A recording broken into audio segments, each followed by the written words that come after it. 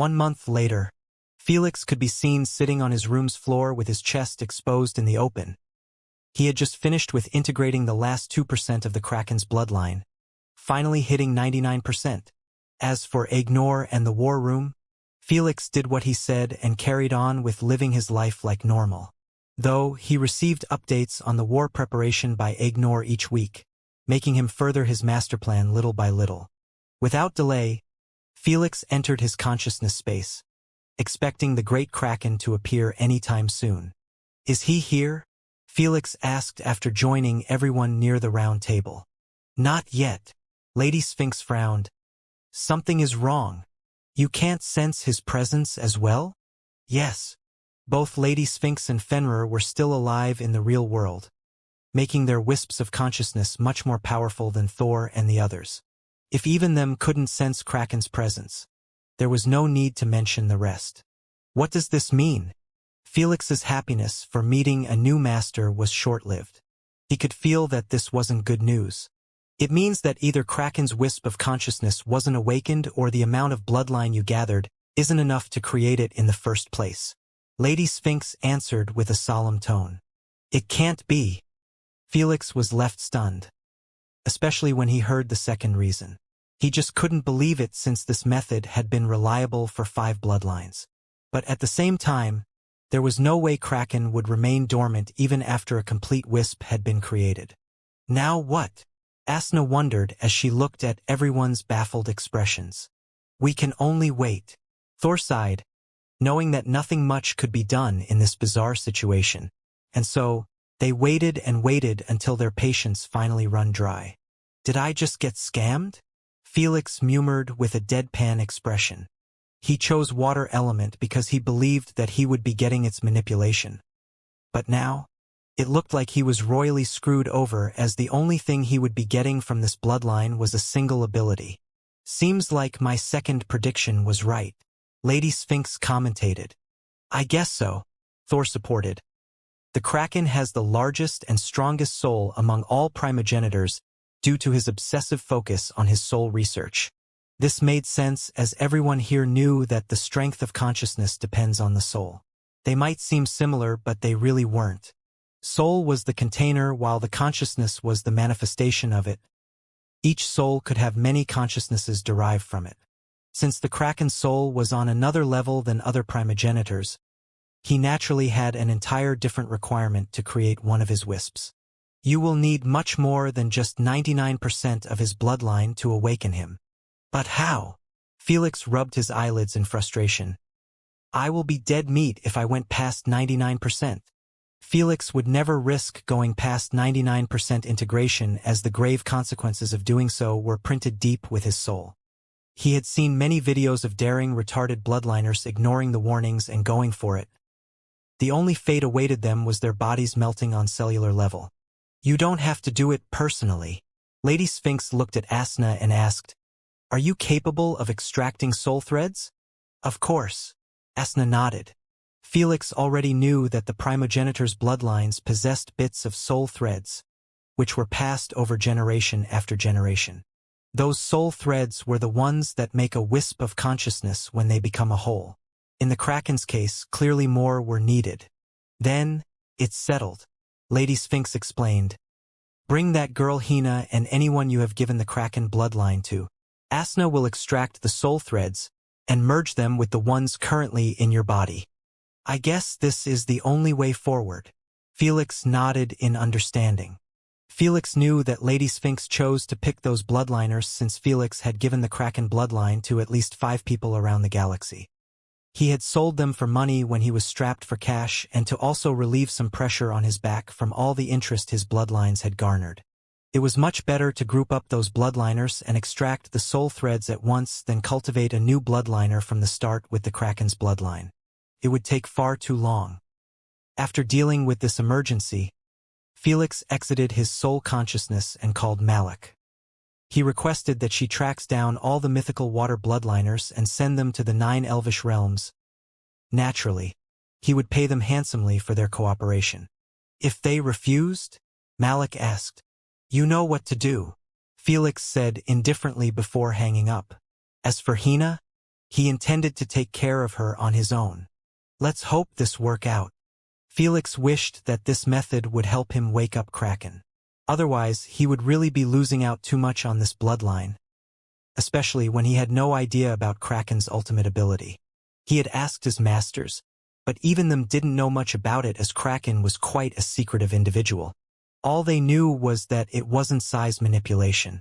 It must be related to souls. Thor commentated. That old geezer rarely shared anything about his soul research, except for the advanced passive ability One Soul, Many Lives. Kraken refused to share the rest of his discoveries with his peers, especially about his ultimate ability. I do hope so, Felix said with an eager tone before closing his eyes, checking on the details of the Kraken's peak active ability. Huh? Are you serious? In less than a moment, Felix snapped his eyes open, showing a look filled with nothing but utter disbelief. The moment the information was available in Felix's memories, the tenants didn't wait for him to break out of his shock and ease their curiosity. All of them read the details from his memories, and they couldn't help but share Felix's expression. Soul remembrance. Is that even possible? He actually reached this level in his soul research? That crazy madman. I am honestly speechless. Even Asna, the soul expert, was left with her mouth wide open, knowing that she hadn't reached such realm with all the gifts she was given. Who could blame them for such a reaction? Kraken's peak ability allowed him to store his memories and retain them within his soul. This might sound useless and easy to do, but that was far from the truth. Why? Because such an ability would allow the Kraken to retain his memories even after his death. In other words, he could actually transcend to the spirit realm, fully knowing what he was going into compared to everyone else. When I died, everything blacked out until the day I was awakened by Felix. Thor narrated. I have absolutely no clue if my main consciousness is currently residing in the spirit realm or in other place, since I remember nothing. Likewise. Same. The rest of the tenants who experienced death agreed with his statement. No wonder that bastard killed himself even when he seemed still too vigorous in his soul studies, Thor remarked. He must have decided to take things to the next level by visiting the spirit realm and exploring the dimension while still retaining his memories. He is really one of a kind. Lady Sphinx couldn't help but compliment him, knowing that obsessive researchers like hers would never stop until they reached their goal. Even if it meant death. God knows what was the Kraken's end goal, but it was clearly related to the spirit realm. Do you think he is still there? Felix asked. I think only Lord Quetzalcoatl knows the answer, Lady Sphinx replied. The life primogenitor was the only one capable of entering and leaving the spirit realm as he pleased at the moment. Unlike the Kraken, he had created an ability that allowed him to hijack a dead soul and ride it to the spirit realm. Naturally, his life element must have played a considerable role in this. I don't know if he had met him in the spirit realm and was asked to keep it to himself, or they never actually met. Thor shrugged his shoulders. No one truly knows how big the spirit realm and what's in it. It was like a taboo to speak about the spirit realm, as neither Lady Sphinx nor the talkative Lord Quetzalcoatl shared what they have seen in the spirit realm. Lady Sphinx's spiritual vision allowed her to glance a few seconds before getting kicked out. Still, it was enough to see some freaky stuff. Yet, she refused to share it with the group, telling them that they would understand if they were in her situation. Wait a second. This ability is astonishing and quite an impossible feat, to be honest. Felix gulped a mouthful after he was hit by a chilling realization. But, isn't it too fucking useless for me at the moment? Felix expected some of them to defend Kraken's peak ability and start listing all the good stuff he could use it for. Alas, no one spoke. They just kept giving him a look filled with sympathy. Did I just get scammed again? Felix knew that he had no use for storing his memories within his soul. It would be helpful only if he died, but he had no plans to embrace death so soon. Well, it might be useless for you now, but it offers other benefits, Lady Sphinx shared. You will be having an ally when you enter the spirit realm. Lord Quetzalcoatl will merely give you a ride and ditch you there. That's a good point. Felix murmured in agreement. Felix recognized that the spirit realm would be one of his greatest challenges since it was a wholly different plane. Since he earned only one ticket from Lord Quetzalcoatl, he would be going with Asna alone. That's because Lord Quetzalcoatl could only bring wisps of consciousness with him, not entire souls. He wasn't told why exactly, but this entailed that he would be losing the support of his masters inside the spirit realm. Having Kraken be their guide was going to be extremely helpful. It wouldn't have been possible with him creating the soul remembrance. I guess this limited your options to etching one soul, many lives. Asna chuckled. That's a good thing. Felix smiled. I was going to be having trouble giving up on it if the ultimate was much better. Felix was immensely satisfied by such a remarkable passive. It helped him bypass all the hard work and struggle to learn it from the start like other primogenitors. Abilities related to the souls were 100 times much difficult than advanced elemental abilities. So, it could be considered as an ultimate too in his opinion. Still, the thought of going to participate in his first legit Empyrean game without an additional peak ability stung him a bit. Time went by in a jiffy as the day of the game reveal drew nearer and nearer. There were merely a few minutes left before Felix finally see what kind of game was chosen and the list of players in it. In Empyrean rank, there was no such thing as spinning the wheel. The low numbers of players didn't give them the luxury to have random games picked for them anymore. We should stop here, Felix expressed while glancing at his bracelet. Oh, the information about your game will be released soon? Selphie wondered as she paused her teaching of another greater spell. As she mentioned, the greater spells were much harder to learn and master, making Felix take all of this time just to master a couple of them. Yes, I need to start preparing. Felix nodded. Good luck. Selphie didn't know what else to say. She was already told that Felix had decided a game with an average rank of 300. She knew that such a rank was filled with no one but high authoritative figures around the universe. They were the elite of the elite, which meant that upcoming game would be one of the hardest challenges Felix ever go through. In addition, his runic mastery was still too garbage for such high-ranked games. So, having those spells was the same as having pebbles in his pocket. Still, Felix's didn't seem too fazed.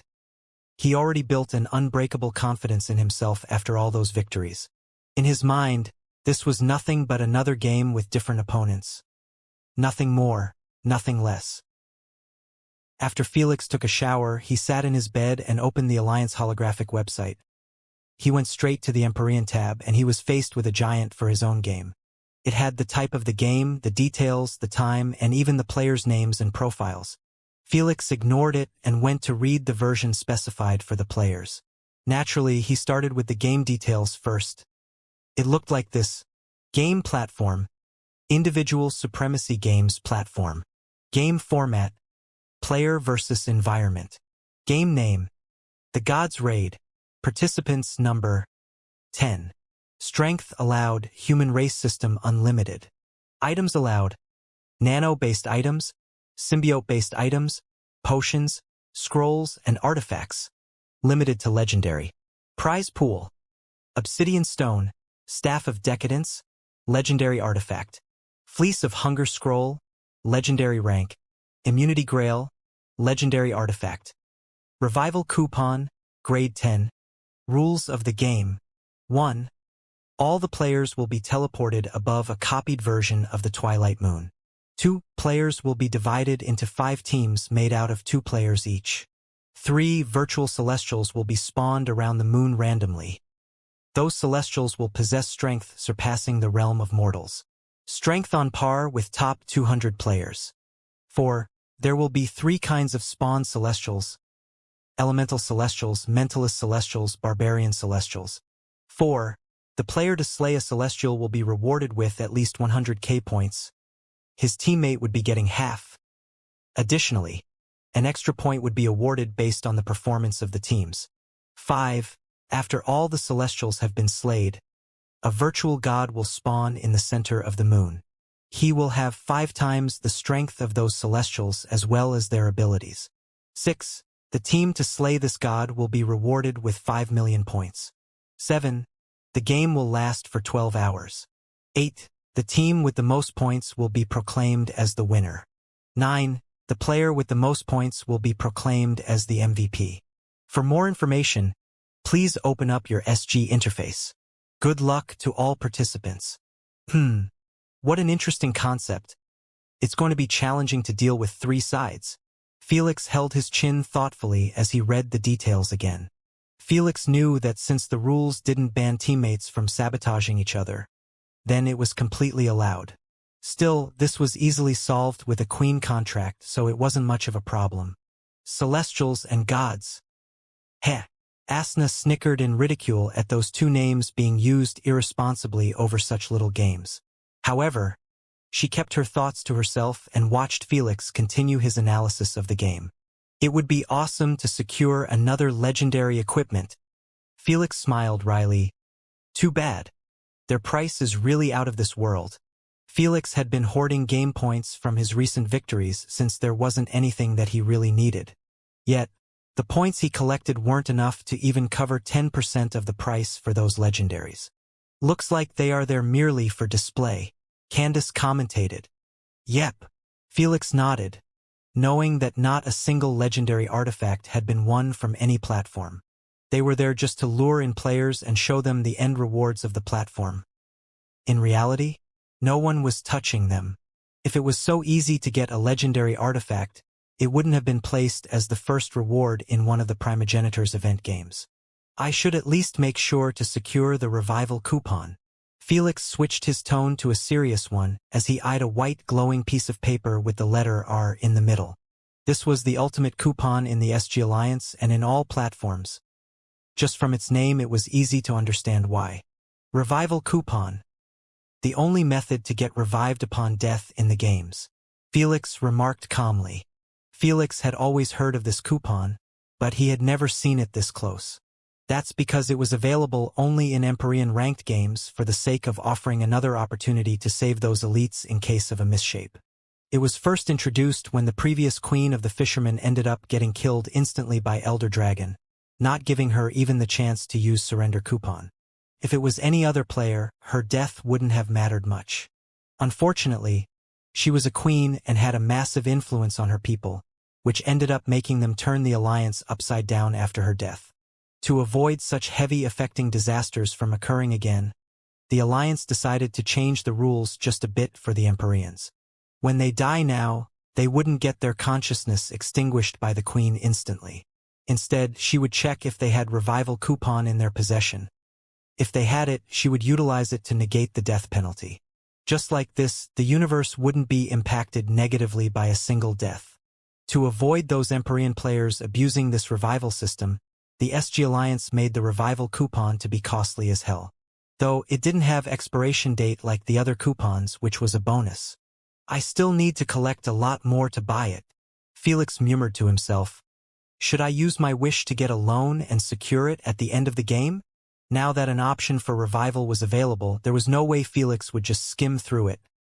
If it meant putting himself in a game points deficient, then he would gladly go for it. No one should blame him for being this worried for his life since everything was unexpected in the Empyrean games. Speaking about the unexpected, the moment Felix scrolled below, his heart dropped to the bottom of his stomach instantly. They can't be fucking serious. Felix cursed with a livid expression as he eyed his name being paired with another in the players' list. The player's name was Marquis Sebastian, Mananangle's second strongest champion and the right-hand man of the vampire's Duchess Aline. He would be none other than Felix's partner in this game. Damn it, he is definitely going to sabotage me. Felix cursed with an irritated expression. He knew that the game didn't assign them to have partners for no reason. The Celestials would be damn strong for just one player to handle. Since he was already assigned Marquis Sebastian, he couldn't ally with anyone else but him. If he decided to ditch him and go solo, Marquis Sebastian would be getting 50k points free every time Felix managed to slay a Celestial. I doubt he will go so far to sabotage you under the public eyes, Asna reasoned lazily. He is the right hand of the Duchess, so he has a responsibility to maintain and protect his royal reputation. Asna did make plenty of sense in her assumption. This game included many authoritative figures with entire races on their shoulders. Even if they were champions as well, they would be finding it difficult to accept an order that would affect their reputation negatively. If it is someone else, I would have agreed, Felix scoffed. But this is champion of that bastard, who didn't give 2 cents about his own face during the primogenitor's event. You think he will care about his champion's worries? True enough, Mananangal robbed Felix out of a win in the primogenitor's game under the eyes of his own peers, making him lose face immensely. Ever since then, his reputation was on the decline as most primogenitors weren't treating him with the same respect as before. For someone who already lost this much, it wouldn't matter to him to add a little more of shame. Well, I guess you can only pray and brace for the worst. This is really off-putting. Felix sighed in exasperation before focusing back on the players' list. Elder Forester, Heavenly Turtle Empyrean rank 334/win rate 90.51%. Jagat, Royal Green Dragon Empyrean, rank 321/win rate 93.52%. Pager, Shadowborn Empyrean rank 350/win rate 90.2%. Unpaid Landlord, Human, Empyrean rank 476/win rate 100%. Mapopo, Space Worm Empyrean rank 311/win rate 94.33%. Night Guard N8, Official Wasp N3 Empyrean rank 387/win rate 93.87%. Gar, the Darkness Manifester, Gremlin Empyrean rank 348/win rate 83.69%. Aquamia, Noble Fisherman Empyrean rank 348/win rate 85.88%. Marquis Sebastian, Vampire Empyrean rank 366/win rate 89.45%. Daydreamer, Winged Elf, Empyrean rank 305/win rate 93.1%. Those were the entire 10 players participating in this game. All of them were from different races which were all ranked in the top 30 in the Alliance. Unlike other games, where the champions had golden light shimmering on their names to distinguish them, each 2 players were colored the same. In the case of Felix, he was colored in blue with Marquis Sebastian, making him recognize that he was his partner. When Felix saw the rest of the partnerships, his eyelids couldn't but twitch. Almost all of them had perfect synergies with each other compared to his crappy situation. For example, Mapopo was partnered with Daydreamer. One used Space Element and the other was a highly gifted spellcaster with a firm grasp of gravity and nature runes. They could easily combine gravity with space to create absolute unescapable spatial traps. There was no need to mention the rest. At least your win streak looks oppressing compared to them. Asna giggled in amusement. One would expect that all the Empyrean players would have win rate close 100%. But it couldn't be further from the truth. After all, the Empyrean ranked system was wholly different from the ranks below it. It was mandatory to participate in games to maintain the fire. Since most of those players were playing these games for a very long time, it was normal to start picking up losers on the way, especially when they were contesting against powerful monsters just like them. In other words, players with 99% win rate would end up with merely 70% win rate after a decade of playing in this league. Felix knew that he could only try his best to keep this momentum going before finally hitting an unbreakable wall. While Felix was analyzing how to get the most of his shitty situation, the Darkin faction members were holding a meeting with their 2 champions. We have been bestowed with a lifetime chance to finally make that brat has a taste of a humiliating defeat. Wendigo spoke with a tone filled with venom. I swear to God if you wasted it, I will skin you both alive. Gar and Marquis Sebastian felt goosebumps in their skin at his threat. They were certain that Wendigo wasn't talking crap to scare them off. Why can't you be more gentle? Mananangal smiled faintly as he eased up their champions. Don't get too stressed. No harm will befall you as long as you give it your best in taking down that punk. I will not disappoint you. Marquis Sebastian spoke for himself as he bowed respectfully towards his ancestor. When he was summoned here, he had a slim hope that his ancestor wouldn't go far enough to ask him to sabotage his own chance to win the game for the sake of their personal gratification. After all, the vampire royal family and the entire race was on the line. He knew that the public had no idea about the Champions Games, which would make them believe that Marquis Sebastian was doing all of this out of spite. For the second hand of the Duchess to be this petty wasn't a good representation at all. Unfortunately, he could see that Mananangle didn't care about any of this. If he dared not to make Felix lose the game as his priority, he would receive a much worse torture than just being skinned alive. I don't care which method you use, just make him lose this game. Saurus rubbed his tired eyelids. You are Empyreans. Don't be as useless as the rest. Gar and Marquis Sebastian could only put a resolved looks to satisfy their ancestors. But deep down, none of them wanted any part of this shitty war between the Darkin faction and the Asgardian faction. The older one gets, the more he cherished his life and the little things. Sadly, they had no say in this. 2 weeks later, 5 minutes before the start of the game, Felix could be seen maintaining the tradition of playing poker with his tenants for some good luck. He knew that he would be needing plenty of it in this game. In the past 2 weeks, he heard news that the rest of his opponents had gathered and trained with each other to further their chances of winning the game. Meanwhile, he hadn't spoken to Marquis Sebastian even once. As for the primogenitors, they already gathered a long while ago and placed their bets. Since 8 players were representing someone, there were quite plenty of primogenitors joining the fun. Unfortunately for Lady Sphinx, no one bet the maniacal monolith this time since she already robbed them clean of them. All right, I will be heading out. Felix smiled faintly as he threw his useless cards in the table. Wish me luck. If your luck was as bad as in this poker game, you are really doomed. Asna joked. Can't you keep your mouth shut if you don't have anything nice to say? Felix's eyelids twitched as he looked at Asna, making faces at him. Not wanting to waste time on amusing her, Felix returned to the real world and logged in. After a short while of meditation, he was summoned to the game hall. The moment Felix opened his eyes, he saw that all the players were standing in pairs. It looked like they were comfortable with each other to speak freely. Meanwhile, Marquis Sebastian and him were like the black sheep in a herd. One was isolated at the far right corner and the other was in the left corner. None of them spoke or bothered to walk to the other. Seems like the rising star is having a quarrel with his partner. Aquamia chuckled as she eyed the intense stare down between Felix and Marquis Sebastian. Don't involve yourself with them, Pager said expressionlessly. Let them sabotage each other while we focus on ourselves. You don't have to tell me, Aquamia retorted, not liking to get lectured. Just because others didn't have the same level of enmity between them as Felix's team, they still weren't too friendly with each other. After all, they were gunning for the MVP in this game to help their ancestors and sponsors win the bets. They may not outright sabotage each other, but they would compete heavily to get the last hit on the Celestials to earn the most points. After a couple of minutes of soft chatter, the judge of this game had teleported above the players. Just from the snowy and a cold environment, everyone already assumed the judge's identity. Greeting everyone. My name is Ulfong from the Crystal Snowpack, and I am honored to be your judge in this lovely evening.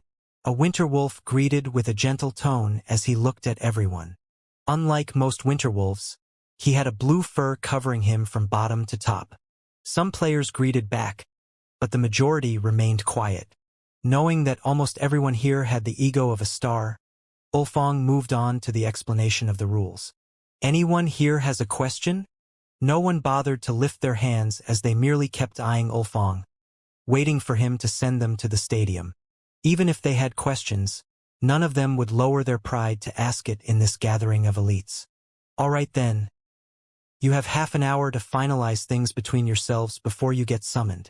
Ulfong could only conclude the questist and answer right away and teleport back to the stadium. After Ulfong left, the teams spread out and carried on with discussing their already prepared plans. Meanwhile, Felix and Marquis Sebastian were still eyeing each other without saying much. If I want to win this game, I really have to at least make sure that this fucker wouldn't hit me from the back in the first hours. Felix frowned as he walked in direction of Marquis Sebastian. This surprised him immensely, making him fix his posture, believing that Felix might be coming here to swear him off. When the rest of the players saw this, they paused their discussions and perked up their ears, wanting to pick up on their drama. Unfortunately, Felix spoke with Marquis Sebastian telepathically. I know that you have been ordered to sabotage me and my chances to win this game, Felix said calmly. And Marquis Sebastian agreed to his accusation causally. He wasn't that childish to act ignorant and snap off Felix when the situation was clear to everyone. I also know that you will be throwing your reputation down the drain by doing so, and that you aren't too fond of that. Felix added. Does that matter to anything? Marquis Sebastian replied calmly. Felix understood the implication behind that sentence. It was like he was saying that his wants and desires had no place when an order were given to him by his ancestor. Felix sympathized with him a bit since no one would like to see everything that they had built get thrashed in a single moment against their will. Alas, so, I came here to propose a way beneficial for both of us. Felix remarked. Marquis Sebastian raised an eyebrow in interest, not expecting that his enemy would find a way to work with each other even in such circumstances. What do you have in mind? The game will last for 12 hours. Why don't we work together in the first couple of hours to defeat some Celestials? Then we can drop off the teamwork with a big fight against each other. You are free to carry on with your mission after that. Felix suggested. Marquis Sebastian thought deeply about Felix's proposal. He understood that Felix's strategy would help him show everyone that the only reason he turned against Felix and started to sabotage him was due to their fight. This was much better on his public image than just straightaway doing the deed. As for Felix, he would be getting some peace of mind in the first couple of hours, farming as many points as possible before he would end up dealing with Marquis Sebastian and everyone else. It was a win-win situation for both parties. Deal. Marquis Sebastian nodded as he offered his hand for a handshake. Felix glanced it calmly and ignored it. Then, he manifested a holographic contract and handed it to him. Sign this. He turned around and left, not bothering to check whether Marquis Sebastian signed the contract or not. Marquis Sebastian wasn't offended by Felix's behavior, as he would have done the same if put in the same situation. He signed the contract and lowered his head to continue his meditation. Marquis Sebastian recognized that his ancestor wouldn't be too pleased by his decision. But he didn't care, knowing that this was the only option left where he could gain something out of this game. After all, if he sabotaged Felix from the very start, making him lose the game, his ancestor would be happy, but his reputation would never recover again unless he went into hiding for a very long period of time. On the other hand, this plan at least ensured that his reputation would stay intact if Felix lost. If he won, well, he would be taking the brunt of his ancestor's rage either ways. He is really playing with fire and bringing me with him, Gar thought with a displeased expression, not liking this development. Aquamia, Daydreamer, and the rest of the players were also not a fan of Felix's team making up. Still, they were sharp enough to realize that it must be a mere temporary arrangement. In their minds, there was just no way those two could work together for the entire duration when their factions were seeking each other's blood.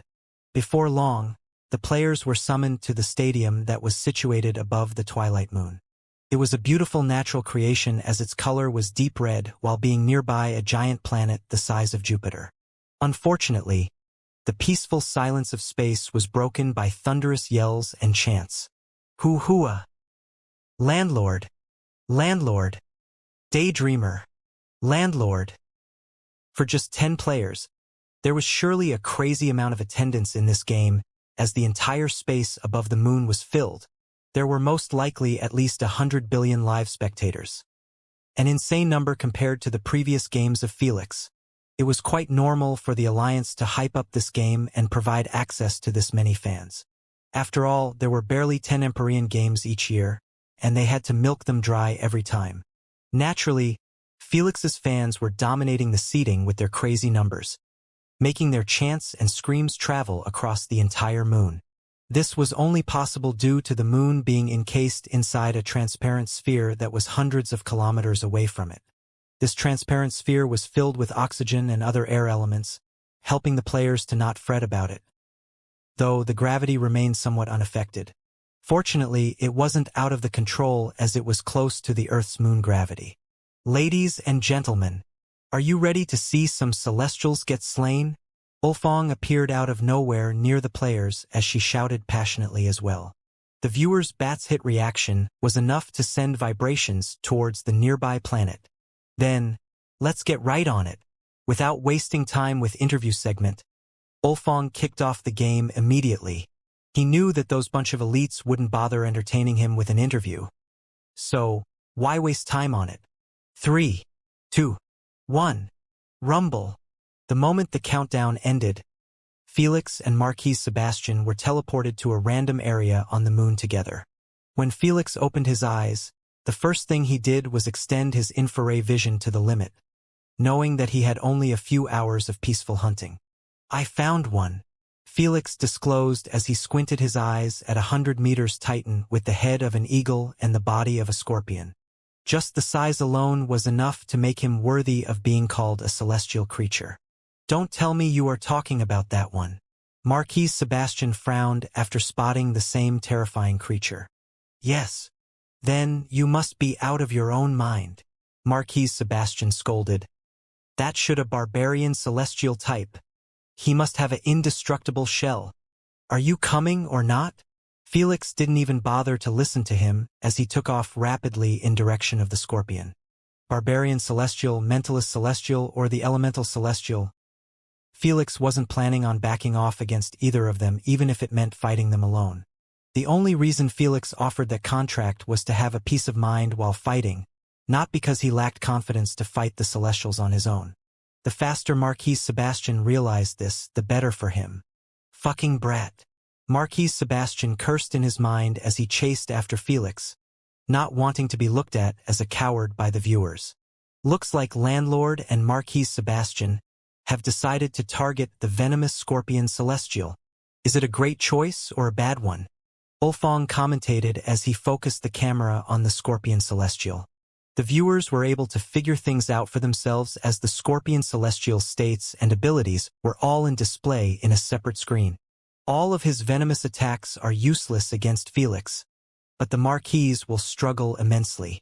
Ignore said as he watched the game live next to his cousins. His greatest asset is still his unbreakable exoskeleton, Elnora added. Unless they find his weakness and target it, they won't be able to slay it. All the Celestials had specific weaknesses to help the players deal with them appropriately. In the case of the Scorpion Celestial, the viewers knew that it was underneath his torso. Fortunately, the Scorpion Celestial was humongous, making it somewhat easy to access the bottom of his torso. It didn't take long before Felix and Marquis Sebastian arrived near the Scorpion Celestial. Instead of rushing him in a brain-dead fashion, they both hid themselves and started analyzing it. What do you have in mind, genius? Marquis Sebastian asked sarcastically after his advice to switch targets was ignored. Be quiet. Felix shushed him calmly and kept zooming in and out of every inch of the Scorpion Celestial, hoping to find some sort of weakness. He knew that the platform would never let the players go against such strong virtual creatures without offering them a way to succeed. As he assumed, he soon found out about the lower torso weakness. It was a small hole with thousands of dark soft spikes. Felix didn't know whether that was his poo hole or something else. In his eyes, if there's a hole, there's a way. Listen up, you can either choose to act as a distraction or be the slayer, Felix said after sharing his findings with Marquis Sebastian.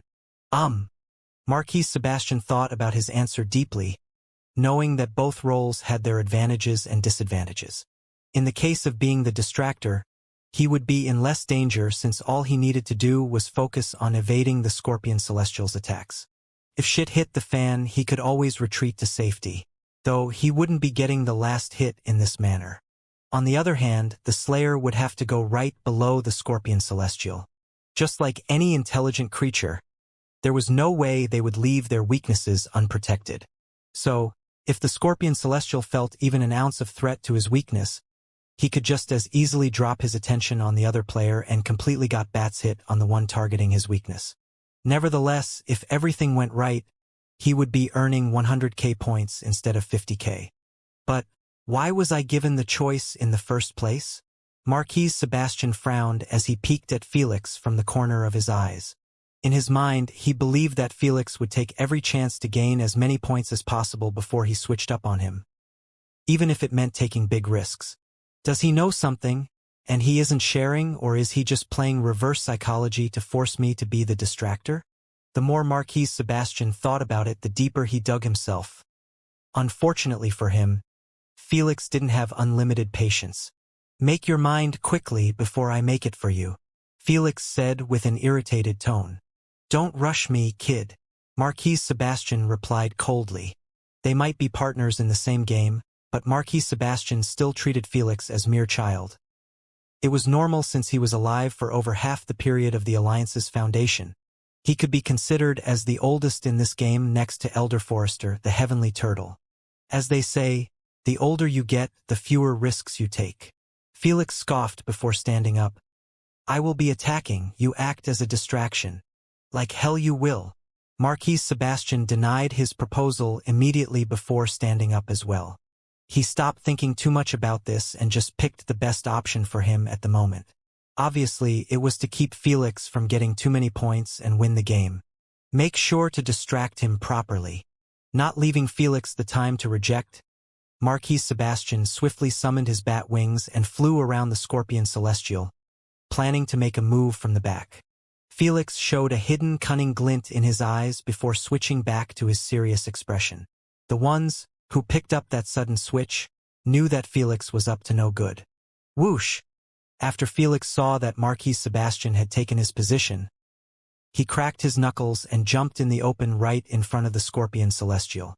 Although there were a couple of kilometers between them, Felix still appeared like a rice grain in front of the Scorpion Celestial.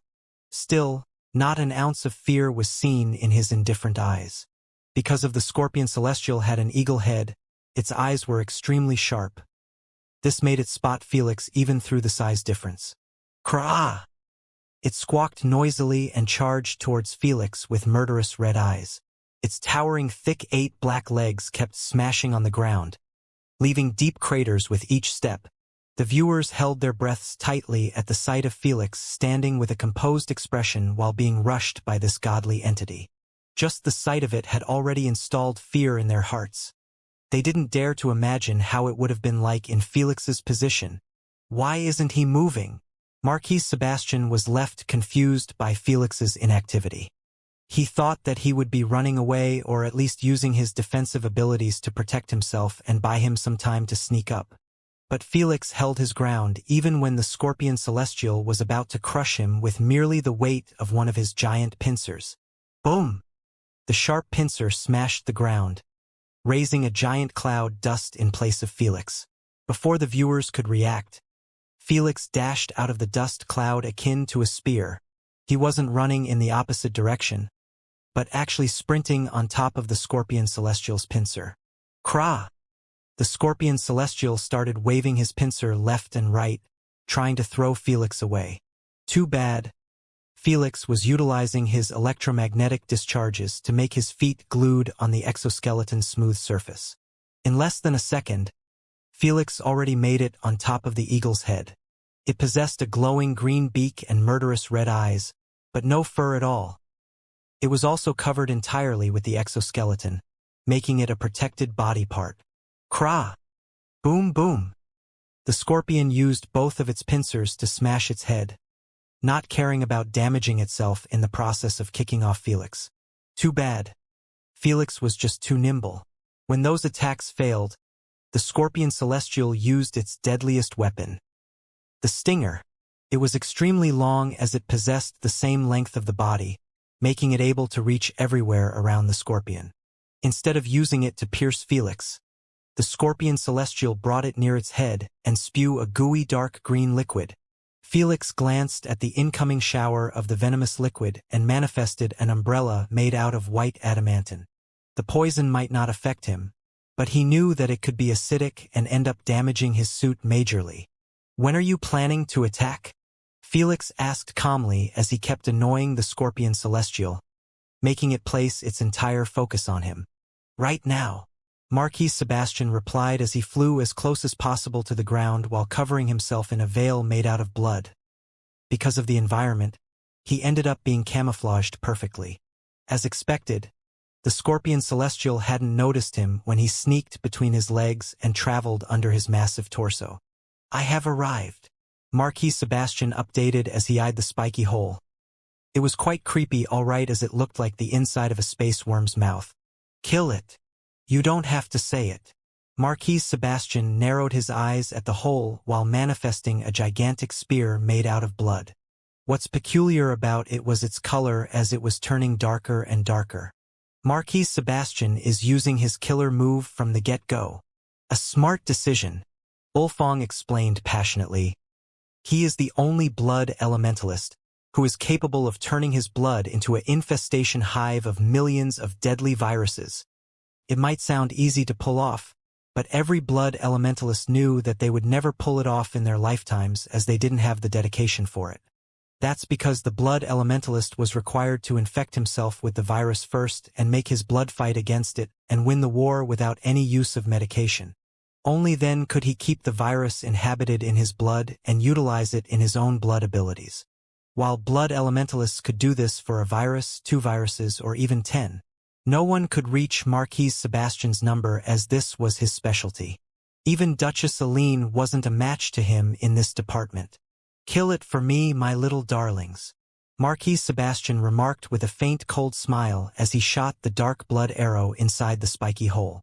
Krah! The moment the scorpion celestial sensed a cold sensation in its popa hole, it reacted violently by folding its legs, trying to squash anything below it. Crap! Marquis Sebastian's elegant face was no more as he flew at the top of his speed, knowing that he wouldn't get out of this in one piece if the scorpion celestial's torso landed on him. Thud! Tremors spread throughout tens of kilometers on the moon after the scorpion fell on the ground. The viewers tried their best to find Marquis Sebastian, but alas, the dust cloud blocked their visions. Just as Ulfong was going to highlight Marquis Sebastian's body, he was seen bursting out of the dust cloud while being protected inside a white crystallized sphere. Felix was controlling the crystallized sphere with his finger while sitting on top of the scorpion celestial's beak. Did Felix just save a vampire? Elnora exclaimed with a tone filled with disbelief. Even the Darkin faction members were taken back, believing that Felix should take every single opportunity to eliminate Marquis Sebastian without breaking the contract terms. I didn't need your help, Marquis Sebastian remarked with an irritated tone while sitting inside the white adamantine sphere. I know. Felix smirked faintly while bringing the sphere towards him. What do you mean by that? Marquis Sebastian suddenly felt a jolt on his spine after seeing Felix's smirk. You will find out soon. Felix chuckled as he jumped on top of his sphere and controlled it to pull away from the scorpion celestial, who started thrashing around like he was having millions of rats eating him from within. It can't be. You can't be serious. You are seeking death like this. With more time spent inside the crystal sphere, the more his assumption of his Felix's plan became clearer. He finally realized that Felix had planned all along to trap him inside this crystallized sphere instead of rescuing him. Even though he was the second strongest vampire, he recognized that it wouldn't be possible to break through the thick hard shell of white adamantine. If Marquis Sebastian knew from the very start that Felix had ill intentions with his protection attempt, he would have rather forced himself to switch directions and end up getting smashed by the scorpion celestial. He would be heavily wounded, all right, but at least he wouldn't be trapped like this. Maybe, but my mind will be at ease to play this game without needing to watch over my back. Felix replied calmly. You crazy idiot. You have just done me a great favor. Marquis Sebastian cooled down in a second after recognizing that his situation wasn't so bad after all. He might be trapped, but he knew that Felix would struggle immensely against other players and Celestials on his own. His mission was to make Felix lose. So, if he was going to do it by himself without involving Marquis Sebastian and his reputation, he wouldn't mind chilling inside the crystal sphere. Why did you make your move this early? Marquis Sebastian couldn't help but ask. Would you have lowered your guard against me if it was after an hour or two? Felix replied. No, Marquis Sebastian realized that Felix was extremely intelligent to make his move in the first few minutes of the game. He took advantage of Marquis Sebastian's belief that the most rational choice to make was take advantage of those hours to farm as many points as possible. So, he saw the crystallized sphere as nothing but a way to save him and keep a helpful asset like him for the next couple of hours. At least, that's what he would have done. Unfortunately, Felix's thought process was always shrewd and rarely followed the rational sense. Krah! While they were having a civilized discussion, the scorpion celestial was beginning to spew greenish blood through his 7 orifices while letting out blood-chilling squeaks. Marquis Sebastian's millions of viruses were like guided missiles, hitting only the most important organs instead of spreading through the entire bloodstream and delaying the inevitable. Although the scorpion celestial possessed poison immunity, he's still going down from Marquis Sebastian's dreadful viruses.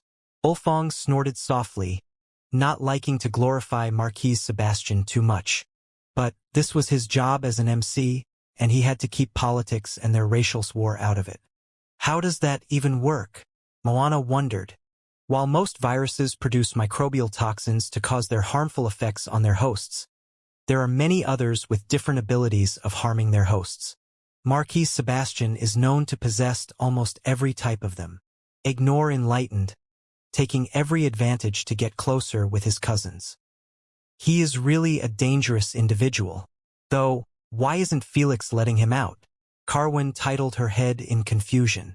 It was only natural for the viewers to start figuring out that something abnormal was going on between those two. It's been more than half a minute and Felix still sat on top of the crystallized sphere with a nonchalant expression like his partner wasn't still trapped inside. The thing that weirded out everyone was Marquis Sebastian chilling inside the sphere as well.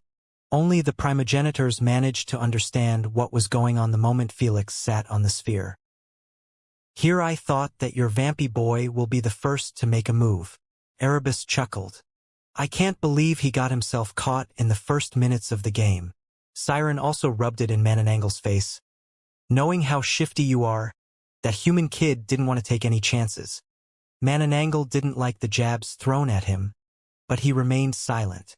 He knew that his credibility was already affected heavily in the primogenitor circle, and there was no point in trying to save it with lies.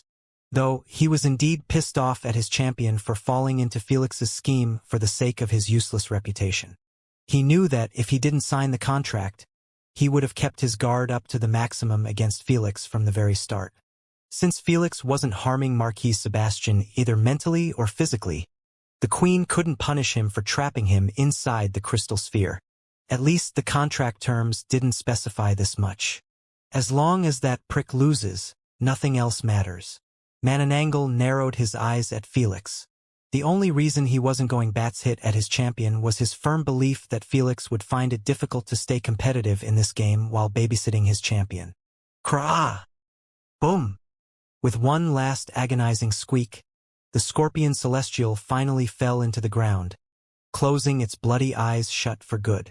Congratulations, you have successfully earned 50k points for assisting in slaying the venomous scorpion celestial. Felix received this notification the moment the scorpion's death was confirmed. Meanwhile, Marquis Sebastian received 100k. Yet he didn't seem too interested in it. Now, let's chill together for the next 4 hours.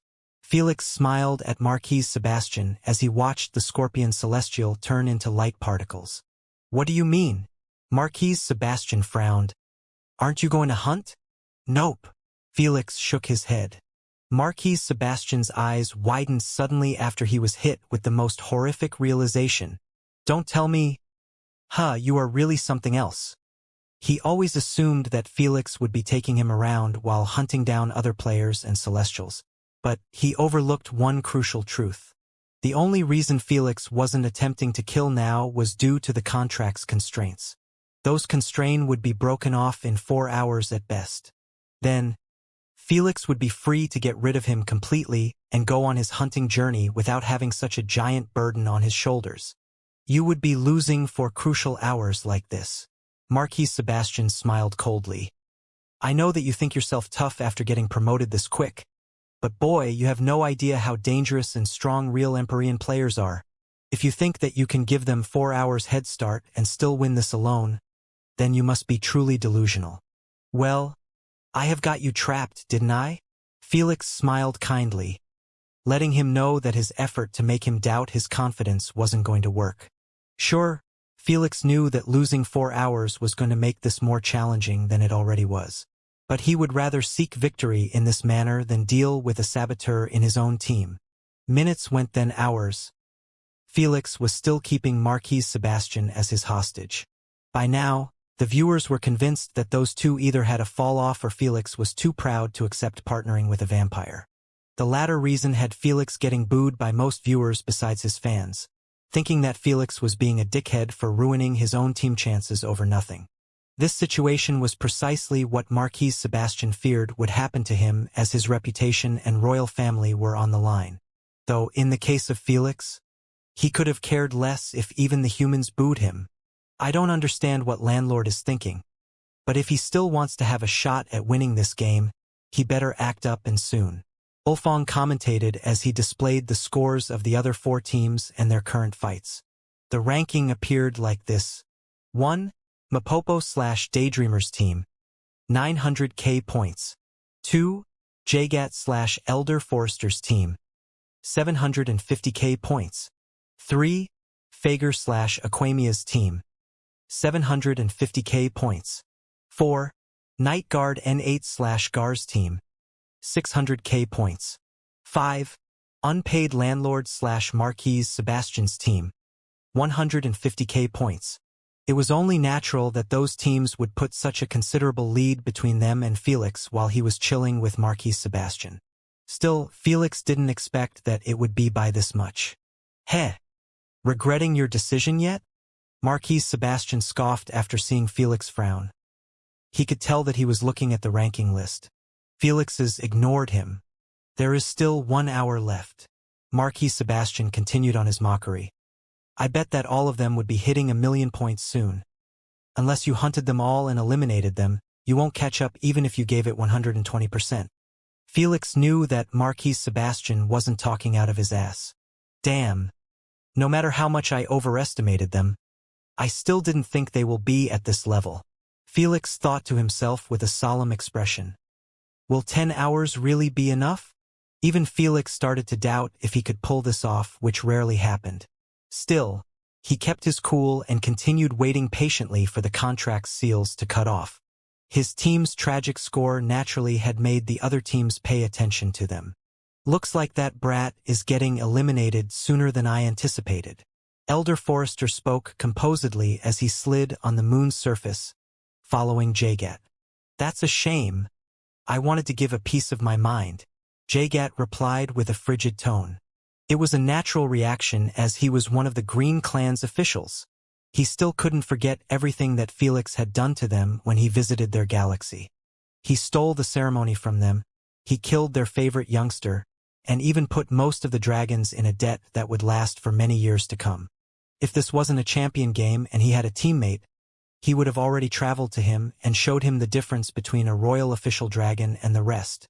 Be faster, we need to catch up to that worm and the sissy. Speaking about them, Mapopo and Daydreamer were currently the most dominating force in this game due to their perfect elemental synergy. They dealt with all Celestials in the same manner. Mapopo opened up a spatial rift near the Celestials while Daydreamer cast an omnipotent gravity spell that ended up dragging those Celestials within the spatial rift against their will. When they get inside, Mapopo could easily take care of them. If it were any other team, this would have created a big problem since Mapopo was getting most of the points. But neither of them cared that much about being first to parodize their teamwork and their current dominance. That's because they were the only non-champion players in this game. One was a winged elf and the other was a space worm. So, as long as they secure the team win in such a difficult game, both of them would be pleased. After another long and arduous hour, Felix had finally heard Queen's sweet monotonous voice announce, "Your contract with Marquis Sebastian is voided." Marquis Sebastian heard it at the same time, making him face Felix with a solemn expression. "Make it quick for both of us and just surrender," Felix said coldly. "No!" Before Marquis Sebastian could even finish his sentence, Felix started shrinking the crystal sphere on Marquis Sebastian. "What the hell? Has Landlord finally lost it or what?" Wolfgang shouted with a stunned look as he watched the crystal sphere getting smaller and smaller. Although the experience was frightening, Marquis Sebastian didn't even bat an eye to the closing walls. He knew that escaping was hopeless, so why show a humiliating reaction by banging on the walls and cursing Felix? As for dying, well, that wasn't happening anytime soon. "Boy, I really have to thank you. Marquis Sebastian smiled. I was between a rock and a hard place. You saved me from it without me putting any effort. It was quite true. If Marquis Sebastian was given a choice, he would have never participated in this game. He had everything to lose and nothing to gain. Felix remained quiet and watched him disintegrated into light particles after finally using the surrender coupon to avoid getting turned into a mush. Phew! It's like removing a giant mountain off my back. Felix couldn't help but let out a long sigh of relief after Marquis Sebastian was eliminated. No one could understand how deadly to have a partner holding a knife near your back while you were focused completely on the game. Any small mishap could be turned into a fatal scenario because of a single backstab. Now that Felix was all alone, he could finally start playing the game in a comfortable manner. I really don't understand what's going on between those two, but now that Marquis Sebastian is gone, Landlord's chances to catch up have become much slimmer. Ulfong shook his head. I didn't think I would say this, but I believe this will be Landlord's first defeat. Boo! Boo! Felix's fans immediately rained on him with boos and curses for talking shit about their idol. But deep down, most of them started getting antsy at Felix's chances to win this. The only good news is that he will be getting the complete 150k points after his partner has been eliminated. This was the reason Felix never was interested in last hitting the Scorpion Celestial. He already knew that the points would be returning to him when he gets rid of Marquis Sebastian. Let's get this started. Without an ounce of hesitation, Felix immediately took off towards a random direction. 8 hours left in the clock. The first team had 6 Celestials slain compared to him. Unfortunately, the Celestials were being spawned in a random manner around the moon. Plus, the numbers were abysmal. In the case of the Scorpion Celestial, he merely got lucky and teleported near him. In reality, the other teams had struggled more to find the Celestials in those 4 hours than in slaying them. In other words, it all depended on luck if Felix could find one anytime soon. Fortunately, it looked like the goddess of luck had finally smiled at him after giving him the worst possible fucking start in a game. Is that a real Celestial? Felix frowned as he stared at Humaniad infrared aura that was hovering above the ground while sitting in a lotus position. What weirded Felix the most was actually the size, as it was smaller than him. If he didn't know every player's height and shape in this game, he would have honestly thought that it was one of them. When Felix got too close, he was able to drop his infrared vision and zoom in on the Celestial. The hell? Is that a monkey monk? Felix's pupils were enlarged in disbelief at the sight of a brown-furred monkey, wearing a monk outfit and having a long wooden stick placed on his lap. He had his eyes closed shut as he murmured some sort of mantra while playing with beads in his fingers. Like he had sensed someone spying on him. The monkey opened his eyes slowly and looked directly into Felix's eyes, making him flinch a bit. This will be challenging, all right? Felix knew instantly that the monkey wasn't going to be an easy target, especially when he had no backup anymore. I can't believe that Landlord is going to face the Monkey King, Ulfong shouted as he displayed the statistics of the Monkey King. When the viewers read them, they couldn't help but suck a deep breath in shock. Crap! Felix will suffer big time, Baron exclaimed. He is really too unlucky to land against his perfect counter. Will he be all right? Carwin added with a worried tone. He can always run away. Having no clue that his fans were shouting at him to retreat, Felix already kicked off his assault. He started by manifesting tens of crystallized soldiers with assault rifles. He created a ditch above the ground with his gemstone manipulation, allowing his soldiers to have a perfect place to fire as well as remain protected. Then, he took out 2 wisps of consciousness and installed them into 2 soldiers, freeing him of controlling all these railgun rings on his own. Looks like Landlord wants to conclude this as safe as possible. Ulfong commentated as he watched Felix join the assault team by picking up his infamous sniper rifle. Will it work though? Ulfong shook his head. Fire! Boom, boom, boom! Not giving anyone's time to react, Felix and his soldiers showered the Monkey King with a sea of bullets. The Monkey King didn't even bother to budge as he watched those bullets either fly past his face or land on his body. When the noise went away and the dust settled, Felix couldn't help but knit his eyebrows at the sight of the Monkey King still sitting in a lotus posture.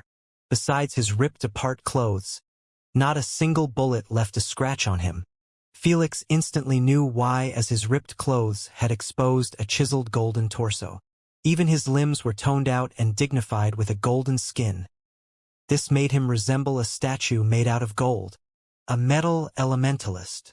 Felix thought to himself as he watched the Monkey King stand up calmly while having the wooden pole placed on his shoulder. He knew that, as a metal elementalist, the Monkey King should be using Strucrace metal or another type that was extremely tough to break apart. So, he ordered his soldiers to keep pressuring the Monkey King while he condensed electricity to create an electrical storm bullet.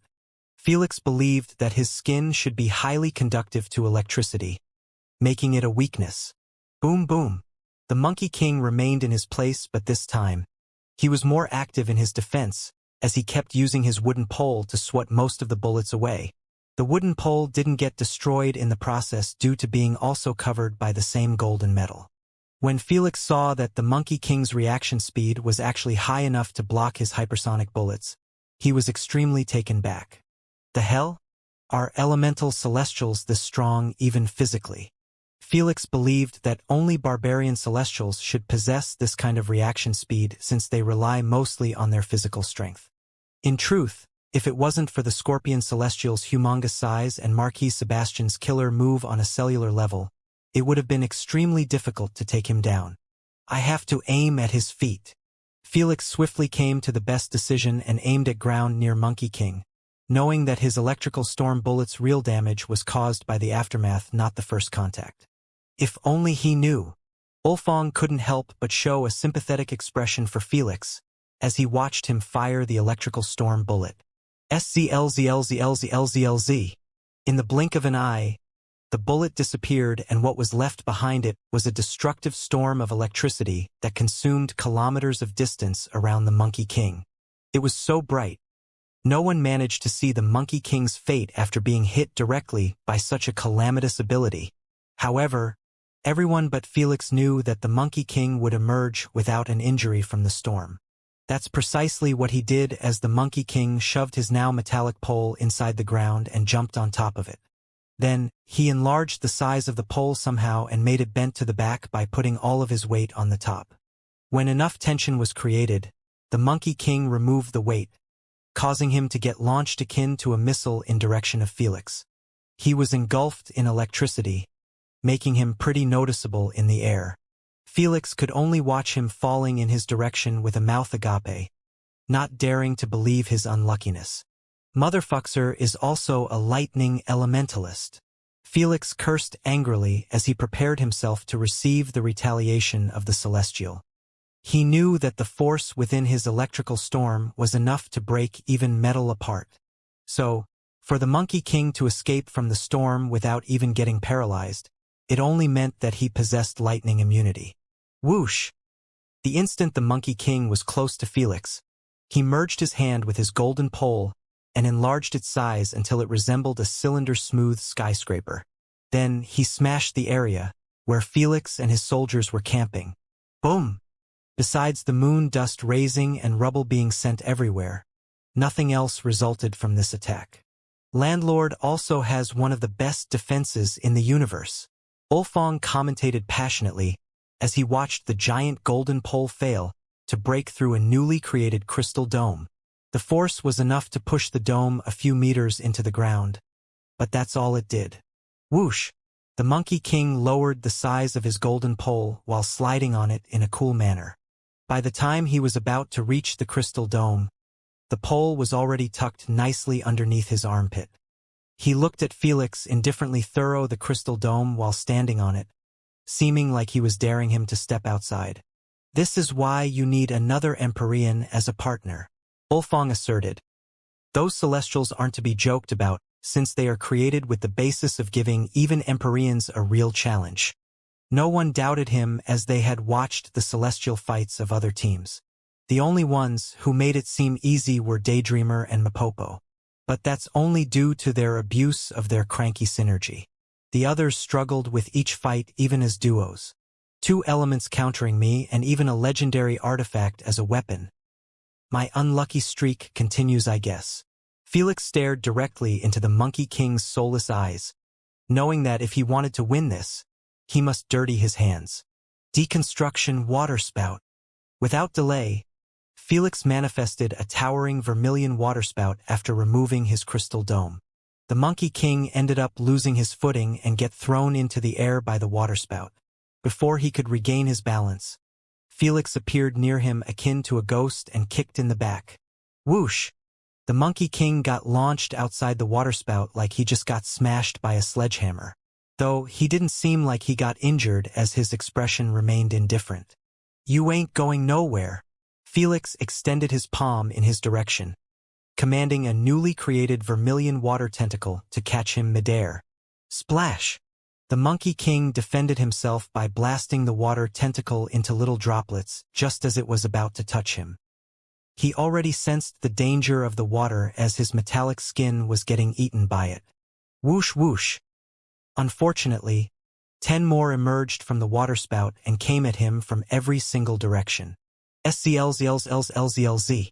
Abruptly, a powerful burst of electricity emerged from the Monkey King and caused any tentacle to get blown out the moment they touch his field. For Felix and the viewers, this sight was quite peculiar as they weren't used to seeing lightning abilities being used against him. Whoosh! Just like a mindless machine, the Monkey King increased the size of his golden pole and swung it at the waterspout. Splash! The waterspout got separated into half for a split second before blowing up into a chaotic mess, losing its tornado-like shape instantly. This caused Felix to start falling into the ground as he had lost the uplift.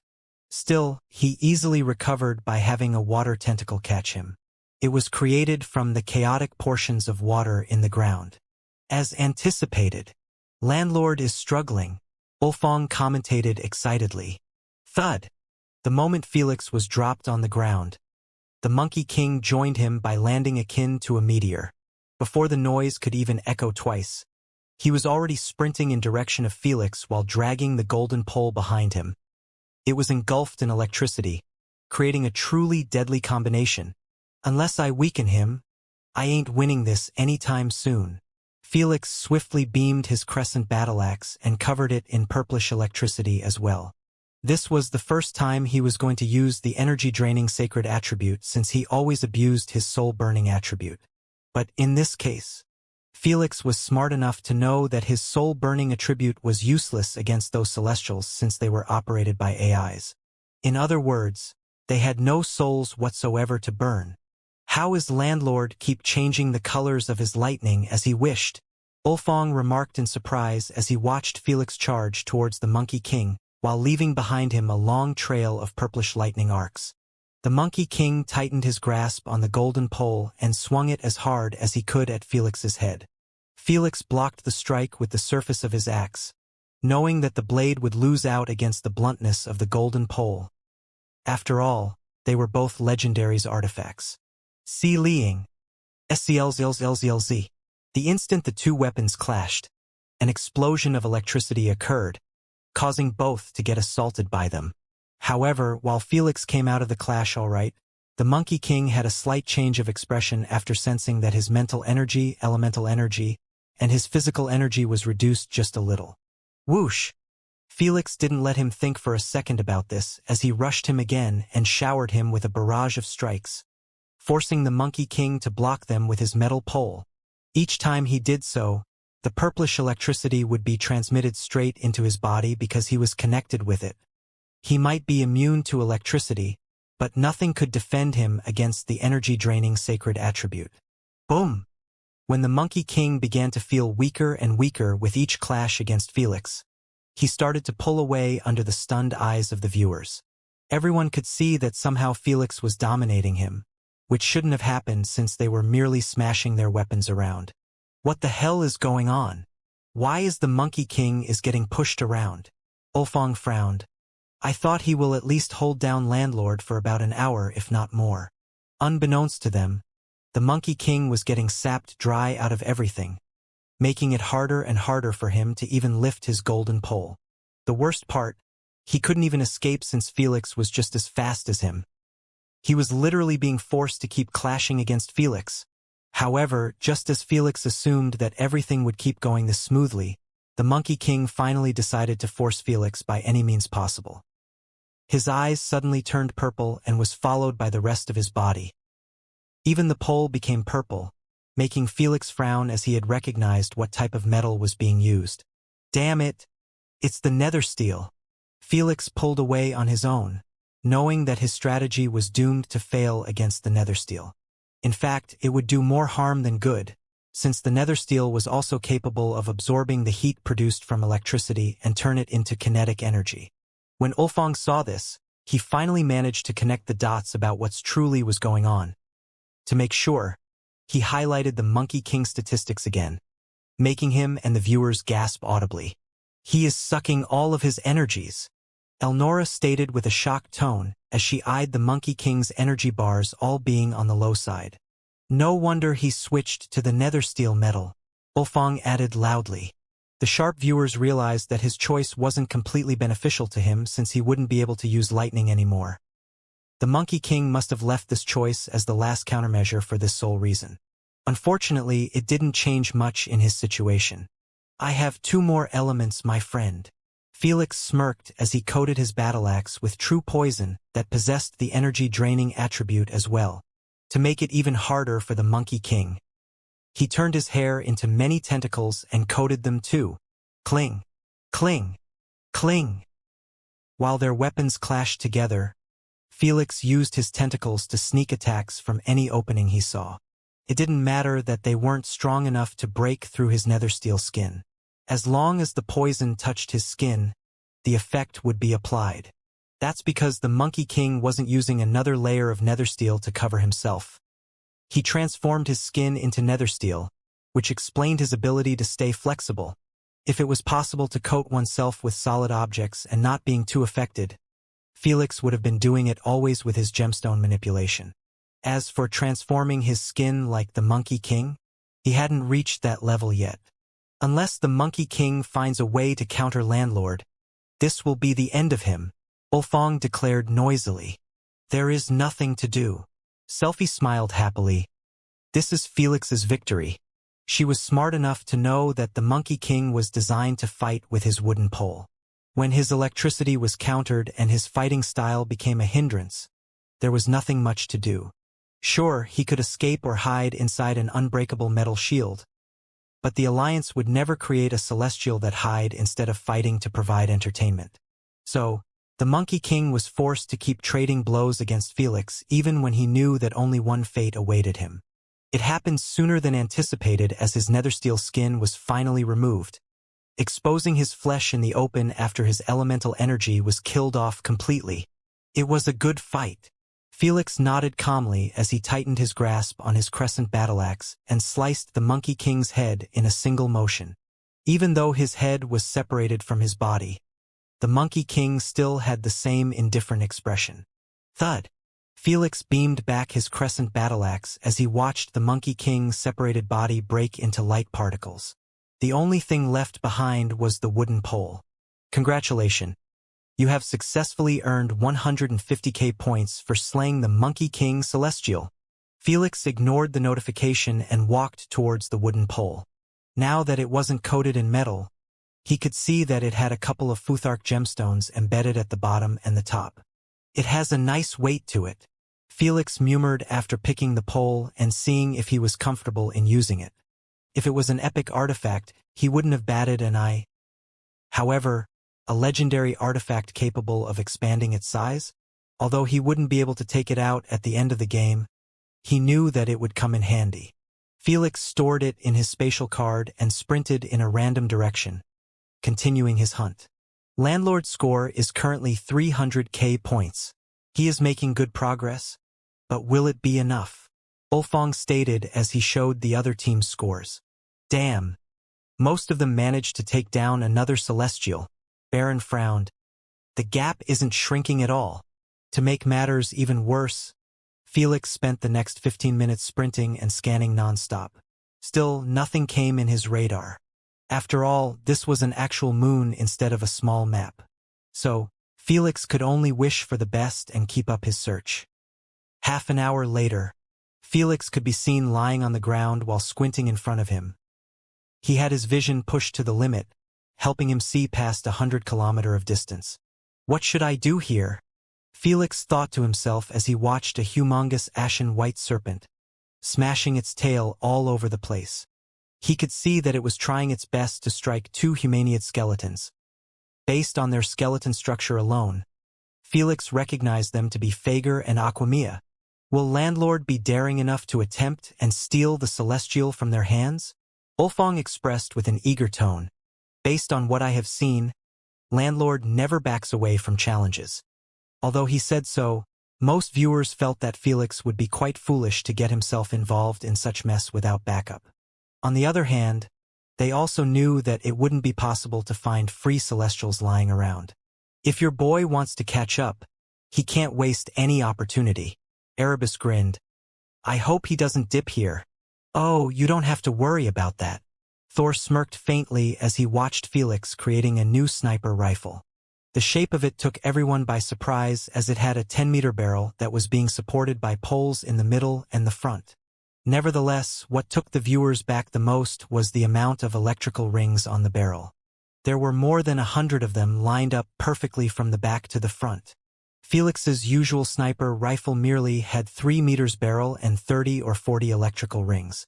Yet, it still delivered an insane level of damage. Don't tell me Landlord is planning on stealing from such a distance? Ulfong gulped a mouthful. That's a whole 100 kilometers in distance. Hell, neither the players nor the Celestial are capable of seeing him. The viewers could only hold their breaths in disbelief and anticipation as they watched Felix preparing his killer bullet. When they noticed red particles emerging from his hand and condensing into a thin dark red bullet, they felt chills course on their spine. All of them remembered the damage a single red marble caused in the dragon's ceremony. Don't tell me Landlord intends to take all 3 of them at once? That's precisely Felix's goal. He knew that he must take any chance he had to eliminate the other teams as well. This would help him reduce competition and also earn more points on his overall performance in the game. So, Felix kept condensing the Argodite bullet, turning it darker and darker. Although he had lost the passive, it didn't matter much since he easily picked it up again on his own. After Felix was finally satisfied with the bullet, he coated it with a protective coltonal pink gemstone.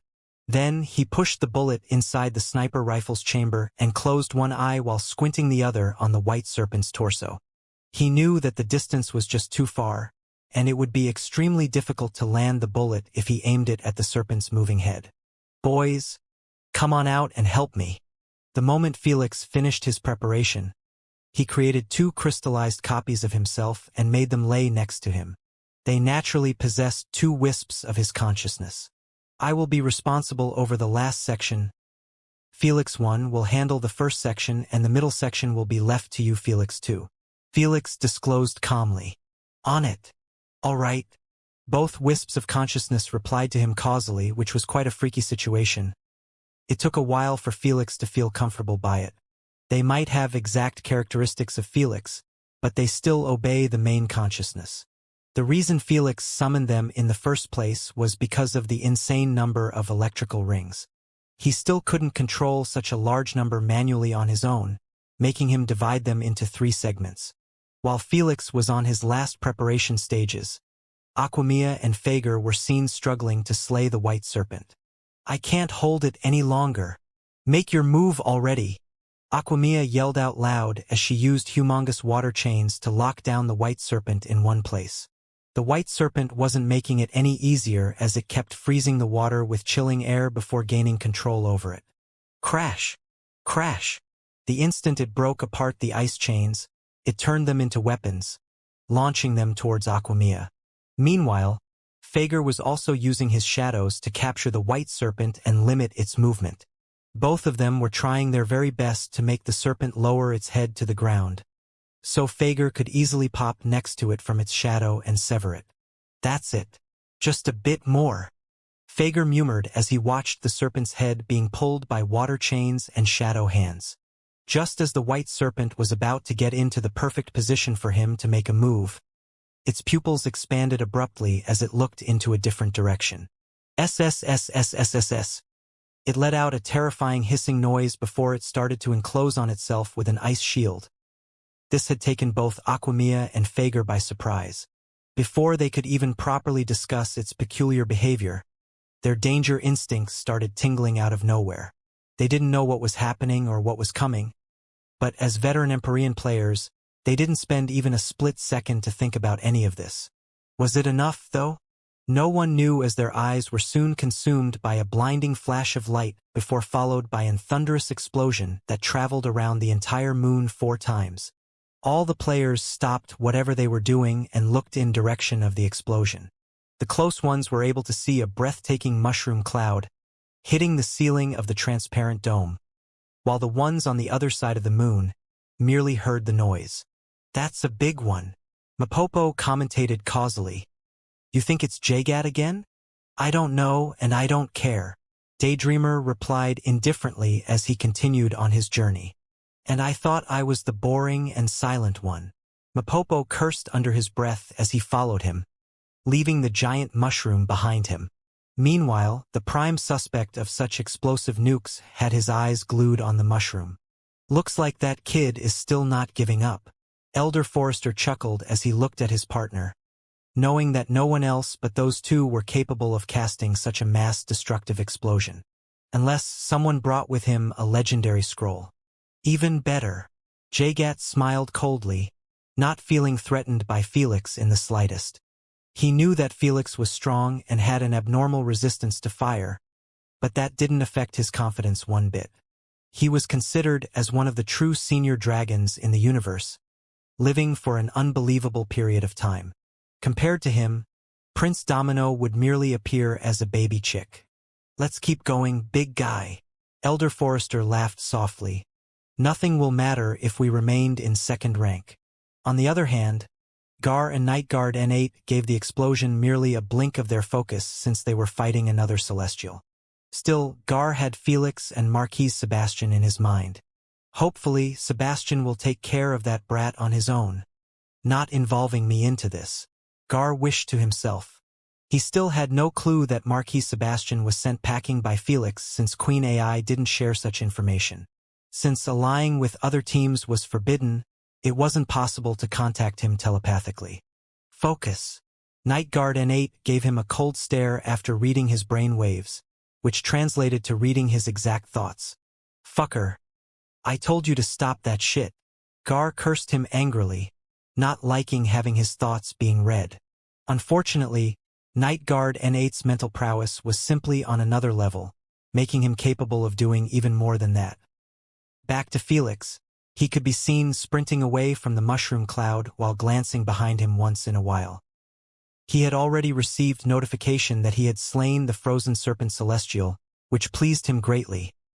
There was no way the snake was going to survive such a destructive explosion, though when he checked the explosion zone, he didn't spot either Aquamia or Fager. Knowing that at least Fager could easily protect himself inside the Shadow Realm, Felix understood that he was still in danger. He could just as easily be chasing him from the Shadow Realm right now. Landlord has made the right decision to back off after taking his shot. Though, will it be enough to escape?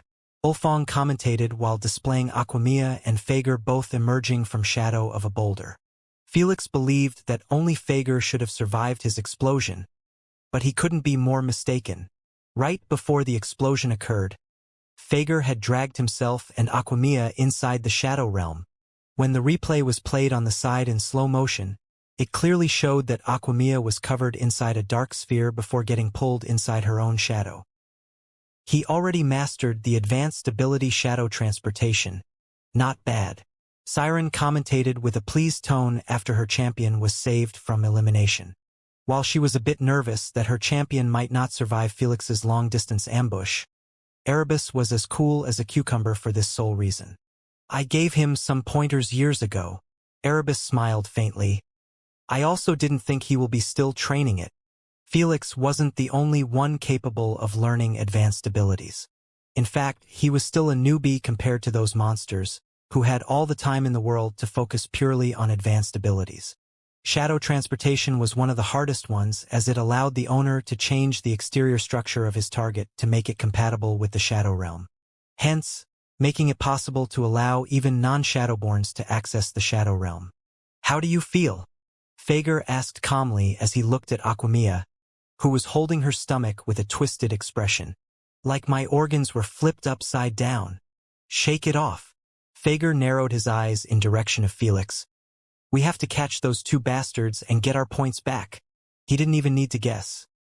He was certain that this was the work of Felix, since Jagat wasn't capable of pulling this off from such a long distance. "You go ahead, I will catch up," Aquamia cursed. "Save me that human. I will make sure he goes through the same pain."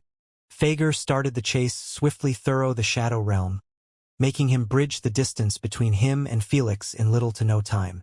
Traveling across dimensions was always faster than the matter universe. "He is alone?" Fager frowned after seeing that Felix was sprinting all by himself. "Don't tell me he already got rid of his partner." Just to be certain, Fager searched the nearby area. "No wonder their score is moving up again," Fager reasoned after not catching a single whiff of Marquis Sebastian. "Aqua, catch up quickly, he is all alone," Fager shared after popping his head from the Shadow Realm. "We can take him down easily if we work together." "On my way," Aquamia replied with a sadistic smile as she surfed on a self-created river. "When you get near, don't expose yourself," Fager warned. "We have to catch him by surprise, and he might still be having his guard up." Sure enough, Felix had his vigilance heightened to the max. He kept it this way for the next hour until he traveled for more than thousands of kilometers. "I can't run forever," Felix thought to himself. "If Fager is still chasing me, I can only actively bait him out." Felix knew that the unknown was more frightening. As long as he took away the unknown element, he wouldn't mind dealing with Fager or any other player. So, he engaged with the first celestial he found in his journey. "Landlord is targeting the three-headed hideous rat," Ulfong commentated. "Does he think that he is finally safe? This is terrible." Ignore knitted his eyebrows as he stared at the highlighted Fager hiding in Felix's shadow. "The moment he leaves an opening, he will get assassinated," Elnora added with a worried tone. It looked like Felix didn't seem to worry about any of this as he swiftly began preparing another long-distance snipe to take down the three-headed giant rat. He manifested Sniper Rifle V3, which had the normal length barrel. Then, he started condensing the red bullet without adding any of his copies. Fager was watching all of this while being merely a meter away from Felix. "Should I really wait for Aqua? She is still quite far away," Fager thought inwardly. "His neck is so near and unprotected. I can easily slice it in the blink of an eye when he fires his shot." Fager knew that Felix's entire concentration would be on the rat to not miss his shot. That would provide him with the best opportunity to assassinate him. He understood that if he waited for Aquamia, they might not be given another chance like this, or it would take hours before it happened. Fager wasn't planning on wasting hours dealing with Felix when the other teams were enlarging the gap with each chance they got. What if this was a bait? Landlord is quite shrewd. Fager still wasn't too sure. He knew that Felix was too cunning to not anticipate himself getting ambushed by him. If this is a bait, what can he use to defend himself? Fager scanned the entire area around Felix, wanting to see if he had anything hidden that could backfire on him. The only thing he ended up finding was the sniper rifle. This made him drop his suspicion, knowing that there was no way Felix would be quick enough to defend himself when his focus divided. What kind of Shadowborn would hesitate at this moment? Fager narrowed his eyes coldly as he finally made up his mind to make his move. And so, he waited for Felix to finish his preparation of the red bullet while holding a dagger made out of solidified shadows. He was in perfect position to pounce on Felix, making the viewers hold their breath in anticipation. The instant Felix placed the red bullet in the rifle's chamber, he took a deep breath and squinted his eye at the three-headed giant rat. Fager tightened his grasp on the dagger after seeing that Felix's focus was fully consumed in his snipe. Boom! Now!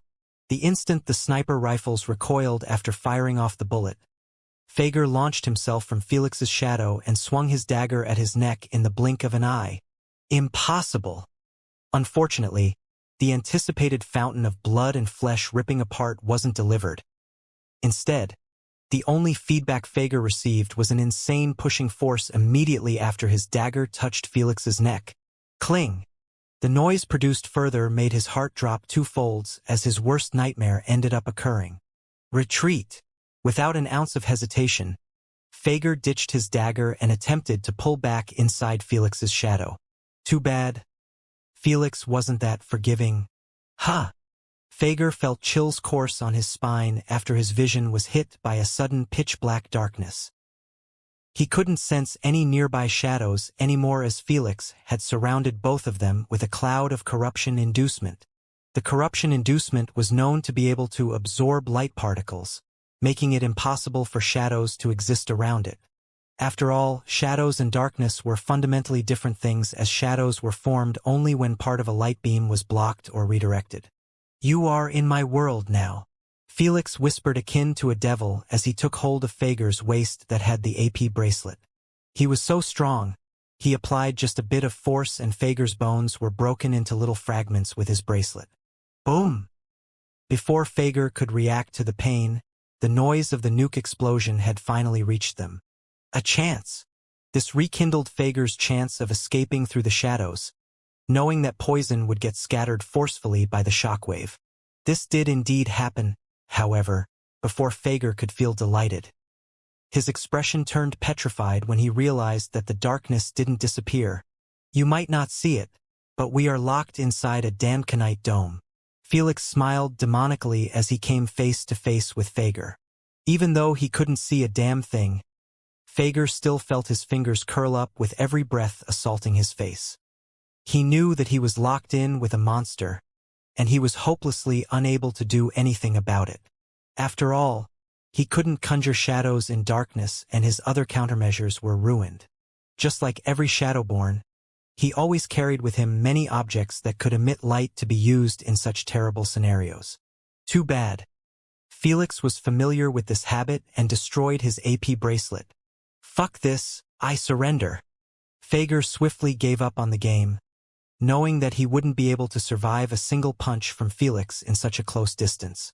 Sure, he was ranked in the top 300 strongest players, but he was still a Shadowborn. His physical strength could never compare to the behemoth before him. Thank God he made a swift decision as Felix's deadly fist ended up going through his broken-apart particles. "Pretty decisive, huh?" Felix clicked his tongue while unclenching his fist. Then, he got rid of the Damnkanite dome, exposing him in the open. Only then did the stunned viewers finally came back to their senses, as everything had occurred in less than a second. From the failed assassination to the surrender of Fager. How the hell did Landlord pull this off? Ulfong was the first to remark loudly with a look filled with disbelief. He just couldn't believe that Felix was capable of firing that bullet while at the same time defend himself against one of the best assassins in the universe, who was barely a meter away from his neck. It just didn't make sense and was too supernatural.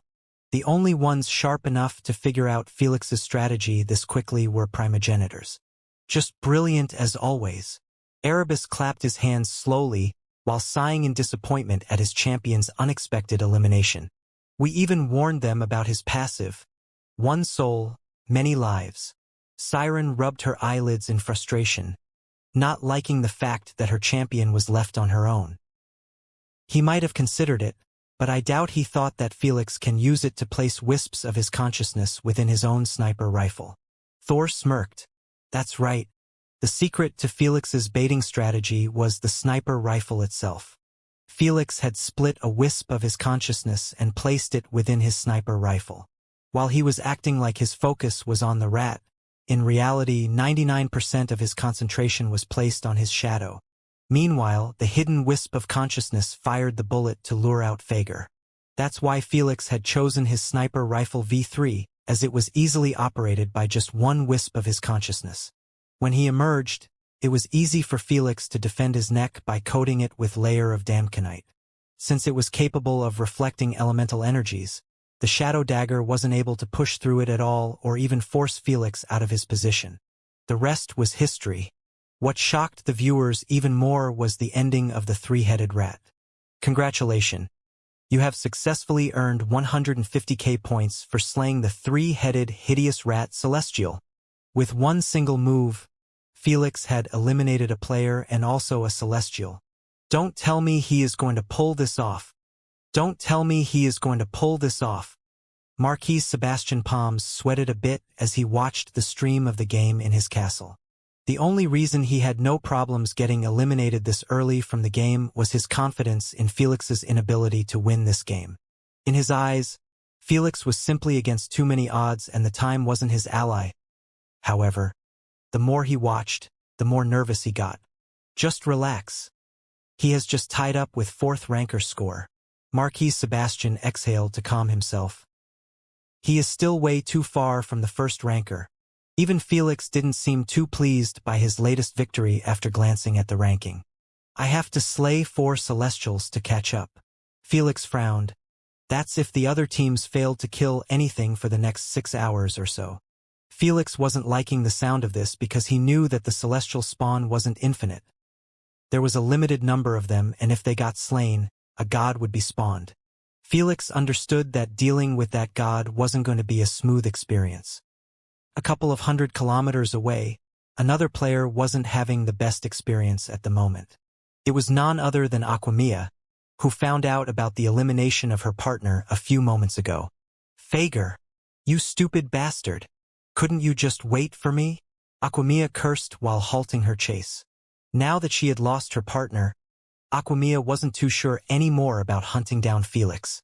She wasn't delusional to believe that she could dominate Felix alone, especially when she knew that he had water abilities as well. So, she could only keep cursing Felix and her partner while surfing in the opposite direction. Minutes went by, then hours. Before long, only 1 hour left in the lifespan of the game. Felix's fans didn't seem as lively as always. All of them were either disappointed or placed in utter despair. It was clear that despairing viewers must have gambled on Felix heavily to win this game.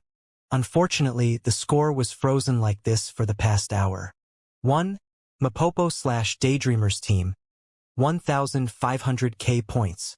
2. Jagat/Elder Foresters team, 1,350k points. 3. Night Guard N8/Gars team, 1,200k points. 4. Unpaid Landlord/Marquis Sebastian's team, 1,200k points. 5. Fager/Aquamia's team, 950k points.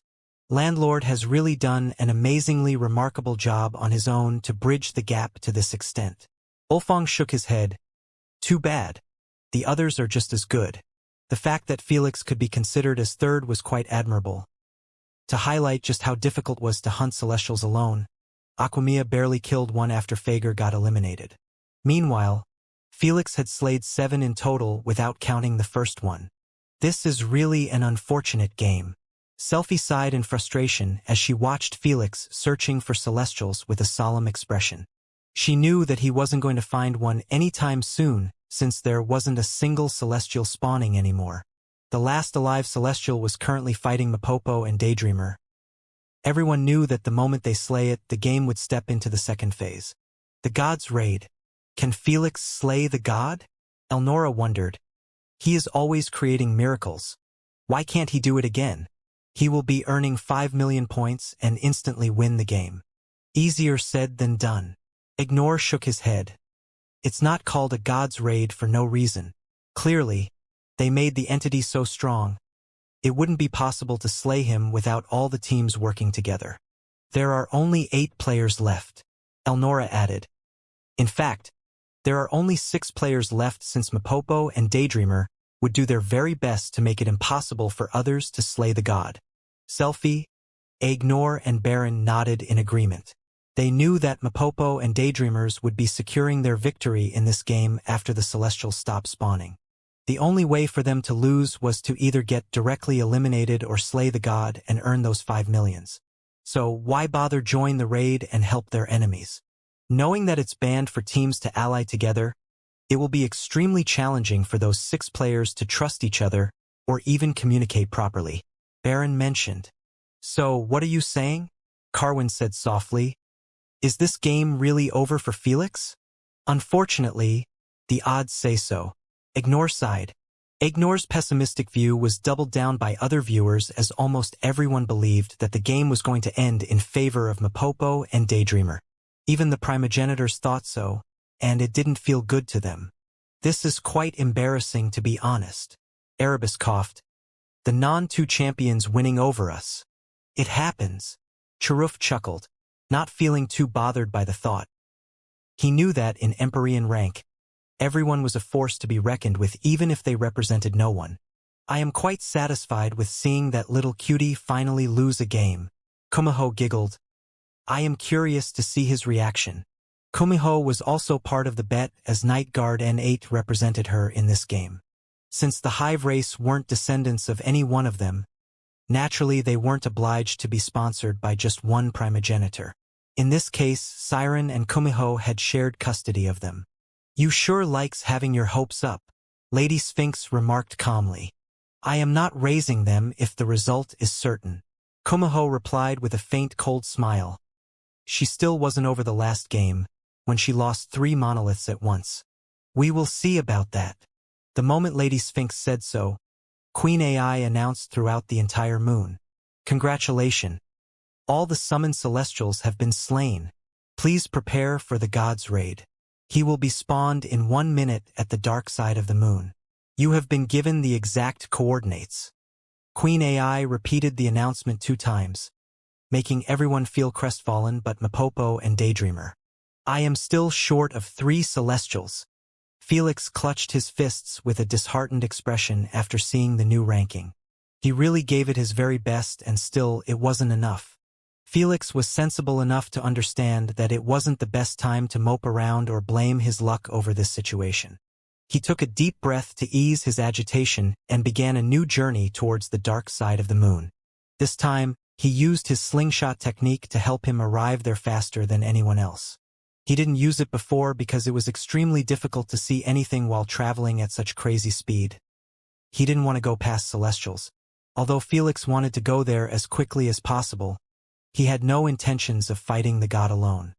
He knew that the god possessed 5 times the strength of a Celestial and also all of their abilities.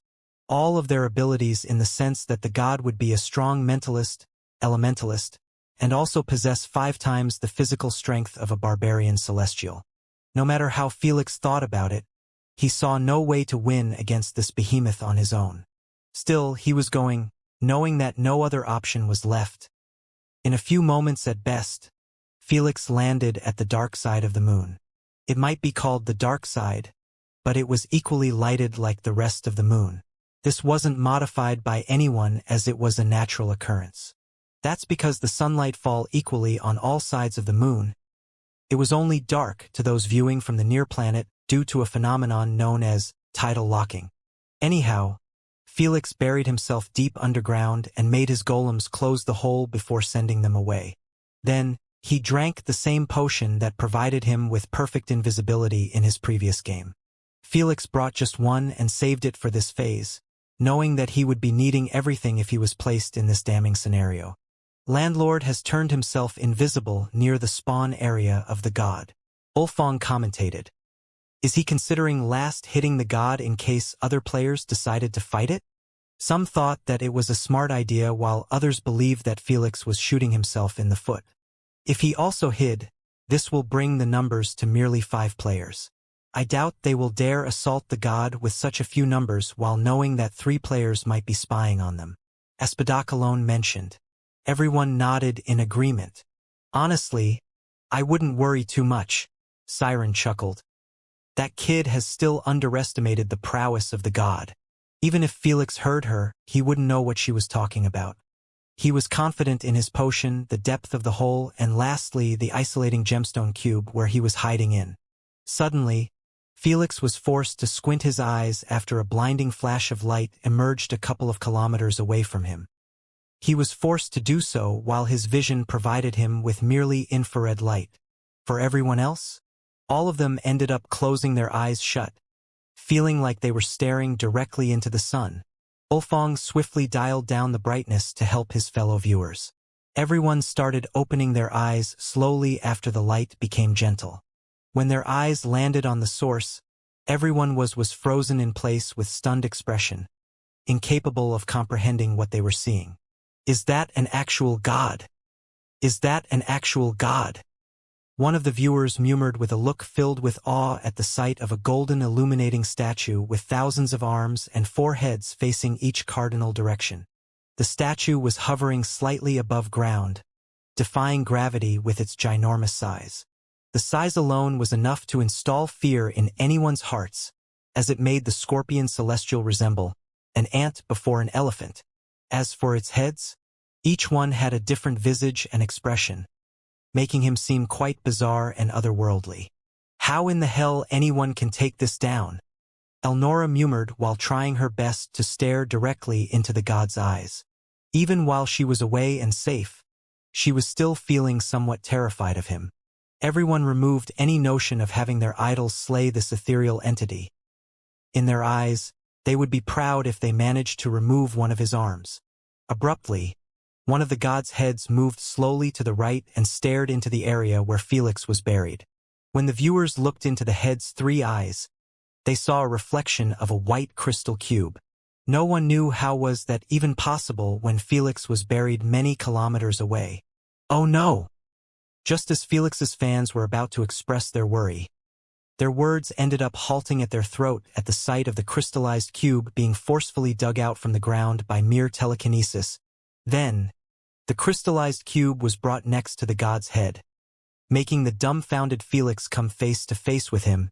The entire sequence happened in less than a split second, leaving Felix's mind still in shambles throughout the process. I am Scree. Boom! Before Felix could finish his sentence, one of the statue's golden palms slapped the crystallized cube away like it was swatting an insect. The cube was sent flying to the stars, disappearing out of sight almost instantly. The viewers could only watch speechlessly as the virtual gods pull back his palm to its resting position. He neither spoke nor had a change of expression, like dealing with Felix was merely a child's play. When Ulfong switched to Felix's camera, he saw the cube buried deep within a moon's natural crater, leaving only half of it exposed. Crack! Suddenly, the cube cracked apart and turned into many big fragments. This showed Felix bleeding from his nose while holding his temples with deep wrinkles on his forehead. Fucking hell! He slapped the wind out of me. Felix grimaced painfully as he felt like his entire body had its organs rearranged. No one had a clue how truly monstrous the force was in that palm, though the white adamantine cube breaking apart should tell them enough. Well, this is quite bad for Felix. Asna frowned as she fixed her sitting posture to a more serious one. I know.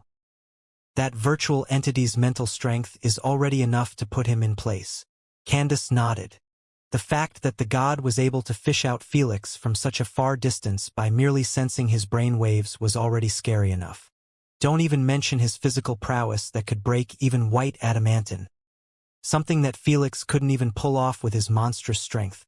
After Felix recovered, he jumped outside the crater and looked in direction of the moon's dark side.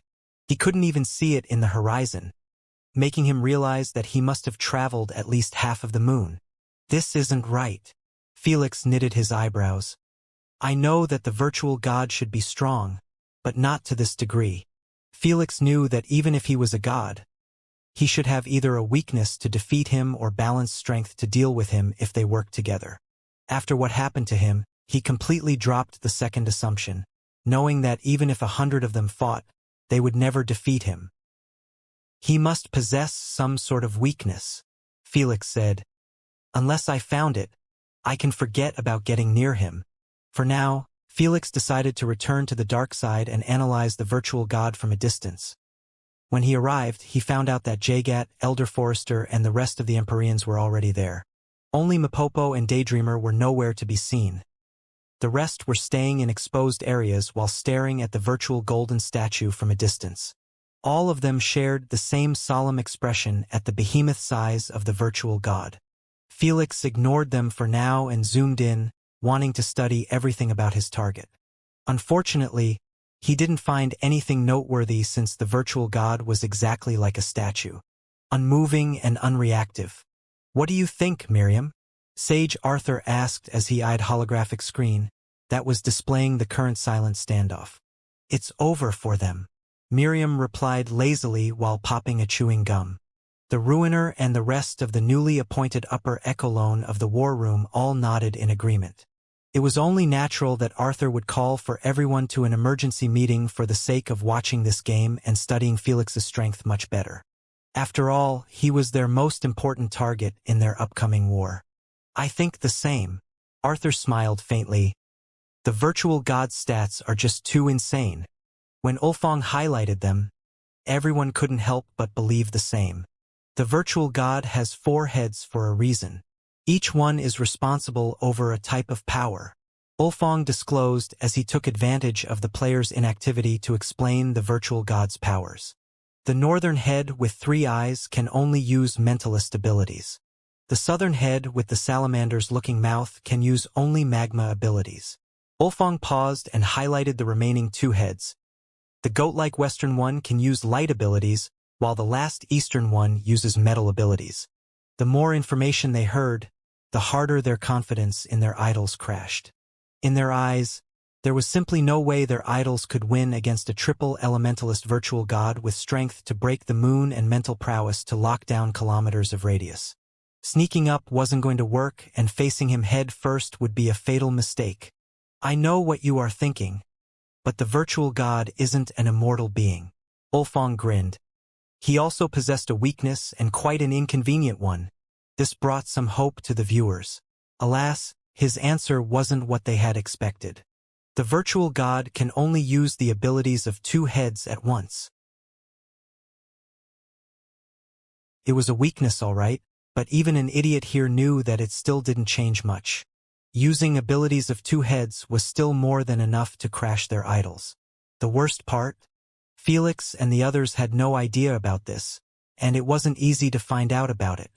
As expected, Felix and the others soon gave up on studying the virtual god after not finding anything useful. "I guess I am left with only one option." Felix rubbed his eyelids in irritation as he glanced at Jagat. It looked like Jagat had the same thought as he was caught staring back at Felix.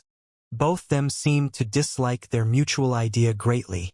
"I need to make sure first that he wouldn't backstab me. That fucker will backstab me without countermeasures." Again, they both reached the same conclusion that it would be impossible to trust each other with their rich history. Felix decided to make the first move as he approached Elder Forrester and Jagat. When Night Guard and Gar and Aquamia saw this, they traded glances between each other and made their moves as well. In a few moments, they were all gathered inside a deep crater that was tens of kilometers away from the virtual god. All of them kept a decent distance from each other. "I believe everyone here reached the same conclusion." Elder Forrester eyed everyone before disclosing with a solemn tone. "We cannot slay that virtual god without working together." No one argued with that, even the proud Jagat. "So, let's make it simple and swear on our names and reputation to not backstab each other." Elder Forrester proclaimed. "I trust that no one will break their words under the public eye." Since Queen AI couldn't be used to deliver messages between each other or write any contract, they could only do it this way. Honestly, the best second option was to swear on their ancestors or sponsors. Too bad. They couldn't make this happen without exposing their existence to everyone. "I agree. Fine by me. TSK. I guess there is no other option." One by one, Felix and the others voiced their agreement to be loyal to this temporary alliance. It might seem unreliable, but everyone knew that reputation for those authoritative figures meant too much to them. Jagat was an official of the Green Dragon clan. Elder Forrester was one of the Heavenly Turtle's ministers. Gar was known as the hidden guardian of the Gremlin's royal family. Aquamia was from the noble family of the fisherman race. There was no need to mention Night Guard and 8. "I am not too sure about Landlord, though." Jagat narrowed his eyes at Felix. "Human words can be treated the same as shit on the sidewalk. Name once when I broke my word." Felix replied calmly. "Shut the fuck up next time then." Felix didn't hesitate to cuss Jagat after he failed to produce anything. You! Enough! Elder Forrester interfered before this could go an extra mile. Then he continued on, let our people be the judge of our characters. For now, let's produce a plan. Now that I have your trust, I will be creating a telepathic channel for us. I just need you to relax your mental defenses. Night Guard N8 sent a telepathic message in everyone's minds forcefully.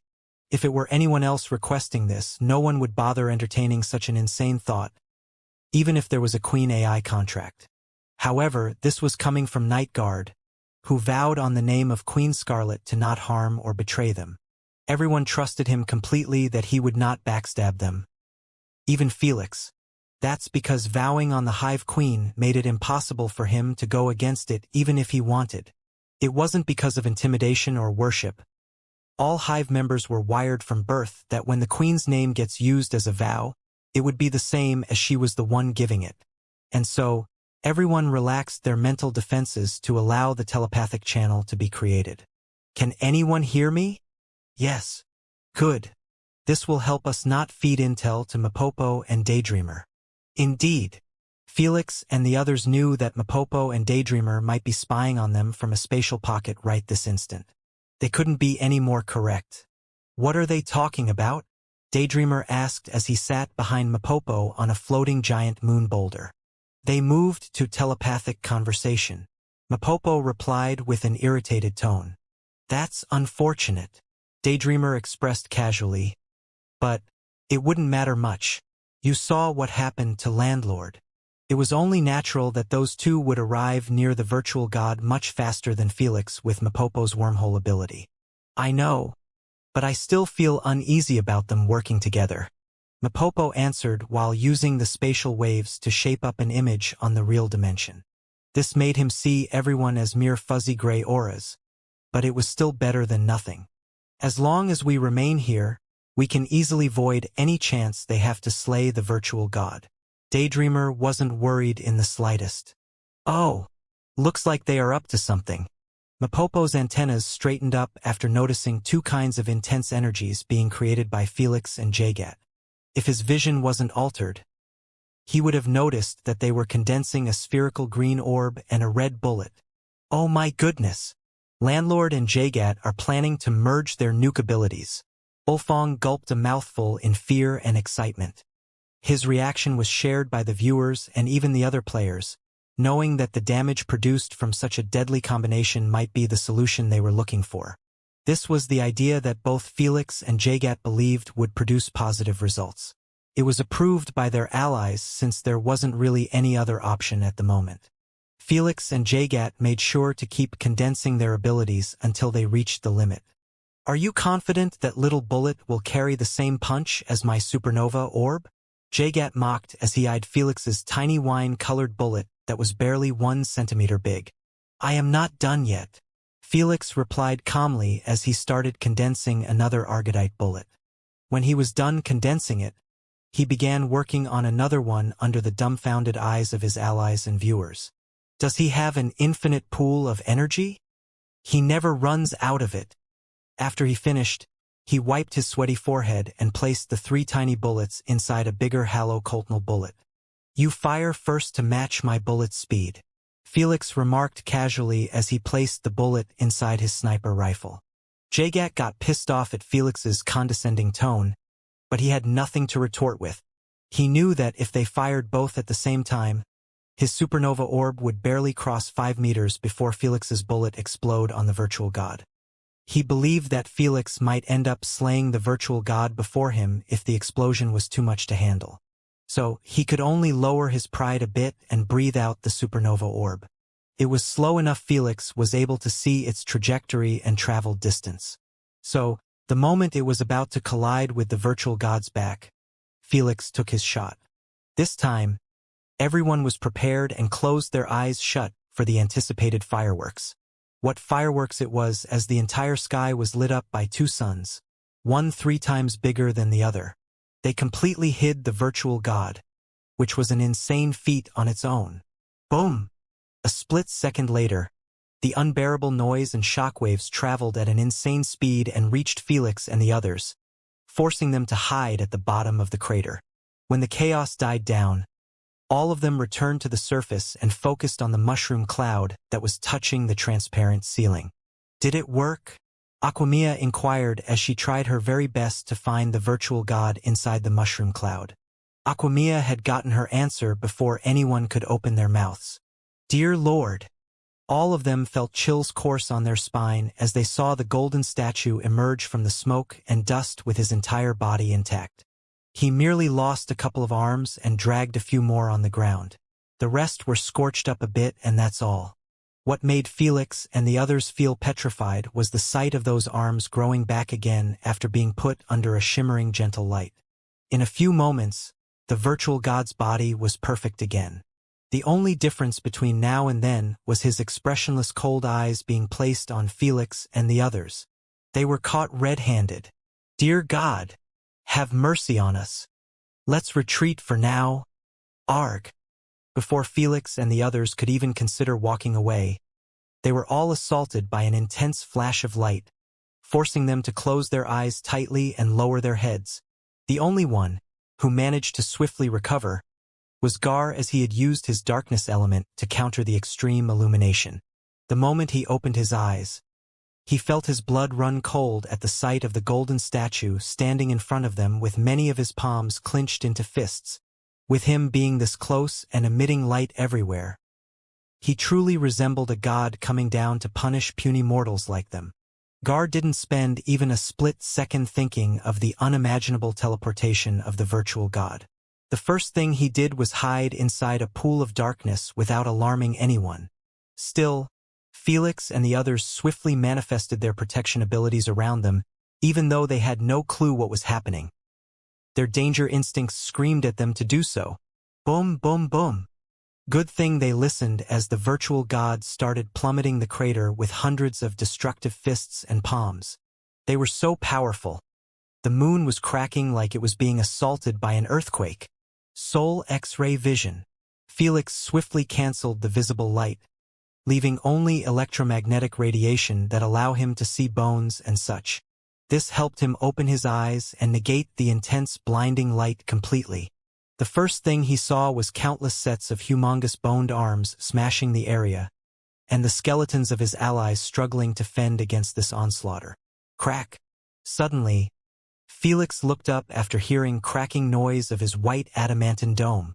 Shit! We will be dead in a few seconds at best. Felix quickly reinforced the integrity of the crystal dome and made it much bigger to defend against his allies as well.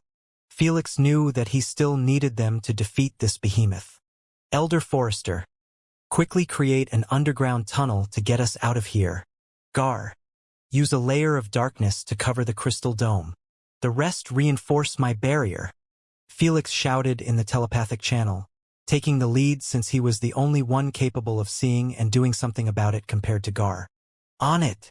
Elder Forester gave up on his own soil barrier and focused on digging a tunnel beneath them. Meanwhile, Gar popped out of his darkness hole and covered the crystal dome with the darkness layer, even though he didn't like to be ordered by Felix. The oath they took ensured that he would also do his best to defend the Alliance's interest.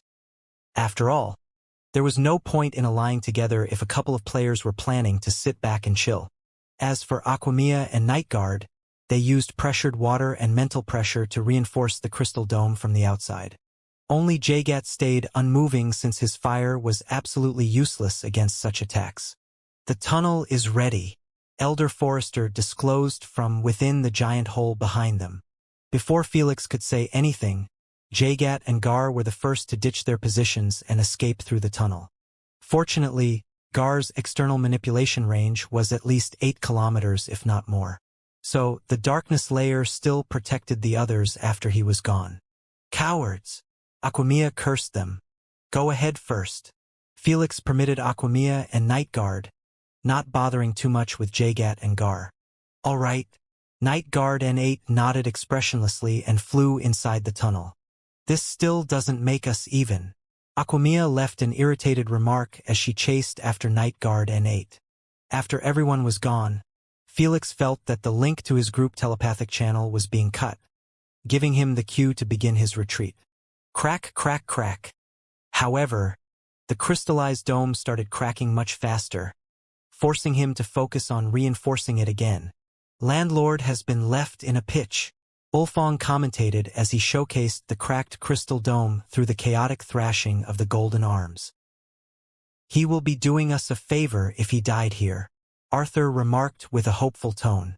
Unfortunately, before the Darkin faction members and the rest of Felix's enemies could even feel the same hope, it was destroyed by the sight of him creating 5 crystallized domes layered one beneath the other. This gave Felix the time to escape through the tunnel, knowing that each crystallized dome would buy him a couple of seconds. Crack! Boom! Crack! That's precisely what happened, as by the time the virtual god destroyed the last dome, Felix was already tens of kilometers deep underground with his allies. The virtual god finally stopped his never-ending assault after realizing he sensed no one below him anymore. Just like a robot, he pulled his arms back to their resting position and remained frozen in his place, not bothering to chase them down. "What do you guys think?" Elder Forrester inquired while continuing to dig forward. "Everything about his assault was unexpected," Aquamia replied while chasing him from behind with the others. "The fact that our most powerful attack failed to deal any serious damage is enough to let you recognize that the game is done for," Gar remarked while peeking at Felix with a faint smirk. Just like Marquis Sebastian, he was also tasked with making Felix's defeat his priority. So, he was pleased by the whole shitty situation even though he was also part of the alliance. Felix knew what was on his mind and didn't bother to entertain him. It's impossible that the alliance will create an unbeatable entity. Felix frowned. "We just need to find his weakness." "So, did you guys see anything peculiar throughout the fight?" Everyone revisited their memories and analyzed everything about the virtual god. However, because of the blinding light, they didn't have much to work with. Felix also did the same. Because he had perfect memory, he reimagined everything as it was. After a careful and rigorous analyze, he finally found something peculiar. Wasn't he levitating the first time I saw him?" Felix was startled to see that the virtual god was sitting on the ground after he emerged from their nukes. "He also didn't use his mental abilities when he was plummeting us," Felix reasoned. "He could have easily attacked us mentally to affect our focus and defensive abilities. Unless..." Felix snapped his eyes wide open after he reached a logical explanation to virtual gods pulling back his punches. "He can't use all of his abilities simultaneously." "Huh? What makes you think that? Mind clarifying?" His allies were taken aback by Felix's finding as they didn't expect such a peculiar reasoning. "The virtual god can use mental abilities, light abilities, and I believe that he is also a metal elementalist," Felix shared. "After all, he shouldn't have survived our nukes if his skin wasn't reinforced by the golden Strucrace metal." Felix's experience with the Monkey King made him more certain about his conclusion. Everyone nodded in agreement to this part since light element was clearly used for the virtual god to teleport instantly next to them and blind them. As for the metal part, it just made sense. In both occasions when he used light element, he wasn't using his telekinesis to levitate or attack us. Felix added, "Plus, when this happens, the head with the 3 eyes seemed more dead." When Felix put it like this, everyone couldn't help but react strongly when they revisited their memories and focused on those small details. "You are right. The eyes really seem dead compared to the other 2 heads. Where are you leading with this?" Gar scoffed, not liking that Felix was giving everyone a bit of hope. "Isn't it clear?" Night Guard N8 replied expressionlessly. "Each of the virtual god's head is responsible over one aspect of his strength. In other words, he can only use 2 heads at once." Aquamia added, "This is his weakness." "It doesn't seem like it's a useful one," Gar retorted. "We had our asses handed to us even when he used the powers of 2 heads. It matters since now we can actually plan properly to defeat him." Felix narrowed his eyes. "The only reason we failed to kill him is because of his metal defenses and light healing powers. So, we just need to find out about which head is responsible for those 2 elements and decapitate them." Felix wasn't sure at the start about the true weakness of the virtual god. But now he was convinced that the heads are the key to slaying him. We have to start with head responsible over the light element, Elder Forrester remarked.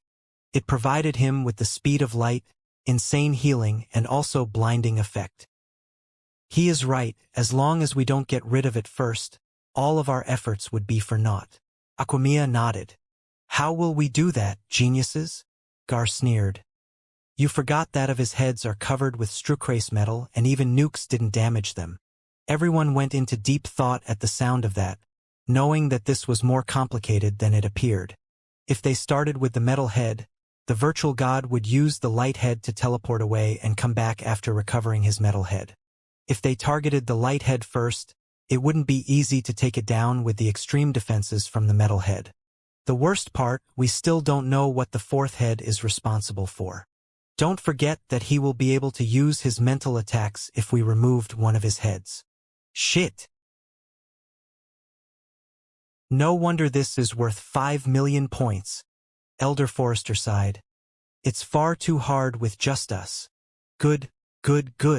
Fall back to despair. Gar grinned in his mind as he looked at everyone's distressed expressions. However, when he turned to look at Felix, he couldn't help but feel threatened.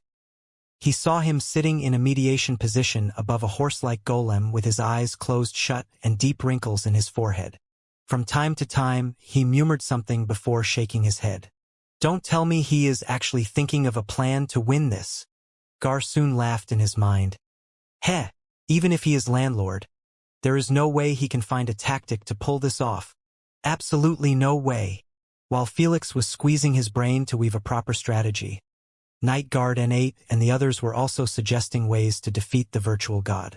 They might seem hopeless, but it didn't mean that they had given up already.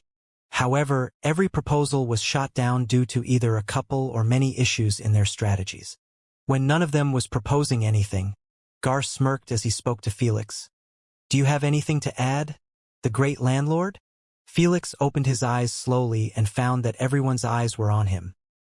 He could see from their expressions that most of them had already lost interest in fighting the virtual god. Felix didn't like that one bit. I have thought of a plan, but it's incomplete, Felix remarked calmly. Then why bother telling us about it? Gar scoffed. Don't speak for us. Night Guard N8 requested composedly as he looked at Felix. Please do tell. The rest also perked their ears in interest, knowing that Felix was the most cunning and shrewd in this pack. Without delay, Felix fed them all the details about his strategy, making them show multiple emotions throughout his narration. A couple of minutes later, Felix concluded, This is all I have. It's even worse than incomplete. Gar frowned. We might lose our lives in the blink of an eye. How is that my problem? Felix eyed him indifferently. If you can't even use your surrender coupon in time, that's on you. He is right. We all have surrender coupons, so we can at least try it. Elder Forrester added, It's less shameful than hiding here for an hour until the game ends. No one argued with that premise. Authoritative figures like them have too much of a face. So, if there was a chance of a victory, they were obliged to attempt it. All in? Felix asked. Aquamia and the rest nodded their heads with resolved expressions. Even Gar was forced to participate. Fuck them. I will low-key sabotag. You better do your part properly, Gar. Felix warned out loud. You don't want your people to see that their guardian isn't as honorable as he shows. You.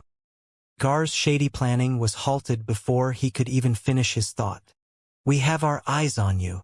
Felix narrowed his eyes on Gar, making the others also show displeased expressions as they looked at him. They weren't dumb to not understand that Gar might attempt to sabotage their plan for the sake of making Felix lose the game due to their faction's enmity. But that crap might fly if he did it to Felix alone, but when it involved them as well, they wouldn't allow it. Bastard! You better drop your accusations. Gar growled at Felix furiously. I never had such bad intentions, and if you don't apologize, I will not participate. I guess I am mistaken then. Sorry about that. Felix apologized immediately with a sincere smile. Felix wasn't concerned about losing a bit of face like this. The only thing that mattered to him was this bastard doing his part in the strategy properly. He might not like to admit it, but without Gar, the plan would be scrubbed. Cunning, shameful prick. Gar gritted his teeth at Felix's apology. He wanted to use Felix's accusation to leave the alliance after hearing their plan. Alas, he knew that he couldn't get out now without making himself appear like a coward to his people. This might displease his ancestor, but he also cared about his reputation more than his faction war. Looks like they're going to give it another go, Ulfong commentated as he watched Felix and the others digging up towards the surface. Naturally, they did so after they made sure that the virtual god wouldn't be near them. After they made it to the surface, they returned to their previous battle area and were met with the virtual god sitting on the ground in his lotus position. "Let's begin," Felix announced as he started to condense another red bullet. Jagat was doing the same with his supernova orb. Again? Haven't they learned their lesson? Ulfong remarked with a disappointed look that was shared by the rest of the viewers. Felix didn't care about anyone's reaction as he shoved the bullet in his sniper rifle's chamber and waited for Jagat to fire his orb. Just like before, he managed to match the explosions together, causing the moon and the virtual god to suffer through another destructive nuke. Now, go, go, go. However, this time everyone was taken aback by the sight of Felix and his allies charging at their top speed towards the rising mushroom cloud. They forced themselves through the shockwave and continued their united charge. The moment the virtual god emerged from the mushroom cloud with brilliant light surrounding him and healing all of his wounds, Felix ordered in the telepathic channel, "Gar! Now! Damn it! Darkness overlay!" Gar cursed under his breath but still did his part in the plan as he cast an enormous darkness screen that intercepted the blinding light and started absorbing it. Light countered darkness and darkness countered light. This created a balanced state in the illumination, allowing Felix and the others to see through the darkness screen. It wasn't perfect, but at least they had some sort of vision to work with. Fly! Everyone used their unique ways to fly towards the virtual gods' heads. Night Guard N8 used telekinesis to lift himself, Aquamia used pressured water steam to push herself, and Elder Forester drank a flight potion, giving him 5 sets of humongous feathery wings at the sides of his shell. Gar just submerged himself in his darkness screen and controlled it to keep pushing forward in the air. "It's time for you to shine." Felix beamed his wooden pole and covered it in white adamantine before making it grow taller. Then, he used the same technique of the Monkey King, allowing himself to get launched towards the virtual god's heads akin to a bullet. He was much faster than the darkness screen, making him lose out its protection. But Felix didn't care as he adjusted his vision to accept the bare minimum of light, allowing him to negate the extreme illumination. This was much better than not accepting light completely. Whoosh, whoosh, whoosh. The virtual god didn't remain standing as he launched his golden palms to intercept them. It was tough, but everyone managed to navigate through the fury of tens of palms safely due to their visions not being hindered anymore and their low numbers. After all, the previous nukes had destroyed many arms, which were used to defend the 4 heads. It would be impossible for the heads to survive the explosions if it wasn't for that. The eastern head is the one using metal abilities. "To your positions," Felix commanded as he used his electromagnetic arcs to swing from one giant arm to another, making it almost impossible to hit him.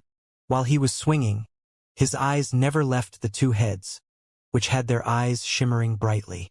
Because of his modified vision, he was able to spot the difference in brightness between the eyes of both heads. It was only logical to assume that the eyes of the light head would be extra bright. "I am behind you," Night Guard N8 informed as he chased after Felix. "Good. Everyone else, protect us." The moment Felix made this call, he swung himself one last time, making him come face to face with the metal head. Its face was based off a gorilla with 2 narrow eyes and bushy eyebrows, making it seem quite threatening. Yet, Felix didn't even flinch as he summoned an electromagnetic storm around him that linked with any metal near it. This made it possible for him to remain suspended in midair. Then, he made his long crystallized long pole be submerged inside an orange water tentacle that possessed mental-enhancing, sacred attribute. Catch! He swung the pole towards Night Guard N8. He caught it and made himself get submerged inside the orange water tentacle, not caring about being harmed by it. Blow him up! Aquamia shouted at Night Guard N8 after seeing him get pushed by Felix near the gorilla's face. Unfortunately, the virtual gods had sensed danger from him and sent many golden fists in his direction. Intercept them! Felix yelled as he protected Night Guard N8 with crystallized white shields, managing to block some palms. The rest were handled by his allies as Aquamia used pressured water to change their trajectories, while Jagat kept firing minimized destructive orbs to keep them away. Under the dumbfounded eyes of the viewers, Felix and his teammates acted as bodyguards, surrounding Night Guard N8 from different areas and making sure that nothing reached him. Gar mainly focused on protecting their eyes with darkness screens in front of them. Night Guard N8 didn't drop the ball and made their efforts go for naught as he channeled his strongest mental attack and released it inside the gorilla's head. In less than a second, the gorilla's head had his eyes completely blown out into bloody mess and followed by red blood gushing out of his ears, nose, and even his mouth. Still, he wasn't dead yet and used his metal manipulation to release sharp metallic projectiles in front of him, not caring where they land. Arg! I am hit! I can't hold them any longer. Fuck! I am hit too! Aquamia, Jagat, and Gar yelled in the telepathic channel as they got either pierced by one of those sharp metallic projectiles, or were forced to extend their protection to them as well. After all, they were being hit by countless palms while doing their best to protect Night Guard N8. Now, they even needed to watch for metallic projectiles? The viewers knew that they would get either turned into meat skewer by those projectiles or a meat paste by one of the palms. Just hold it a little longer. Felix yelled as he kept sending the projectiles to the ground with his electromagnetic field. Felix's lightning element was just too strong against metal. Too bad the others didn't have it as easy as him. Fuck this, I am out. Gar was the first to ditch the team by surrendering. He might be hiding inside one of the darkness screens, but he was still able to feel pain when the projectiles pierce it. With him gone, the darkness screens disappeared, leaving Aquamia, Jagat, and Elder Forrester completely exposed to blinding light. Fuck you! Motherfucker! Arg! I surrender! They didn't hesitate to curse out Gar, knowing that he could have survived for a few more seconds. But clearly the fucker took advantage of the first opportunity he had to sabotage them, and specifically Felix. Felix already knew that this was bound to happen, making him watch his teammates giving up one by one to save themselves from getting squashed. Even Elder Forrester gave up, knowing that he was completely hopeless against the blinding light. So, instead of cursing anyone, Felix extended his arms wide and yelled in his mind, "Enhanced electromagnetic field! SCLZLZLZLZLZLZLZL!" The electromagnetic field around him expanded rapidly while being filled with extremely thick purplish lightning arcs. When the golden palms attempted to pierce through the field and reach him and Night Guard N8, they get deflected away. While it looked like the defensive formation was restored solely by Felix, everyone could see that this was barely a temporary countermeasure. Landlord is forced to feed his field every time a clash occurred, Ulfong shouted as he showed Felix's twisted face as he kept the field intact through the bombardment. Before the viewers' hopes could start crashing down, Night Guard N8 finally opened his wasp-like eyes and snapped his finger. Simultaneously, the gorilla's skull started cracking from within for a few moments before it exploded into blood, brain matter, and giant skull's fragments. Instantly, the arms stopped assaulting Felix's field as two of the virtual gods' heads opened their mouths and released the most ear-piercing, agonizing scream ever heard. A. It was followed by the virtual god's golden skin fading away, exposing a dark skin underneath that looked just as fleshy as anyone else. Whoa-wah-aya! They did it! They did it! Elnora screamed in excitement as she jumped out of her chair, sharing the joy and thrill of the rest of the spectators. Everyone cheered with reddened cheeks as they watched the virtual gods flailing his arms in agony after losing one of his heads. He might act like a robot, but he was still designed to feel pain like everyone else. While most were delighted by this achievement, Mapopo, Marquis Sebastian, and Gar all shared one emotion: distress and worry. Should we make our move now? Mapopo asked with an anxious tone, not liking how things were developing. Not yet. Daydreamer calmed him down. They still have 3 heads to take down while there are just 2 of them. We don't need to do anything. His belief was shared by the primogenitors, who weren't moved at all by the gorilla's head explosion. Next target. Felix also neither celebrated nor had a single notion of giving up after losing majority of his team. He took advantage of the virtual god's lack of concentration to swing Night Guard N8 with his pole towards the 3-eyed head that was responsible over mental attacks. "Buy me time," Felix shouted as he traveled towards the goat-like head, which was using the light element all along. In midair, Felix was getting bigger and bigger until he was at least 100 meters high, making him possess the same size of the goat's head. Ba-am! Without an ounce of hesitation, Felix enlarged the crystallized pole to match his size and used it as a weapon to smash the left cheek of the goat's head. This seemed to have finally awakened the virtual god as he stopped flailing his arms and used a couple to block his goat's head and the rest to rain down on Felix with attacks. At the same time, he was using his light element to grow back the exploded gorilla's head and heal his other wounds. Oh no! The virtual god is prioritizing the recovery of his body, Ulfong commentated with a concerned tone. When Felix saw this, he didn't react as nervously as others, since he had anticipated as much and had already planned against it in his strategy. In a swift manner, Felix swapped the white adamantine into orange olive sling, coating his entire pole with it. Then, he discharged orange electricity through it all, enhancing the hallucinating effect of the olive sling gemstone.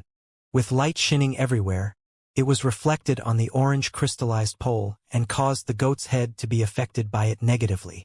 It might not be powerful enough to put the goat's head into hallucination, but it did a wonderful job of messing with his elemental manipulation, since it relied heavily on concentration.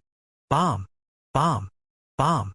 To make matters worse, Felix kept using it to smash him in the head with each opportunity he got. After all, he was still prioritizing evading the giant palms. They might have lost their golden skin, but just the barbarian force they carried was enough to deform Felix. "I can't hold him much longer," Night Guard N8 warned Felix abruptly. While Felix was attempting to destroy the goat's head, Night Guard N8 was doing his very best to keep the 3-eyed head in check. He was using all he got to match up the mental prowess of the 3-eyed head, knowing that if he relaxed his pressure just a little, he would switch his target to Felix. Knowing that the hive race never fooled around made Felix understand that Night Guard N8 was really at his limit. Fuck! I need to go harder.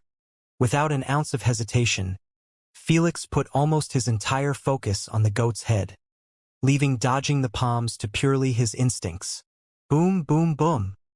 He kept whipping the guarded arms with explosive bursts of electricity, causing them to turn numb. Before long, the arms were completely paralyzed, forcing them to fall down and expose the goat's head in the open. Arg! Unfortunately, the moment that happened, Felix ended up getting smashed directly by one of the palms, making him spew out a fountain of blood from his mouth. It wouldn't be an overstretch to assume that some of his organs had ruptured. Yet, Felix toughened through the agony and used an electromagnetic arc to pull himself back near to the goat's head as swiftly as possible. Then, boom, boom, boom. The goat's head suffered through the worst beating since his creation as the crystallized pole kept bursting his face wide open, making him resemble a survivor of 24 hours MMA fight. This sense of doom made the virtual god resort to his escape ability, wanting to blink away. Unfortunately, his mind was constantly under the hallucinating effect from the reflected light. This made it almost impossible for him to focus on attacking Felix, defending his head, healing his wounds, and now even escape. Break! Break! Fucking break for me! With one hoarse scream, the goat's skull finally ended up cracking under Felix's never-ending onslaught. One crack was followed by another and then another. With one last powerful strike, The bloody crystallized pole had finally burst through the goat's head, spreading giant chunks of brain matter and flesh in direction of Night Guard N8 and the three-eyed head. "Good work, Sir Landlord. Good work. Unfortunately, my time has come," Night Guard N8 remarked expressionlessly as he watched the blood and flesh being pushed away by his telekinesis barrier. "We are so close," Felix yelled back, not pleased one bit by Night Guard N8's statement. "I apologize, but I am at my limit." Night Guard N8 shook his head and voiced his surrender to Queen AI, finally giving up on the mental battle between him and the three-eyed head. "I have weakened the mental prowess temporarily of the three-eyed head." Night Guard N8 left one last remark. "If you want to win this, slay him as fast as possible. Good luck." Following the disappearance of the Night Guard N8, the last remaining heads of the virtual gods screamed in agony yet again after the death of another personality of theirs. "Thank you for everything and leave it to me." Felix narrowed his eyes coldly as he watched the virtual gods scream at the top of his lungs. Whether it was the primogenitors, Felix's enemies, his friends, and even regular viewers, every one of them believed that this was the ending. It was an intense and quite an insane battle with great achievements for everyone involved. But this should be the ending. One player left and the virtual god still had two heads. This should be the ending, right? Felix suddenly released the electromagnetic arcs, making him free fall into the ground. Before the viewers could assume that Felix was giving up, he murmured softly, "Size manipulation, x 10,000. Under the dumbfounded eyes of the viewers, Felix's size expanded at a rapid speed as he fell towards the ground. 1,000 m, 2,000 m, 3,000 m. Thud. Even when he smashed the ground, leaving a gigantic crater filled with ravines, he still didn't stop growing. 4,000 m, 7,000 m, 10,000 m. He has reached the same size as the virtual god. Holy shit! Everyone thought with their jaws on the ground that Felix would halt after reaching half the size of the virtual god. Too bad. Felix wasn't even close to his limitation as his size kept getting bigger and bigger while charging towards the virtual god. 12,000 m, 15,000 m, 19,000 m. Only after matching the size of the virtual god did he finally stop growing. Felix had truly gone all out to finish this job. Unbeknownst to anyone, his current size was powered by merely what remained of his energy tank as he had no infinite void energy. As for using the conversion technique, he knew that it would be too noticeable with his current size, which would expose him to the primogenitors that he owned 3 perfect manipulations. "I have 20 seconds before I pass out." Felix narrowed his eyes coldly while enlarging his crystallized pole to match his size, shocking the viewers even more. With the white poisonous cloud released around his crotch and buttocks to hide them, he truly resembled Hercules on a quest to slay a god. Before the viewers could react to this inconceivable sight, Felix swung the giant crystallized pole with everything he got at three-eyed head. Without metal element to defend or light element to escape away, the three-eyed head could only stare at the incoming cosmic pole and try his very best to block it with his telekinesis. Unfortunately, his mental prowess had taken a big hit against Night Guard N8, making him face the immeasurable crystallized pole's force in his weakened state. The result? Boom! It penetrated his telekinesis shield without much resistance and landed on the top of his scalp, causing his skull to immediately blow out akin to a watermelon. The force was still not completely negated as it traveled to the rest of his body, breaking most of his right shoulder's bones and arms. Crack! The rest of the force reached the ground and managed to leave humongous long chasms with Felix and the virtual god in the center. It was like the force also reached the viewers as every one of them felt goosebumps travel through their skin at the sight of Felix standing a mere meter taller than the virtual god. It was barely noticeable, and it shouldn't matter much, but in the hearts of the viewers it was everything. The last surviving head cried painfully after being left all alone. His stoic and cold expression was no longer seen as he was finally forced to participate in this fight. As last countermeasures to protect himself, he unleashed a flood of hot red lava from what remained out of his skin, wanting to force Felix away. Unfortunately, the only response he got was a wide cold smirk from Felix. "Why do you think I left you last?"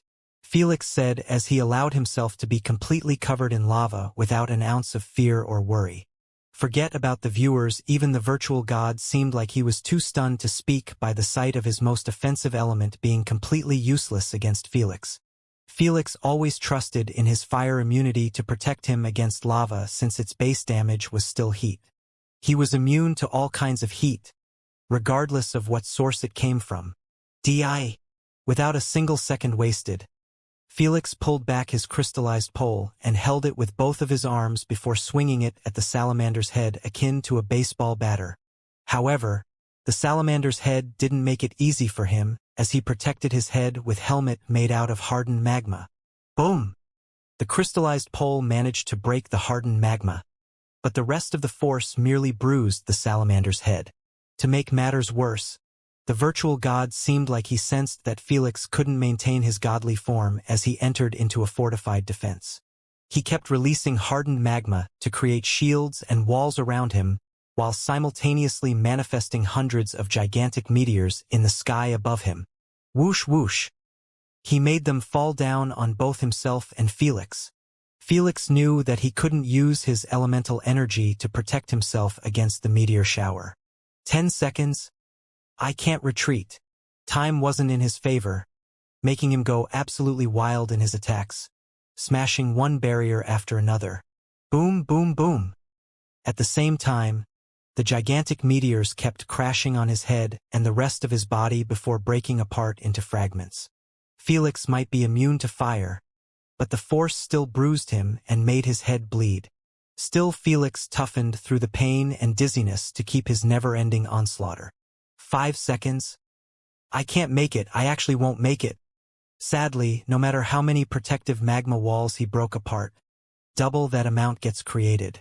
This made Felix's confidence to win this get hit with each second ticking by. This is bad. The virtual god might have only one head, but he still possessed an insane amount of elemental energy, and if he focused purely on defense, he can survive for plenty of time. Asna bit her nails nervously, knowing that Felix couldn't afford to maintain his size forever. The viewers might not know the exact time, but they discerned that Felix's form had a short duration. If not, he would have used it from the very start of the fight. This exact reasoning was what keeping Daydreamer and Mapopo from making their move at such a chaotic and dangerous environment. They knew that if they got themselves involved in such a battle between two godly entities, they might regret it. So, they kept waiting patiently for the perfect opportunity. 3 seconds. Am I actually going to fail slaying him after everything I went through? The more Felix thought about all the struggles he went through in the entire game, the angrier he became. Felix rarely got pissed or lost his cool during a fight since he knew that cool-headedness was always the key to winning hard fights. But no matter how much he squeezed his brain for a solution to end this battle in those 3 seconds, he failed to come up with anything. Elemental abilities couldn't be used, and he knew that retreating now would merely present an opportunity to Mapopo and Daydreamer to steal his kill. In other words, he was absolutely stumped. Fuck this. I refuse to let this game end in this manner. Felix's eyes suddenly turned bloodshot as he screamed with a crazed expression, I refuse! Just like he had pressed on a long-lost button, Felix's dragon heart began pumping extremely hot blood through his entire body. This made his body turn crimson from bottom to top, making him resemble a fiendish demonic creature from hell itself. To add even more flavor, extremely hot smoke kept releasing Felix's skin with each movement he made. Dragon Fury innate ability was finally activated. This caused the viewers' eyes to pop out of their sockets, having absolutely no fucking clue what the hell was going on. Even the primogenitors were taken back, making them unable to take their eyes off Felix, whose speed, strength, and just raw prowess looked like it had doubled. Boom, boom, boom. The magma shields and walls, which were causing Felix a great deal of pain before, were now getting blown into countless fragments with one swing from him. As for the meteors, They hit Felix's body and exploded on the spot, not managing to even stagger him for a little. This caused Felix to arrive next to the virtual god before he could recreate his shields. Just like he had absolutely lost his mind, Felix didn't even aim at the head. Instead, he kept thrashing the virtual god's body from every direction, not caring about anything but turning him into a pool of meshed-up meat and blood. Under the terrified and stunned eyes of the viewers, this exactly what happened as the virtual god lost completely every sensation he had about his body. He fell into the ground broken akin to a doll with blood, flesh, bones, and limbs thrown everywhere. The only thing that was still somewhat intact was the head. The head was so close to Felix, he didn't even bother to smash it with his crystallized pole. He merely lifted his bloody giant foot and smashed it into pieces, adding a bit more blood to his already completely tainted body. Only then did the peacefulness of the moon had been restored. Neither the viewers spoke, neither did Felix. He just kept his head lowered while having his freed long hair cover his face entirely. With his giant antlers being painted completely red, they resembled horns, which made Felix seem even more devilish than before. The sight of him inhaling and exhaling as he stood above the slain virtual god struck absolutely crippling terror in the hearts of everyone. Even Daydreamer and Mapopo, who didn't dare take a single step outside the spatial pocket after seeing Felix's demonic transformation. They opened a rift, hoping to kill Steel, but their instincts completely froze their feet, making them feel like if they dared get close to Felix, only death awaited them. Suddenly, this magnificent and haunting image was broken by the sight of Felix's body getting reduced in size at a rapid pace. In less than a few seconds, he was seen floating on his back on a lake of blood with giant fleshy parts and bones around him. He had his eyes slightly closed. Sigh. I slayed the god, but at what cost? Felix cracked a faint bitter smile, knowing that he was on the verge of losing consciousness. He was completely burnt out in all departments, and he knew that regardless of what he did, he wasn't going to escape from Daydreamer and Mapopo. Even if he recovered a bit of his gemstone energy and defended himself inside a crystal sphere, Mapopo would slice him from within with his space manipulation. Whether he rejected it or not, at depth of his soul Felix knew that his time had come. Ah! I really bit more than I can chew this time. Felix closed his eyes and said the words that no one ever imagined coming out of Felix's lips. Queen, I surrender. He murmured with a peaceful, gentle smile as he finally allowed himself to lose consciousness. Felix might have said it faintly, but it resounded loudly through the hearts of his fans, akin to a thunderclap. They weren't even given the time to properly cheer on Felix at his ludicrous achievement before being forced to watch him break into light particles. Felix's fans and even his enemies had no clue how to react to this bizarre scene, as no one thought it would come so soon. I must be tripping. My lord didn't just surrender. My lifelong savings is lost. Haha. I must be dreaming. This isn't over yet. This isn't over yet. For Felix's fans, they were already under the impression that he was an undefeatable god, making it harder for them to believe what their eyes were feeding them. As for the primogenitors, I have to say that your kid surely knows how to put a fine show. Erebus clapped with a satisfied expression. Since most primogenitors join those games for entertainment, there was no one better at it than Felix, who always challenges his limitation. I am more surprised by his final transformation, Kumaho disclosed with a curious tone. It resembled Dragon's fury greatly.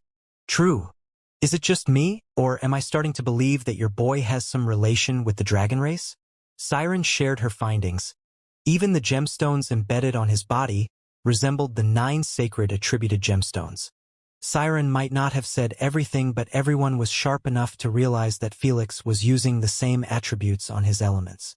I have modified his body with an ancient dragon heart, allowing him to accept the sacred attribute gemstones and harness them, Lady Sphinx stated composedly, knowing that the truth was already in the open. If so, she might as well control the narration. Is that even possible? Saurus narrowed his eyes in suspicious. I know that humans are extremely adaptive, but this is a whole different situation than just genetic modification. Plus, Doesn't his elemental tank seems a bit too much? Wendigo added with a solemn tone. It shouldn't be possible for a human to have such a vast elemental tank that can support 3 elements and size manipulation of that magnitude. Siren, Kumiho, and the rest supported Sora's doubts, understanding that Lady Sphinx shouldn't be this omnipotent to turn a human into this monster merely with genetics modification. They recognized that even if she was capable of pulling it off, Felix should have some sort of limitation that should make it impossible. Unfortunately for them, Lady Sphinx wasn't easily pressured. I don't care what you think. Lady Sphinx eyed them calmly. I'm not obliged to share the details of my experiments with anyone. We were just curious. Kumiho clicked her tongue in criticism.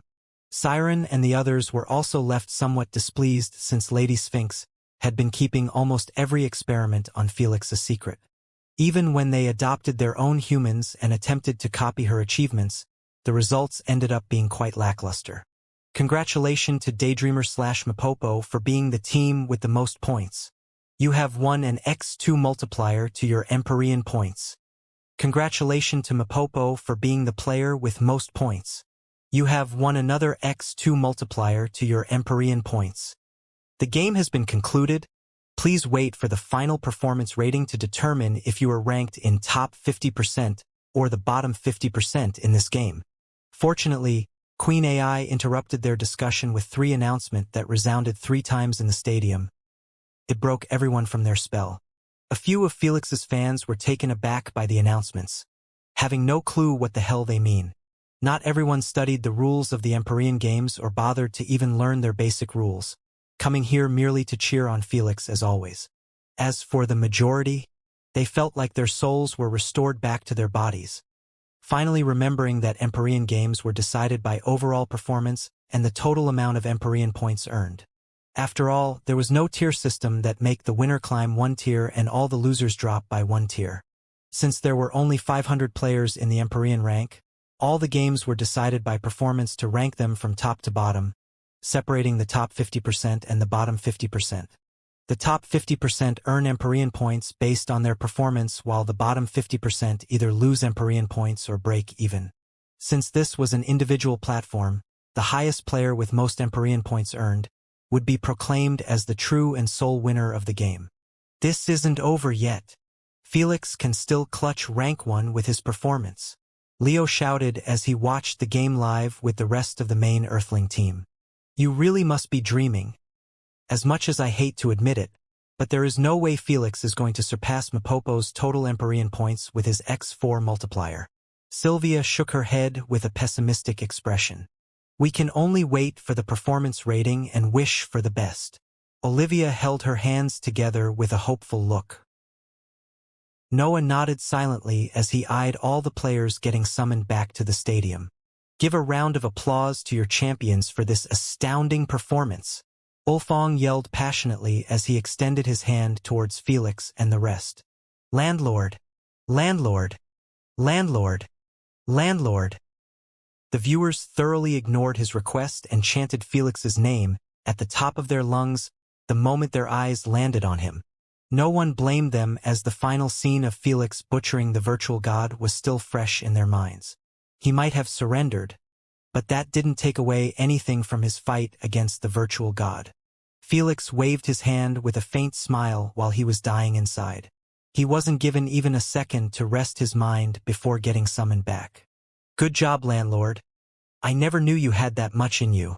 Elder Forrester praised with a head nod, not bothered by Felix's name taking over the entire stadium. You really managed to pull it off and slay that unkillable cockroach. I might break even on my score because of you. Aquamia finally cracked a friendly smile at Felix. Nightguard N8 and even Jagat was low-key pleased that Felix had finished the job.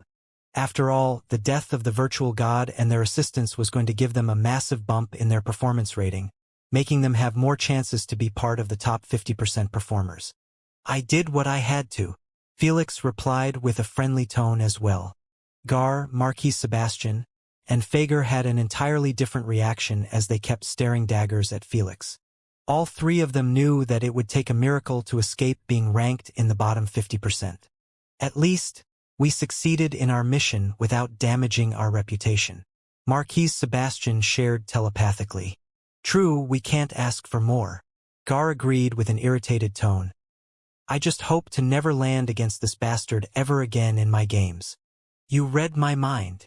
After the crowd had finally quietened down, Ulfong manifested 2 holographic screens before everyone. One was titled as the final ranking and had 10 empty ranks with question marks. The other was titled as the performance rating calculator. It was big table with many segments at the sides while the score at the top. For example, the first segment was named as Players Eliminated. Next to it, the rewarded Empyrean points were 10 for each solo eliminated player and 5 for assistance. There were also negative segments such as Using Surrender Coupon. Any player who used it would have 50 Empyrean points removed from his total score in the game. If he didn't earn that much, they will be removed from his total, which would reduce his Empyrean rank if the one below him had more. There were tens of segments, making sure to encompass everything that a player could give in a single game. Naturally, the segments differed from one game to another. As always, we will leave the calculations to our sweet and fair Queen AI, Ulfong disclosed. Queen AI didn't waste a split second as she highlighted Marquis Sebastian's name first, making him flinch. Kill 1 Celestial with assistance equals +7 EP/ using surrender coupon equals -50 EP. Queen AI announced as she wrote the final score on the table. Marquis Sebastian -43 EP. The moment the judgment was placed down, Marquis Sebastian automatically was placed as number 1 in the final ranking list. Fuck! How humiliating! Marquis Sebastian tightened his fists under his long sleeves, not pleased one bit by his tragic score. Fortunately for him, there wasn't much laughter since everyone saw that Felix was the one fucking him over and ruining his chances to stay in the game. Queen AI didn't care about his emotions and picked the next player to calculate his performance. It was none other than Fager, who also had an abysmal result due to getting kicked out early. The worst part? He had more Empyrean points reduced since he was eliminated directly by a player. Fortunately, he had killed a couple of Celestials, making him emerge with -30 EP as a final result. Queen AI moved on to Gar, Aquamia, Nightguard N8, Jagat and Elder Forester. After finishing with their calculation, the final ranking was close to completion. It appeared like this: 1 Nightguard N8, +60 EP. 2 Jagat, +55 EP. 3 Elder Forester, +45 EP. 4 Gar, the Darkness Manifester, +35 EP. 5 Aquamia, +20 EP. 6 Fager, -30 EP. 7 Marquis Sebastian, -45 EP. 8 Unknown. 9 Unknown. 10 Unknown. When Mapopo and Daydreamer saw the insane number of Empyrean points rewarded to Nightguard N8 and the rest of his partners in crime, they couldn't help but feel their hearts skip a beat. If Nightguard N8 was given a whopping 50 EP for his assistance in slaying the virtual god, how much Landlord is going to get? Mapopo gulped a mouthful, feeling a sense of dread and worry creeping on his spine. As the MVP of this game, he shouldn't be feeling any threat since all MVPs get ranked as number 1 always. After all, X4 multiplier just made it almost impossible to surpass the MVP players. You are thinking too much. Daydreamer spoke with a composed tone. You will be getting at least 50 points, and with your X4 multiplier you will hit +200 EP. Unlike Landlord, you don't have any penalties to reduce your score. I doubt Landlord will surpass even my score. I guess you are right. Mapopo regained control over his emotions and watched Queen AI calculate the performance of Daydreamer. In a few moments, Queen AI announced that Daydreamer had earned +50 EP from everything he had done in the game. With the multiplier applied, his score became +100 EP and jumped straight to rank 1. Shit, he earned that much without even last hitting a single Celestial. Ignore Cursed, knowing that Mapopo's score was going to be frightening. His assumption wasn't far from the truth, as Mapopo's performance had earned him +260 EP after both multipliers were applied. He left everyone gawking at his score, feeling like an unbridgeable chasm. Even the most optimistic fan of Felix felt like their hopes had shattered. I guess no one is winning anything in this game. Erebus chuckled, knowing that the primogenitor's bets were placed solely on the player in first rank. If it wasn't their champion, the bet gets cancelled off instead of considering the second best. Before we start the performance rating of Landlord, we have to honor his achievement, Ulfong suddenly announced, stopping the queen from calculating Felix's score. Felix raised an eyebrow in surprise, having no idea what he was talking about. His reaction was shared by the rest of the players. In this game, I have placed a special, unique title, Ulfong announced, alarming the players and the viewers. When he saw the players' confusion, he couldn't help but curse in his mind. Arrogant pricks. You would have known about it if you asked me in the Questest and Answer segment. Still, Ulfong pushed down his disgruntlement and displayed a brilliant and mesmerizing holographic title written in bold letters. The Godslayer, he who defies his mortal limits. When Felix's fans read it, they went into a frenzied, excited state yet again. Well, with how tough that fucker was, it was only natural that a title will be bestowed to its slayer. Aquamia stated, not too shocked. The other players shared the same reaction as her. However, what came next did shock them all right as Ulfong continued on.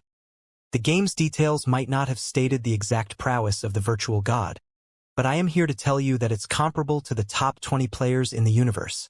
Dear Lord, you're telling me Landlord has slain a leader-ranked player? Gar's eyes almost popped out of their sockets at such freighting notion.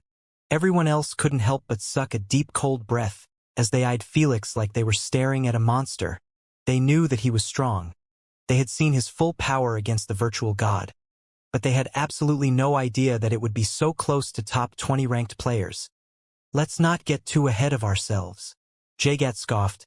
The virtual god might possess comparable raw prowess to top 20 players, but his battle experience and intelligence were absolutely shit.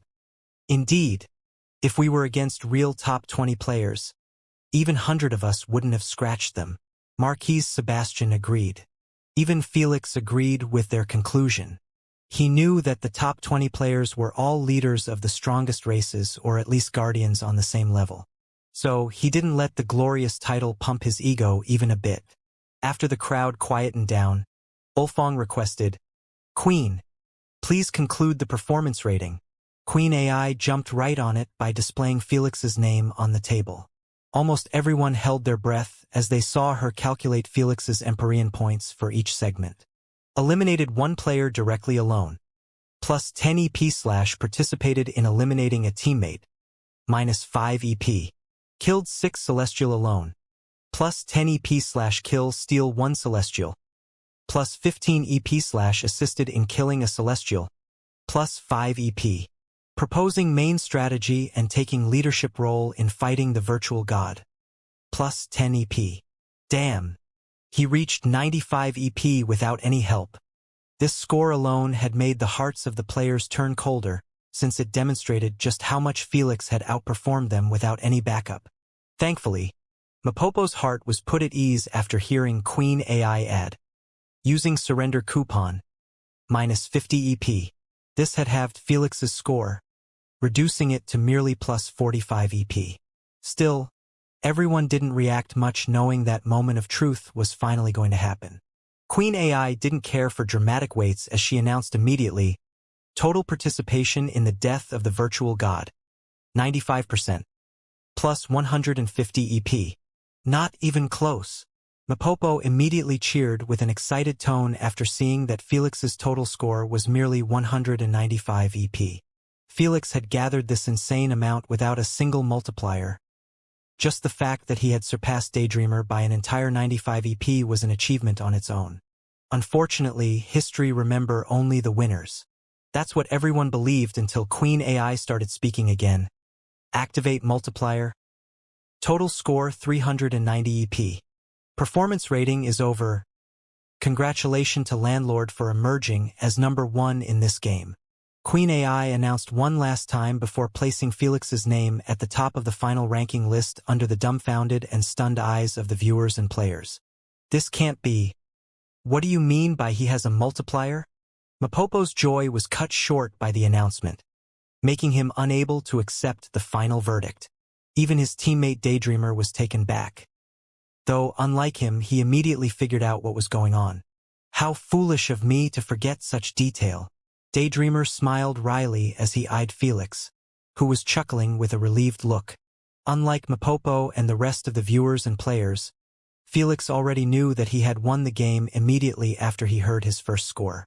How could he forget about the multiplier given to him due to participating in a game with 355 average rank while he was still at the bottom of the Empyrean ranking? One of the main reasons he decided to join this high-leveled game was for this multiplier. It came in with the clutch and saved him when he least expected. Hoo-hoo or Aya. Landlord. Landlord. Landlord. I really didn't think I will pull it off even after receiving surrender penalty. Felix smiled with a relieved expression as he bathed under the animated cheers of his fans.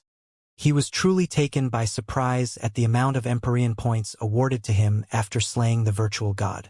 But, after hearing that its prowess was equalized to the top 20 players, it made sense. After all, it wasn't an achievement that anyone could pull it off. If it wasn't for Felix receiving help from Night Guard N8 and the others, it wouldn't have been possible. Big congratulations to Landlord, Ulfong shouted excitedly. I have commentated plenty of Empyrean games, and this is the first time I have seen this happening. No one argued with that. Even the players had never seen a game's MVP lose the first rank with X4 multiplier. They doubted this would happen anytime soon. Here I thought I would be saving my treasures. Your boy is really like a vacuum. He just has to suck everything out of my pockets every time. Espadacalone smiled wryly. TSK, he just got lucky that Empyrean games follow performance system. If not, his surrender would have sealed his fate. Sora scoffed. He wouldn't feel at peace without leaving a bad remark after another brutal defeat at hands of Felix. This time, he didn't wait for a response from Thor, as he swiftly teleported away and was followed by his partners. Fortunately, they were smart enough not to celebrate Felix's defeat after he surrendered. They were slapped far too many times. They became careful with their words and insults. After 4 hours of napping, Felix finally woke up and went to take a quick shower. He was just too tired mentally from the game. He didn't even bother to remain for the final interview or check his current rank. With 390 EP, I should have passed rank 400. Felix said as he opened the holographic Empyrean ranking. You jumped straight to rank 388. Not bad. Asna commentated as she eyed Felix's new rank. Not bad? It's quite a massive jump. Felix smiled with a pleased expression. He knew it would have taken him at least 2 or 3 MVPs to make such a drastic jump. Since he had surpassed rank 400, this exempt him from the mandatory participation in the promotion games to Empyrean rank. Are you going to participate in another game? Asna wondered, knowing that Felix was allowed to join any Empyrean game he desired without limitations. I am done for now. Felix shook his head. The fact that he was forced to surrender had set up an alarm in Felix's mind. Now that he was ranked in the 300s, he knew that couldn't participate in games lower than his rank. The available games in the next year had average rank 100/200/400. Felix didn't dare participating in a much higher average rank after what happened in this game. I need to get much stronger, so I can stomp anyone in path even if I had shit teammates. Felix proclaimed coldly as he waved the holographic list away. Soon, his expression turned back to easygoing after recalling the earning list. He requested Queen AI to show it to him. Empyrean Winning Wish. Unique title, The Godslayer. Streaming revenue 11.554 trillion SC. Game points collected solo, 0 GP. Damn. We are really getting paid big bucks. Felix sucked a cold breath at his earned revenue. It was higher than many races' GDP. No wonder no one wants to lose his Empyrean rank. Asna commentated. For those authoritative figures, they could easily just stop playing Empyrean games and let their rank decay with time. Yet, they still make sure to play at least a game a year to keep their rank steady. If it wasn't for this type of insane money that could help their backgrounds and race in general, they wouldn't bother to let themselves play a game to entertain the common folk. I should really invest in a much better spaceship, Felix murmured. I have tens of trillions in my bank account. If I pushed enough money around and used my connections, I can get my hands on the best materials and hire metal race engineers to custom build me one. Felix's current spaceship was truly a great companion for a very long time. But Felix knew that it was time to have an upgrade. He might not have cared before, but after realizing that a universal war was on the way, he knew that he needed the best of the best in space travel. It might seem like it would come cheaply, but Felix understood that he would be needing a couple of trillions at minimum to make such an upgrade. After all, he intended to use alloys on Strucrace level and have tens of white plasma weapons in addition to be completely covered in symbiote dead skin. Just one white plasma weapon cost at least 200 billion since it was the best destructive weapon available at the moment. By the way, why do you have 0 game points? Candace interrupted Felix's thought process. Oh yeah, that's because of my surrender. Felix smiled bitterly. Besides performance rating, you lose everything earned from the games when you surrender. That's gotta sting. Candace knew that Felix should have earned quite an impressive sum of game points after slaying the virtual god. Fortunately, he didn't win other treasures or such in the game. Now that you reminded me, I need to get my hands on the revive coupon. Without delay, Felix swiftly opened the prize pool and checked on all the purchasable treasures. With an annoyed expression, he scrolled past the legendary artifacts and stopped at the coupon section. Unlike his previous prize pool, the coupon section had almost all known coupons in the platform up for sale. There was plenty in the stock for each coupon, making sure that the Empyrean players wouldn't struggle to get what they wanted. After all, they were the aces and lords of this universe. There was no way the Alliance would be pulling away something such as coupons. Let's stock up on surrender coupons. Felix swiftly bought 3 surrender coupons, not daring to play a game without one. He bought 3 at once, knowing that the expiration date for Empyrean coupons was 5 years instead of 1 year. Since tier coupons were useless in this rank and there were no coupons to protect the player's Empyrean points, Felix scrolled past everything until he reached the revival coupon. 500k points. Damn. I will be slaving myself for tens of games without using surrender coupon to collect this much. Felix's eyelids twitched after seeing the revival coupon's insane price. The worst part? If he took a loan to buy it, he would be paying 5% interest each year. He could smell humans' scummy monetization techniques emitting from it since every Empyrean player must purchase this revival coupon to save himself in the worst-case scenario. Since it was simply impossible to collect this many game points without playing tens of games, everyone would take a loan for it. This would force them to keep competing at the best of their abilities to gain as many game points as possible to pay their debts. Although Felix knew that this was a rabbit hole, he could only jump in it since his life was more important than anything. Wait, check your coupons from your win streak, Asna suggested. I doubt they will give me a revival coupon, but all right. Felix shrugged his shoulders and opened his profile. Then he pressed on his win streak tab and was shown the 5 coupons he earned. As he said, there was no revival coupon, just a bunch of useless coupons in his current rank. You should forward a complaint. Asna frowned with a dissatisfied expression.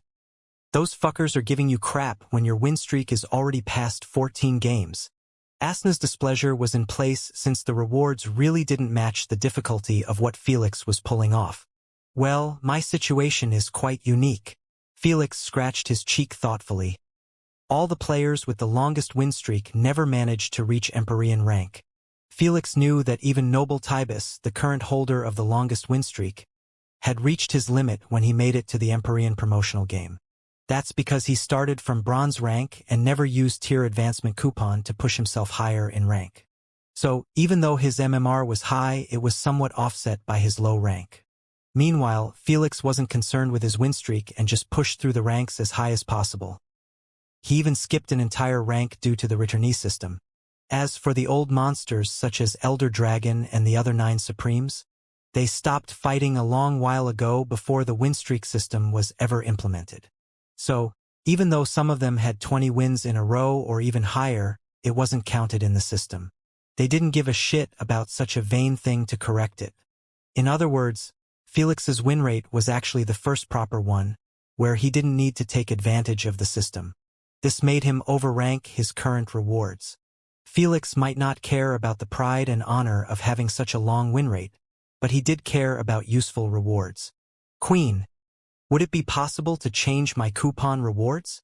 Felix offered a formal complaint. I don't think I am getting properly compensated for keeping my win streak. Please wait a moment. Queen AI did her calculation for a few moments before returning to Felix with, your complaint has been deemed reasonable and been sent to the SG committee. They will reach out to you as soon as your complaint has been addressed. Thanks. Felix nodded in appreciation and dropped the subject for now. As for the revival coupon, he decided to wait on the loan until the situation gets settled with the SG committee. I might be able to rip them off out of one. Felix smiled shamelessly. They won't say no to me when I'm bringing them hundreds of trillions of revenue. It didn't take a couple of hours before Felix received an email from the SG committee about his complaint. Well, that was quick, Felix expressed as he opened the email. Knowing that his reputation and importance to the Alliance made it hard for the SG committee to ignore his complaint. If it were him in his previous life, he wouldn't have received a reply until the day he dies in his bed. Dear Mr. Landlord, we have heard your complaint loud and clear. We apologize for not noticing the flaw in the win streak rewards system beforehand. After careful discussion and consideration, we have voted on replacing the 5 coupons reward to 5 prize chests following this rarity: common, rare, epic, legendary. The prize chests would be filled with many treasures and other goodies from your current in-game prize pool. For example, legendary scrolls would have 0.5% chance of dropping from common prize chests / 0.7% chance from rare prize chests / 1% chance from epic prize chests / 5% chance from legendary chest. Legendary artifacts would also be included in those chests. However, the chances would be tremendously low. 0.000000001% / 0.00001% / 0.0001% / 0.01%. Since Empyrean prize pool have coupons as well, we have decided to remove them from the available prizes besides revival coupon. In their place, you will be finding game points pouches that provide from 10k GP up to 200k GP depending on your luck as well as the rarity of the prize chests. Last but not least, the prize chest's rarity would depend on your current average game rank. The higher your rank, the rarer chest prizes you will get. I hope this new system is up to your satisfaction. Yours sincerely, SG Committee. Your rewarded coupons from this game will be replaced into random rarity prize chests after you close your complaint ticket. Felix swiftly read the email before closing it with a satisfied wide grin. Their idea is actually much better than mine. I may not need to rip them off after all. Felix assumed that they would compensate him with game points, and it would be the end of it. He didn't expect that they would reform the entire reward system to accommodate him. I haven't felt this kind of pressure to keep my win rate for a long time, Felix remarked as he closed the ticket, informing the SG committee that he was extremely pleased and grateful for their effort. When he started playing in this platform, he tried his very best to keep his win streak for the sake of those coupons. But the higher he climbed, the more available they become in prize pools, making him not too excited about the 5 coupons he earned for free. With this new system, Felix was more motivated than ever to make sure to keep his win streak ongoing. In fact, he believed that even other Empyrean players would start taking their win streak with great importance. After all, win streak system activate when players win 3 games in a row. That's doable for some monsters if they had luck in their side. Though they would be winning only 3 prize chests unlike him since they require 5 wins in a row to get what he had. They haven't stated it in the email, but this new system is applied only in Empyrean rank or in all ranks? Asna wondered. I guess only in Empyrean rank? Felix scratched his chin. Though, I think it will be great if it was applied across the entire board. Felix didn't know whether the SG committee had that in mind or not. Honestly, he didn't care too much. He swiftly visited his win streak tab and saw that the shitty coupons were all turned into brilliant prize chests. 1 legendary, 3 epics, and 1 rare. Not bad at all, Felix expressed with a pleased tone. Knowing his average Empyrean rank made it possible. Wait for me. I want to open a couple. Asna swiftly paid a hefty fine to teleport straight to Felix's house, ignoring every single monetization system in place. You get the rare one. Felix pushed a holographic blue chest in her direction with an annoyed look, knowing that her luck was even shittier than him. Stop being stingy and give me the gold one. Asna gave him a lovely puppy look as she cuddled with him. Nope. Just quit it, you can't seduce freebies from me anymore. Felix pushed her pretty face away, not affected in the slightest by her pitiful look that would move nations to abide by her wishes. Even when I do this? Asna grabbed Felix's hand and placed it inside her pajamas, making him feel the warmth of her perfect breast course through his entire body and soul. Felix went quiet as he was thrown into a sea of pleasure, making him unable to stop fondling Asna's breasts. Just like every other man, it didn't take him long before his hand got greedy and started sliding down her smooth stomach until it reached the forbidden fruit. Where do you think you're going, mister? Asna held that hand just as it was about to touch her most sacred treasure. Don't you want to open the legendary chest? Felix replied with a solemn expression, not having an ounce of shame at going back at his own words. So much for self-control. Asna giggled and removed her hand, allowing him to touch her as he pleased.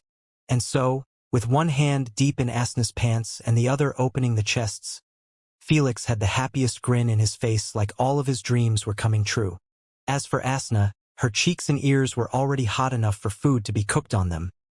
Yet, she held her moans at his gentle but pleasing touch and kept watching him open the prize chests. Felix might be shameless and not care about spectating tenants, but Asna was still extremely shy when it came to being intimate with Felix. Congratulations for obtaining a rare game points pouch. Congratulations for obtaining an epic game points pouch. Congratulations for obtaining an epic game points pouch. Congratulations for obtaining an epic scroll. Apocalyptic snow blizzard. Fortunately, Queen AI kept announcing Felix's prizes loudly with fireworks each time he opened a chest. As predicted, I ain't getting legendary stuff with my crappy luck and those disgustingly low chances, Felix murmured with an annoyed tone as he slipped a finger. Ha! Felix! Asna glared at Felix with an ashamed look while covering her mouth. Just let me have it. Can't you see I am upset? Felix made a crestfallen expression while still enjoying the warmth and wetness of her forbidden fruit. Felix knew that Asna wasn't planning on letting him go all the way, but the fact that she allowed to go this far was already a massive upgrade. He wasn't planning on stopping now. Fine. Asna murmured with her head lowered in embarrassment. Just be gentle. I am always gentle. Felix got closer to her neck and started kissing it softly before moving up to her right ear, eating it like it was the most delicious popsicle in the universe. This combo was enough to melt any girl. Don't even mention the shy Asna, who started breathing heavily, trying her best to alleviate the heat spreading throughout her entire system. When Felix noticed that Asna had gotten in the mood, he got bolder and slipped a second finger, making Asna let out an involuntary moan. Ha! Felix didn't stop there as he increased the pressure on his fingers and speed, until Asna's legs started giving in. From the sight of her toenails curled up, she was feeling them deeply in her soul. Felix, I am feeling like something is coming. Please stop. It's natural, just give in. Felix whispered in her ears as he kept kissing her neck. Ha! No, it's weird, I don't like it. Felix knew that she was close, so he ignored her bewitching cries and increased his speed just a bit more until Asna started twitching in his arms, not able to control her body any longer. It's coming. Oh no, I can feel it coming. Just as Asna's eyes were starting to roll at the back of her head from her most likely first ever real orgasm, she yelled out loud, Queen AI! In a split second, Asna broke into light particles in Felix's arms, leaving him kissing the back of the couch with a deadpan expression. The tenants, who were just about to turn off the connection to give them some privacy, were left watching Felix with speechless looks. I told you I wasn't comfortable with that weird feeling, Asna murmured in Felix's mind while having her head buried deep in her pillow. Upon hearing her soft apologetic voice, Felix's irritation by her whole shyness washed away. It's all right. I was at fault for being too pushy. Felix smiled wryly. He didn't know Asna's real problem with going all the way, but he recognized that each girl has her time when she was ready. Asna clearly wasn't ready to be on second base, and he wanted to avoid pushing her. Though, he started to fear that Asna might drag him along for millions of years without giving him some due to being a Unijin. He knew that Unijin's perspective on time wasn't anywhere close to humans. I am really starting to fear for you, my little general, Felix said with a bitter smile as he looked at the tent in his pants. At least I still have you to comfort me. Felix chuckled as he looked at the golden chest. He knew that Asna wasn't going to return anytime soon. But first, he opened the game points pouches. Congratulations on obtaining 5,000 GP. Congratulations on obtaining 20,000 GP. Congratulations on obtaining 70,000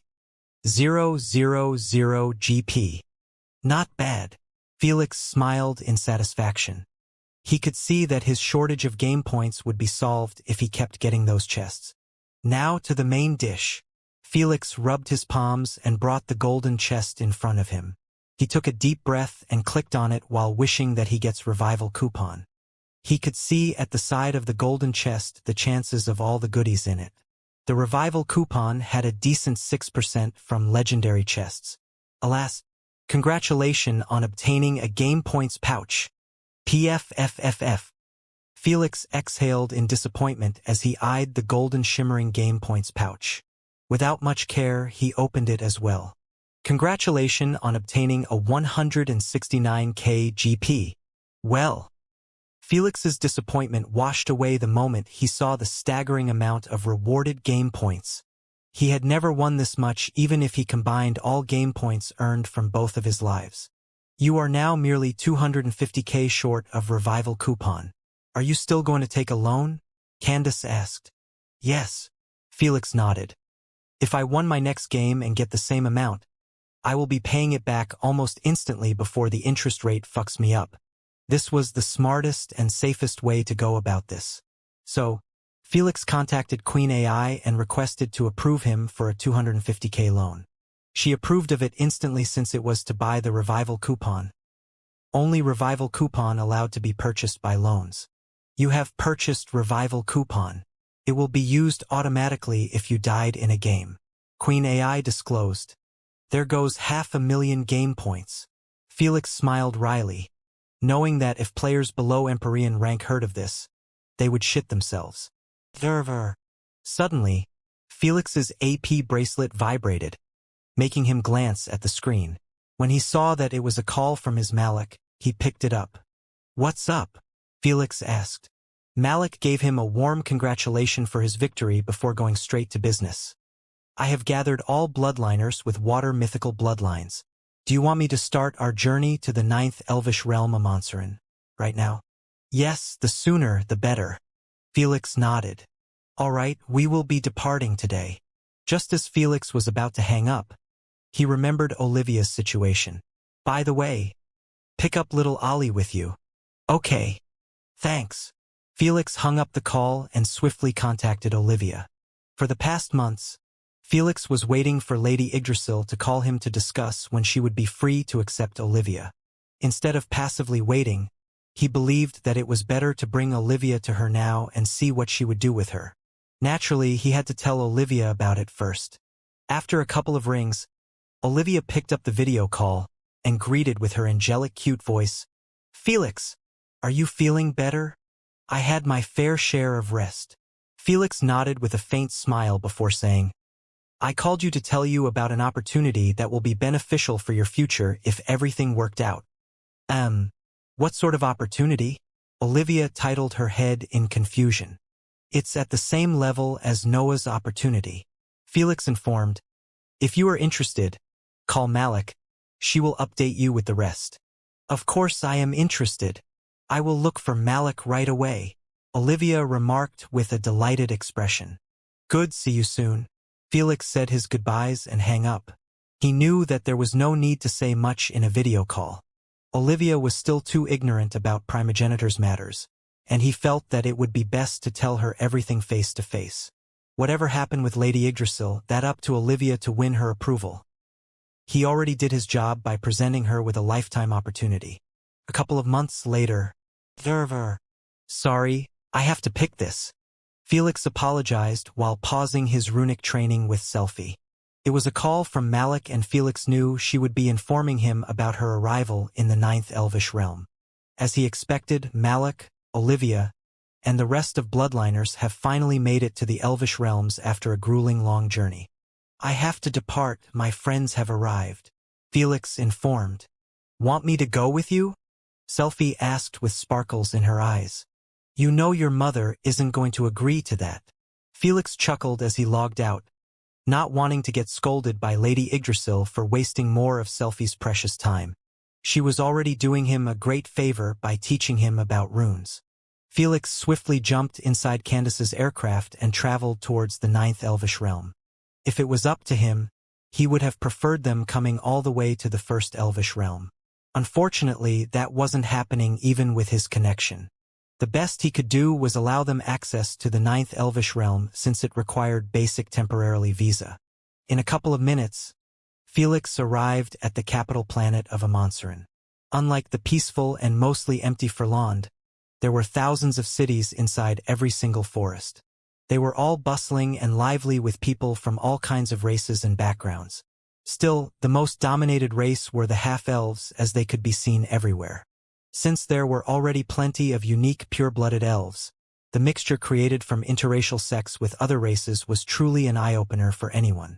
When Felix arrived at the capital city, he didn't even need to use an elaborated disguise, as this messy pot of different races made it almost impossible for anyone to pay attention to him. Damn, they are even more racist to half-elves than humans, Felix commentated as he roamed the streets without seeing a single pure-blooded elf. What do you expect? Asna replied, Pure-blooded elves sees half-elves as abominations born from pure-blooded elves, who betrayed their own race to settle for lower life forms. That is immensely demeaning in their eyes. That's just sad, to be honest. Felix shook his head in disapproval. He knew that all pure-blooded elves follow their hearts, even if it meant falling in love with the least respected race in the entire universe. Because of their obsession and extreme loyalty to their lovers, they weren't concerned about their racial rules.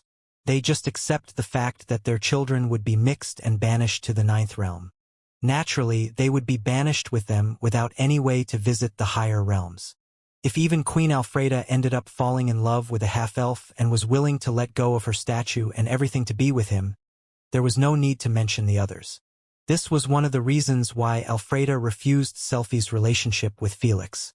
It was mostly racially empowered, but she also knew that Selfie wouldn't be approved as a legitimate queen by the rest of the pure-blooded races if she married a human. Although Selfie had the backing of Lady Yggdrasil and no one would take away her queen position regardless of what she did, Queen Alfreda didn't want her little sister to be hated across all 8 realms. Fortunately for her, Felix had no intentions of joining this racial mess in the first place. Sometime later, Felix went to a fancy restaurant that was built inside a breathtaking giant orange tree. He gave his name to the receptionist and was walked towards a private closed-off room. Without needing to knock, Malik opened the door for him and greeted with a beautiful smile. Nice to see you face to face, Sir Felix. I was close to forgetting your face. It's really been a while. Felix chuckled and gave her a quick hug. She wasn't the only one who hadn't seen Felix in the real world for a very long time. Felix! The moment Felix broke off his hug with Malik, Olivia jumped in his embrace like a little chipmunk, barely reaching his waist with their height difference. While Olivia's height remained stagnant, Felix kept getting taller each time he replaced his bloodline, pushing him to 2 meters. I missed you too. Felix patted Olivia's head with a happy smile. While she was hugging him, Felix looked around the room and saw Hina and a couple of nervous and excited lads. Thank you all for coming on a short notice, even without knowing why. Felix nodded in appreciation. A handsome young man with a long green hair answered with stars in his eyes. Anything for my lore? Cough, Sir Felix. The rest might not have answered in the same enthusiasm, but it was clear that all of them were fans of Felix. They agreed to come for free the moment they heard that they will get to meet with you. Malik chuckled. I appreciate that greatly. Felix replied with a pleased tone. Felix's presence within the Milky Way galaxy had already transcended godhood. Even many Origin bloodliners took him as their role model without caring about the age difference. I would rather not waste your time, so let's make this quick. Felix swiftly walked towards them and requested them to extend their hands. Albeit confused, they trusted that Felix wouldn't harm them. Felix held Hina's hand first and requested in his mind, Asna, you may start. Gimme a sec. Asna closed her eyes shut and started navigating Hina's Kraken's bloodline, searching for soul threads. Each time she found one, she pulls it inside Felix's body. In a few seconds at best, she was already done with Hina. Is he up yet? Felix inquired. No, keep going. Lady Sphinx answered. Felix dropped Hina's hand and went to the second one, doing the same thing. Sadly, the soul threads were still not enough to create Kraken's wisp of consciousness. Felix wished for the best and continued with the remaining bloodliners. Although everyone was confused, no one dared to speak and ask about Felix's motives. You can stop. I can feel his wisp of consciousness awakening. Lady Sphinx informed after Felix reached the last bloodliner. At last, Felix sighed in relief. He knew that if all soul threads of those Kraken's bloodliners weren't enough, he would be forced to cultivate a new bloodliner from the get-go. That would take forever. Thank you guys for coming. Malik will take care of you whether you decided to stay here until your visa expire or depart immediately. Felix gave them a head nod of approval and exited the room. Ali, I have some important matters to handle right now. I will be visiting your hotel room soon. Felix informed Olivia before entering the Void Realm. Okay. Olivia could only agree, still confused about this abnormal meeting. The rest of the bloodliners shared her feelings, having no clue what Felix just did to them. Ting, ting. Before they could discuss it, they heard their bank notification, making them glance at their screens. When they saw the amount wired to them, they completely forgot about Felix. 200 million SC. They all sucked a cold breath in agitation. They might be possessing a mythical bloodline worth tens of billions SC. But it didn't mean that they were rich enough to look at such a massive figure with disdain. Have fun. Malik held Olivia and Hina's arms and took them away. The rest could manage themselves as that amount was enough to buy them the most exclusive ride back home. As for Felix, he didn't go far after entering the Void Realm as he straightaway jumped inside his consciousness space to meet the Great Kraken. If he wasn't this rushed, he wouldn't have minded hanging for an hour or so with his fans. The moment Felix opened his eyes, he saw his tenants gathering around giant blue-skinned man, wearing a long robe that hid his arms and legs. His face was quite scary as he had many tentacles for a chin and only 2 nostrils instead of a nose, making him resemble Davy Jones from Pirates of the Caribbean movie. He was wearing a wide black and blue hat that was covering his scalp completely. Honestly, Felix didn't want to see underneath it as he spotted many smaller tentacles peeking once in a while. Although he looked like a hideous scary monster that would fright kids to death, he had a gentle expression as he spoke with Thor and the others. Felix, come greet Kraken, Jormungandr said. Without delay, Felix swiftly joined the group and bowed his head respectfully. Junior Felix greet the great Elder Kraken. So, you were the one going through all this trouble to awake me in the matter universe. Elder Kraken sized up Felix with a carefree expression. Yes. Felix nodded while his heart skipped a beat. He always gets slightly nervous when asked this question since he never knows how the primogenitors would react. I have to thank you then. Elder Kraken cracked a spooky but kind smile as he patted Felix in the head with a long tentacle, extending from his sleeve. Huh? Thank me? Felix raised an eyebrow in surprise as he had never gotten this reaction before. He has just told us that his biggest regret wasn't being able to leave a wisp of consciousness in the matter universe before visiting the spirit realm. Asna cleared Felix's confusion. I see. All of you did me a great favor. Elder Kraken sighed.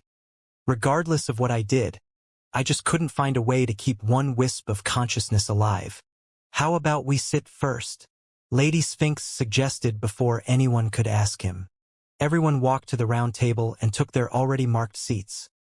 Even Candace sat with them since Ignore became the new maid after he was forced to leave his main consciousness inside Felix's mind. He was happy to serve these bunch of overreaching lords. My masters told me that you were the greatest soul researcher in the universe. Felix wondered. Even you haven't found a way to separate death from main consciousness to wisps? Felix already knew that when main consciousness truly dies, the rest of wisps follows it shortly even if they were at edges of the universe or in another dimension. Believe me, I have tried every single method. Elder Kraken shook his head. It was just impossible. Not anymore. Fenrir said expressionlessly, implying Felix's/Asna's method of reviving primogenitor's wisps of consciousness. Indeed, if only I found this method, my experience would have been different in the spirit realm. Elder Kraken nodded. Mind me asking how is it? Suddenly, Lord Cows's voice resounded in everyone's ears as he materialized above the table, startling everyone. Crash. He also has Lord Cows within him. Ignore was the most shocked as he dropped a bottle of wine, having his soul freeze immediately. Everyone ignored the mess he made and eyed Lord Cows with surprised looks. Lord Cows, we are honored to have you finally join us. Carbuncle dropped his joint as he greeted in a respectful manner. Even when Carbuncle was awakened, Lord Cows didn't bother to wake up his wisp of consciousness to greet him. It might be asleep, but everything was sent to his main consciousness, making him aware of what's going on at all time. Lord Cows nodded expressionlessly at Carbuncle before requesting politely to take a seat with them. Please, we always leave your seat open. Lady Sphinx extended her hand at an empty seat with Lord Cow's name engraved on it. Thank you. Lord Cows sat in it and eyed Elder Kraken with a face void of any features, making it almost impossible to read him through his dry tone. Knowing that Lord Cows didn't like wasting time over greetings and such, Elder Kraken answered him, I apologize, but I can't disclose verbally anything related to my stay in the spirit realm. Even you. Thor sighed in disappointment. Felix and Asna were also disappointed as they were longingly expecting to hear about their destined destination. Any kind of information would help them prepare for that mysterious but scary journey. Well, I'm forbidden from telling you about it. But there isn't any law that stops me from linking both of my consciousnesses to show you some of my memories there. Elder Kraken replied with a faint smile. You reached such a high level in your soul control? Lady Sphinx raised an eyebrow in surprise. Is it hard? Felix wondered. Hard? Linking your wisps with your main consciousness through dimensions isn't the same as doing it in the spirit realm. Lady Sphinx disclosed. Spirit realm might be in a different dimension, but it's considered as a completely separated plane from the matter universe even if it was mirroring it. Seeing that Felix, Candace, and Ignore were having difficulty understanding what she meant, Elder Kraken simplified it patiently. It's like linking your consciousness with another that's in a different universe. I can't even imagine it. Felix expressed with a stunned expression. He always knew that spirit realm could never compare to void realm, shadow realm, and such, but he had no idea that it was this isolated from the matter universe. This indicated that only Elder Kraken was capable of doing this. Without delay, Elder Kraken manifested a circular mirror in the center of the table. The moment it was turned on, Felix titled his head in confusion after seeing a greenish landscape that stretched to the horizon. There were many agricultural farms of different planted grains already grown tall enough to be harvested. Gentle breeze was passing by on those fields, making the plants flatter peacefully. The fields weren't deserted as there were many farm animals feasting on those plants in groups. Felix recognized some of them and was confused by others. Yet, what weirded him the most was the color of those animals as they had a unified white color from head to toe. Are we watching Elder's memories while he is still in the matter universe? Felix murmured. Elder Kraken heard him, making him emit an unusual-sounding chuckle that resembled slimy objects rubbing against each other. I had the same reaction when I first opened my eyes inside the spirit realm. Elder Kraken said, You're telling me this is part of the spirit realm? Felix was too shocked by the revelation. He didn't even bother to blink. His reaction was shared by everyone except of Lady Sphinx. "Isn't this a physical plane? How is that possible?" Thor remarked with an astounded expression. Even Lord Cowes was slightly taken back, as he had assumed that the spirit realm would be just a reflective plane of our universe while having the spirits roam inside of it. In fact, this was Lady Sphinx's own findings when she first unlocked her spiritual vision. She was the one sharing the information to her peers, making them have their first understanding of spirit realm. Unfortunately, ever since then, Lady Sphinx refused to share anything about it. "I can't say anything, so don't ask me and just keep watching," Elder Kraken mentioned. "My memories will explain it all." Just as he said, Elder Kraken in the screen started speaking with an intrigued tone. "Marvelous. Is this really a physical plane or just an illusion? The spirit's guardian's mental prowess is on par to that trickster without requiring mastery over illusion laws." Elder Kraken paused the screen and extended his hand, clearly allowing them to discuss and analyze his commentary. "It really makes sense if it's an illusion."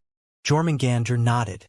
"But if the spirit realm is turned into a physical plane through illusion, why did Lady Sphinx see a mere reflection with spirits roaming around?" Carbuncle frowned. He wore his serious pants the moment the mirror appeared, since his precious wife was staying in the spirit realm. "Both versions can be right," Lord Cowes reasoned expressionlessly. "Lady Sphinx saw a reflection, since that's the true spirit realm. This physical plane should be occupying just a small part of the spirit realm." As expected of Lord Cowes, Elder Kraken confirmed his theory without saying much. Felix and the others also felt that his theory was the most plausible.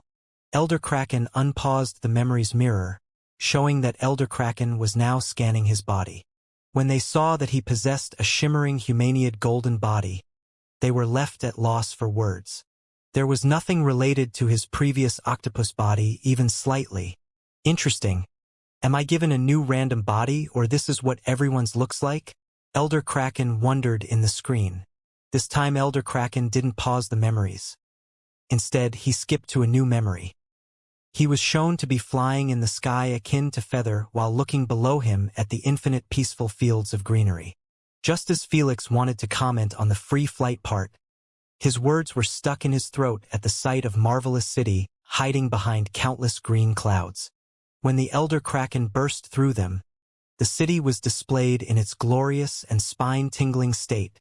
It was built atop gentle hills and was truly an architectural wonder. Its appearance was matched by the backdrop of ever-clear skies, which have helped the city seem like it was part of heaven. The skyline was overwhelmed with crystal towers, which were tall enough they pierced the clouds and remained hidden there. Felix wasn't even focusing on them, but on the countless humanoid spirits flying around the skyline and walking down the streets just like a normal city. Some were entering malls, some were seen sitting in cafes and restaurants, and some were even walking their pets. All of them shared the same humanoid height and shape as Elder Kraken, however. Their skins had different colors and contrasting levels of brilliance. Some had green skin and were shimmering brilliantly, while some had dark skin and were as dim as moonless night. "What is this?" Felix mumbled with widened eyes, seeming like someone suffering from a cultural shock. He wasn't the only one with such reaction, as the tenants all appeared quite startled by the magnificence of the city and its population.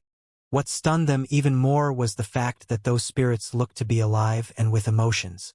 They might share the same shape and height, but all of them had different facial features, which were expressing varied emotions.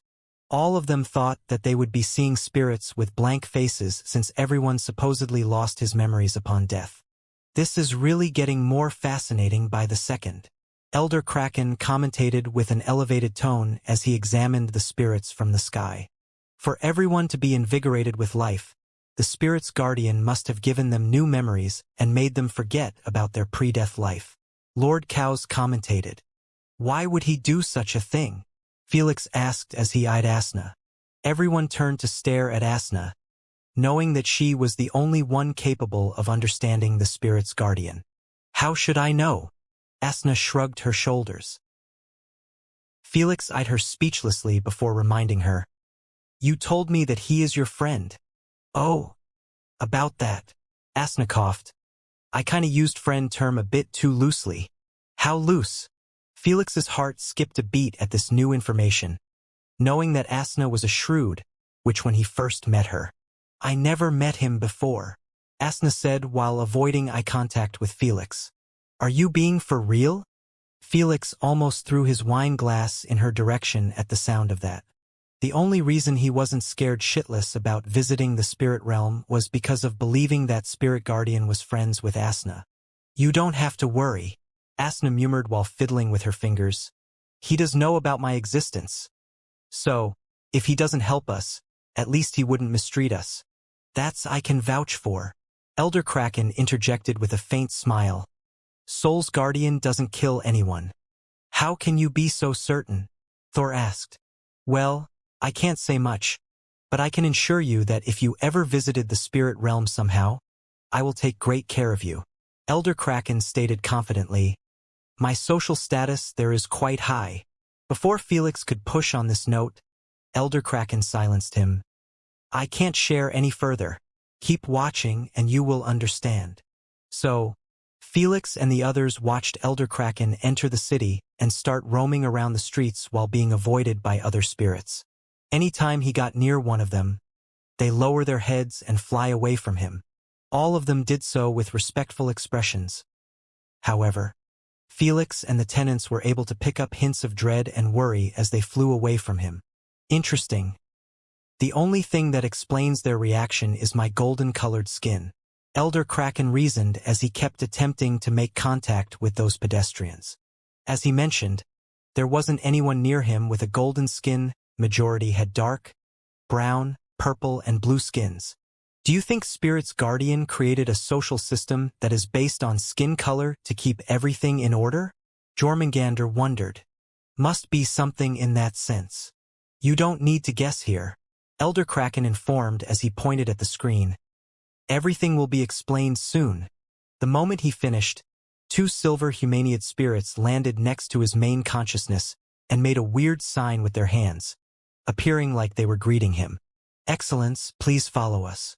One of the silver spirits uttered a weirdly sounding sentence that failed to register in Felix's mind. When he looked around him, he realized that everyone was in the same boat. Don't mind if I do. It looked Elder Kraken in the screen understood him as he flew behind him towards one of the tallest crystal towers. He asked me to follow him. Elder Kraken translated before adding, I will be translating everything since they are speaking the language of the dead. A language that can't be taught or understood unless one was a spirit. Everyone nodded in understanding and focused on the silver spirits, who were being avoided by everyone. In a few moments, they reached the crystal tower and went through the glass window akin to ghosts. Oh, we can switch between physical and spiritual state? Elder Kraken did the same with a curious expression. After going through the glass window, he saw that the floor was somewhat packed with spirits, who were sitting on chairs with blank expressions. They had some sort of helmet-like device on top of their heads and spiritual screens at the sides, showing millions of pictures being skipped rapidly. The silver spirits didn't state anything and led Elder Kraken to an empty chair. Excellence, please sit. One of them requested. Can I ask why? Elder Kraken inquired as eyed the helmet with a hint of concern. We will be providing you with information that explain the spirit realm and also a new personality that fit your soul status. The silver spirit answered composedly. A new personality? Elder Kraken frowned. No wonder they weren't freaked with me talking normally. Spirits must come here with just basic intelligence. What if I don't agree? Elder Kraken asked. The silver spirits looked at each other with a hint of confusion, seeming like they weren't used to having new spirits ask too many questions. It made sense that other spirits wouldn't create trouble since they would have no clue about themselves and would be forced to adhere to the spirit realm rules unlike Elder Kraken. Their reaction had alerted Elder Kraken, making him add with a faint smile, I was just joking. Without hesitation, he sat on the chair and placed the helmet on his head. He didn't want to risk alarming the higher-ups, knowing that if they found out about his memories being intact, they wouldn't hesitate to banish him outside this heavenly plane. As expected, The Silver Spirit's expressions returned to normal after they saw that Elder Kraken was adhering by the rules. "We will be feeding you all the information first about the spirit realm," the Silver Spirit said as he pressed on a button on the white helmet. In a few moments, the helmet was removed from Elder Kraken's head. "So, that's how it works." After the information was transferred, he was left with a look filled with disbelief and amazement. This was the look of someone who dedicated his entire life to study souls and spirits finally see the entire truth. "So, I was a mere wanderer spirit in this infinite realm before I got fetched by Soul's guardians Sharons. How long was I wandering before I was found? Why don't I have memory of it?" Upon hearing his thoughts, Felix felt goosebumps in his skin. Just like the rest, he assumed that Elder Kraken was transported straight towards the heavenly plane since that was the first memory he possessed after unlocking his eyes. But only now did he truly understand that Elder Kraken's spirit remained wandering in the infinite empty spirit realm without a single thought or idea about himself. Even his stored memories in his soul didn't help him realize his situation. It was like his consciousness was shut down. "Because of my golden soul and its shimmering light, I was easily located by the Soul's guardians Sharons and boarded their ferries to the heavenly plane." Elder Kraken felt chills course on his spine. "If it wasn't for this, I would have been wandering for eternity as a lost spirit without a single clue." This scared Elder Kraken more than his suicide since it meant that he would have died for absolutely no reason. Honestly, even if he knew this before, he would have still done it, taking the risk for knowledge. "No wonder everyone respects and avoid me. My soul is of the highest grade in the entire spirit realm for an outsider, giving me power over any soul below me," Elder Kraken thought. Based on the spirit realm system, the spirit's colors and brightness were defined by three major pillars. Soul's strength and achievements in the living plane define the color. Achievements implied the beneficial deeds done in one's life from birth to death. In the case of Elder Kraken, an unfathomable number of intelligent and non-intelligent marine races were born because of him. He was like the Genghis Khan of the marine universe as his bloodline and DNA was in high percentage of water races.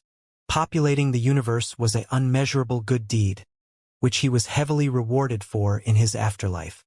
The best part? A portion of all the beneficial good deeds to the universe done by his descendants were rewarded to him even in the afterlife. This was huge since the skin colors weren't fixed forever but could be improved even within the spirit realm based on one's actions here and his descendants in the living plane. Elder Kraken also had a considerable role in the development of the souls with his obsessive research. This counted as a bonus point to him. The spirit's colors were separated into this order: dark indigo, blue, green, yellow, orange, red, silver, gold. As for white, it was used only on non-intelligent life forms. As for the soul's brightness, in the eyes of Elder Kraken it was just as important as colors. That's because the Sharon fairies always travel towards the spirit, who shimmer the most brilliantly, and pick him up ahead of everyone. Even if a Sharon fairy passed by millions of other spirits in its path, it would ignore them all and prioritize that brilliant spirit. Naturally, that's only if the color of the soul was lower in status compared to it. The source of soul brilliance was none other than morality. It didn't matter if one was commoner at the bottom of the pyramid or an emperor at the very top. His morality defies whether he would be picked faster and live in the heavenly plane or be left to wander for eternity until the day his turn arrives. Morality simply implied to live upright and dignified life, where you harm no one without a valid reason. This ensured that true criminals and the scum of the universe wouldn't be picked beforehand others, who were honest and good people. When those three pillars were together, it gave birth to a system that allowed to prioritize only the best of the best from the living plane. In other words, if one lived his life without harming anyone including himself but had absolutely no merits, achievements, or legacy behind, he would be shimmering brilliantly but in dark color. If one had insane achievements but was an absolute menace, he would possess a high-quality color but be as dim as the night. I was fortunate that I had too many good-natured descendants, which helped balance my brightness, Elder Kraken stated while sighing in relief. With all the heinous experiments I did to push my soul's research, I would have never been found. I never thought that Spirit's Guardian would have such a concept to filter the spirits. Felix expressed. It's more detailed than this, but I can't show everything. Elder Kraken said with a solemn tone. The Spirit's Guardian might be able to find out about my transgression if I went too far. The moment Elder Kraken unpaused the memory's mirror, the Silver Spirit disclosed calmly. As an esteemed Golden Spirit, you are allowed to pick memories that would define your personality. We can refine a new custom personality based on your preference. The spiritual screen next to Elder Kraken started showing thousands upon thousands of personalities. Some personalities were more ambitious and driven to succeed, while some merely desired to chill and avoid worldly matters. Some were more tuned to music and some were more tuned to sports. Whatever it was, there wasn't a single personality that was evil or just negative in general. Since no one remembered his time in the living plane, it wouldn't matter much what personality one gets. It was like everyone in the heavenly plane get a fresh start with a wholly different life. However, being given the choice to choose or even customize a personality was a great bonus. Elder Kraken took advantage of it to shape up his personality to resemble his greatly, and then handed his final version to the Silver Spirits. He didn't want a different personality since it would conflict with his own. Are you sure? Silver Spirit asked for a confirmation after reading his weird, customized personality. Because he had no clue about Elder Kraken's life in the living plane, it did not alarm him. Positive. Elder Kraken nodded. Upon receiving his confirmation, the Silver Spirits shrugged his shoulders and pressed on the button again. This time, Elder Kraken's face went blank as his brain started accepting new memories that gave him a name, a gender, a purpose, specific emotions, worldviews, and the list goes on and on.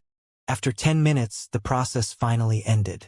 Elder Kraken's blank expression was replaced by throbbing pain in his head, forcing him to press his temples tightly. His reaction baffled the Silver Spirits as it was a first. Shit, all the old and new memories are jumbled together. This was causing Elder Kraken's headache. Although he chose a persona almost identical to his own, he still struggled with the insane amount of new memories mixing with his old ones. Based on the happy expressions of other spirits near him after being given new personalities, it was clear his situation was unique. To avoid drawing any suspicion on him, Elder Kraken cracked a smile as well and stopped holding his head. Are you fine? Never better. The Silver Spirits kept scanning him for a few seconds before dropping their suspicion, knowing that they had plenty of other spirits to guide. With your soul status, you are allowed to own a mansion in the city or build one anywhere in the heavenly plane. You are also allowed to possess a maximum of 30 spirits as servants. Silver Spirit added, the rest of the rules and society etiquette are within the intel package. You are free to leave. Without delay, the Silver Spirits took off outside the Crystal Tower, not caring any more about Elder Kraken. At least I got everything I need to know about the spirit realm. Elder Kraken thought to himself while struggling through the irritating headache. The memory was skipped entirely and was now showing Elder Kraken sitting on a bed with silk cover sheets and 3 Humaniad red women sleeping around him. Their skins might be different, but they still had every other organ, including genitals. Even spirits are getting laid before me. Felix murmured, making Asna give him a scolding look. We might be spirits, but our society doesn't differ much from the living plane. Elder Kraken said. Just like he was proving his points, Elder Kraken in the screen went to clean his teeth and then exited his penthouse through a glass window while carrying a briefcase. He flew through the clouds, climbing higher and higher until he reached the top of a crystal tower. Then, he went inside and sat on a desk inside an office. Don't tell me you have a salaryman job? Thor remarked with a speechless tone. That's the job I choose to have in my personality. Elder Kraken confirmed. It's the best job for me since it provides me with a path towards joining the government. Why didn't you choose to be part of the government from the start? The real question is, what government are you talking about? Elder Kraken pointed at the screen, making them understand that he couldn't answer such sensitive questions. It might seem like Elder Kraken was sharing bits here and there, but he always made sure that the intel he provided wasn't directly related to the spirit realm. Elder Kraken helped them understand by speeding the memories, showing them years and years of effort before finally being able to apply to join the government. From the following memories, they realized that the government was an entity under the direct rulership of the spirit's guardian. It allowed only gold and silver spirits to apply to join it. What are those? Felix was startled to see new unique entities that didn't share the same mold as the spirits. They resembled Japanese demons with peculiar features and bodies. Unlike the spirits, their skins didn't have one color. Elder Kraken might not have answered, but Felix soon realized that their status was immensely higher than even Elder Kraken and other gold spirits. We will be accepting only 3 golden spirits and 1 silver spirit in this hiring round. A hideous monster with giant teeth protruding from his lips remarked indifferently. He was wearing a formal suit while standing on a high platform. He was addressing Elder Kraken and hundreds of other applicants, who were standing in different lines. None of them seemed to dare lift their heads and look at him directly. How are there so many golden spirits? Candace titled her head in confusion. Felix was also taken aback by their numbers since he thought that it would be extremely rare for anyone to match Elder Kraken's achievements. The spirit realm has been existing even before Primogenitor's birth. Lord Cows spoke. No one dies there since it's the last resting place of the dead. Lord Cows didn't need to say more for Candace to understand his point. When it was possible for spirits to upgrade their ranking color with their hard work inside the spirit realm as well as their descendants on the living plane, it was possible for many silver spirits or even red spirits to reach gold color with enough time passing. In addition, the golden color was the highest grade rewarded for achievements and soul strength. So, even if Elder Kraken's achievements exceeded the requirement of golden color, he wouldn't be getting anything higher than it. Let's begin your first test. The hideous supervisor disclosed as he extended his palm towards a spiritual gate. It resembled a teleportation portal. From Elder Kraken's and everyone's excited expression, something was of great importance must be lying behind that portal. Unfortunately, just as Elder Kraken was about to enter it, the memory screen was closed shut. Sorry everyone, but it's too risky to show you more than this, Elder Kraken stated. Spirit's guardian is like an omnipotent god when it's related to spirit matters. He might be spying on us at this very moment through my own consciousness link without my knowledge. Felix couldn't help but gulp a mouthful at the sound of that. Every time he heard about Unigens, they always scare the shit out of him. Yet, when he turned to stare at Asna's lazy expression, his fear, reverence, and respect washed away.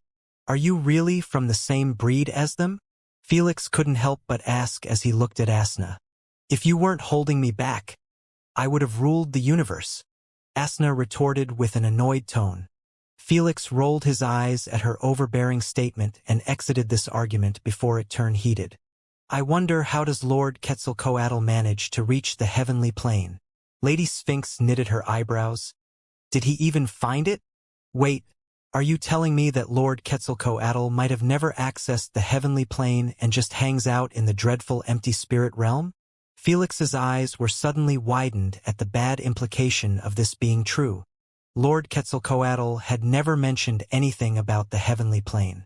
He merely told them that he hijacked a spirit of a newly dead person to enter the spirit realm. Then, he stole spirits from it and revived them. This could be happening to spirits in the heavenly plane or just the lost spirits. If he has never found the heavenly plane, doesn't that mean your ticket is quite useless? Candace mentioned. Not completely useless, Lady Sphinx said. He still can reach the heavenly plane if the Sharon fairies picked up the spirit they hijacked. Based on what we heard, that could take forever. Felix sighed. I doubt Lord Quetzalcoatl will approve of that. Felix knew that lost spirits had their consciousness turned off, saving them from the torture of wandering through nothingness for eternity. But in their case, they would be there to feel everything. Lord Quetzalcoatl merely promised them a visit, not a jail sentence. Now that we know on our own, we have to ask him, Felix said with a serious tone. Lord Quetzalcoatl might have kept the information to himself to not piss off Spirit's guardian even more. But there was nothing wrong in having a discussion with two knowing parties. Looks like I am missing a lot. Elder Kraken smiled with an intrigued expression as he listened to their discussion. Please pardon us. We have yet to update you. Without delay, Lady Sphinx showed him a summarized version of all important events that happened to Felix, from his rebirth with Asna to the reason they awakened him in the first place. With Elder Kraken's mental fortitude, he absorbed all the information in a few seconds at best like a sponge. You have been living a very, very interesting life, Elder Kraken remarked with a fascinated tone as he eyed Felix. Clearly not as interesting as yours. Felix chuckled. The fact that Elder Kraken was mingling in the spirit realm, knowing full well that it was the afterlife, nothing would beat his experience. Especially when other spirits had not a single clue that they were dead and living in the spirit realm. After all, there couldn't be a concept of afterlife if they had no idea about their previous life in the first place. If you reached such a conclusion from what you have seen, then you will really be blown away by the real life there, Elder Kraken stated. At this point, you are just teasing us, Thor remarked with a bitter smile. Haha. Excuse me. When Lord Cows realized that Elder Kraken was done sharing about the spirit realm, he looked at everyone expressionlessly and said, "Thank you for your hospitality and information." Without waiting for them to reply, Lord Cows broke into a gray fog and fell back into the consciousness ocean. After he left, the conversation pivoted back to Lord Quetzalcoatl's situation. Who will ask him? Thor asked. I will handle it, Lady Sphinx stated calmly. It was of great importance to see Lord Quetzalcoatl's true destination as soon as possible. So, if what they feared became a reality, they would search for other methods to visit the heavenly plane. A couple of hours later, Felix could be seen standing in front of a mirror without cloths on. He was checking the newly added blue inscriptions on his body with a wide, happy smile. After Elder Kraken knew that he desired his water manipulation, he didn't hesitate to bestow it to him. He told him that it was his repayment for waking up his wisp of consciousness. Since his life was centered in the spirit realm now, his water manipulation was useless. The only reason he didn't bestow it beforehand wasn't because of the primogenitor's pact, but simply because he believed that there was a tiny chance he might take it with him upon death. Now, I can go all out in my water abilities instead of being confined to those abilities, Felix remarked as he manifested a sphere of water on top of his palm. Water's entire advantage was its flexibility. Yet, those abilities were rigid, making him unable to use them in most scenarios. Since he already mastered third stage of manipulation of his previous 3 elements, he didn't need to seal any element and start right away with his training. One of my priorities now is master the best of internal and external abilities. Felix knew that this shouldn't take much of his time as his experience with 3 elements made him somewhat of a master. Though increasing his external manipulation was going to be a pain in the ass. So, he intended to ignore it for now until the dragon's sacred grounds open again and grind it with the rest of his manipulations and other advanced abilities. Master, did you manage to reach Lord Quetzalcoatl? Felix inquired as he wore his clothes. No, Lady Sphinx shook her head. He went off the grid again.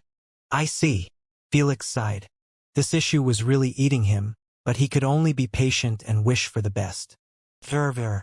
Felix picked up the call after seeing that it was from Olivia.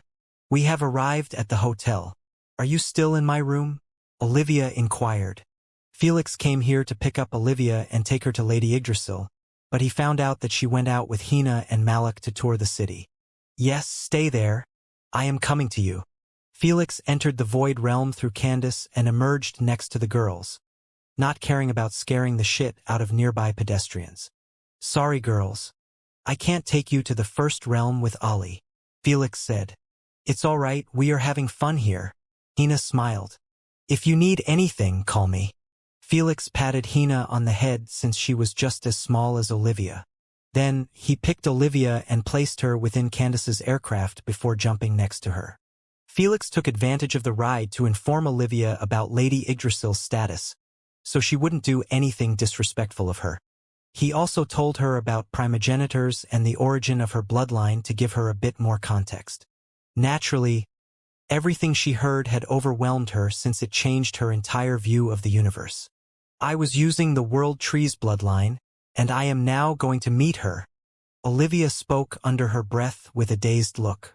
Just be yourself, and if everything went well, she might allow you to push to 99% in your integration and get her ultimate ability. Felix said with a serious tone. Hopefully, give you a runic seed as well.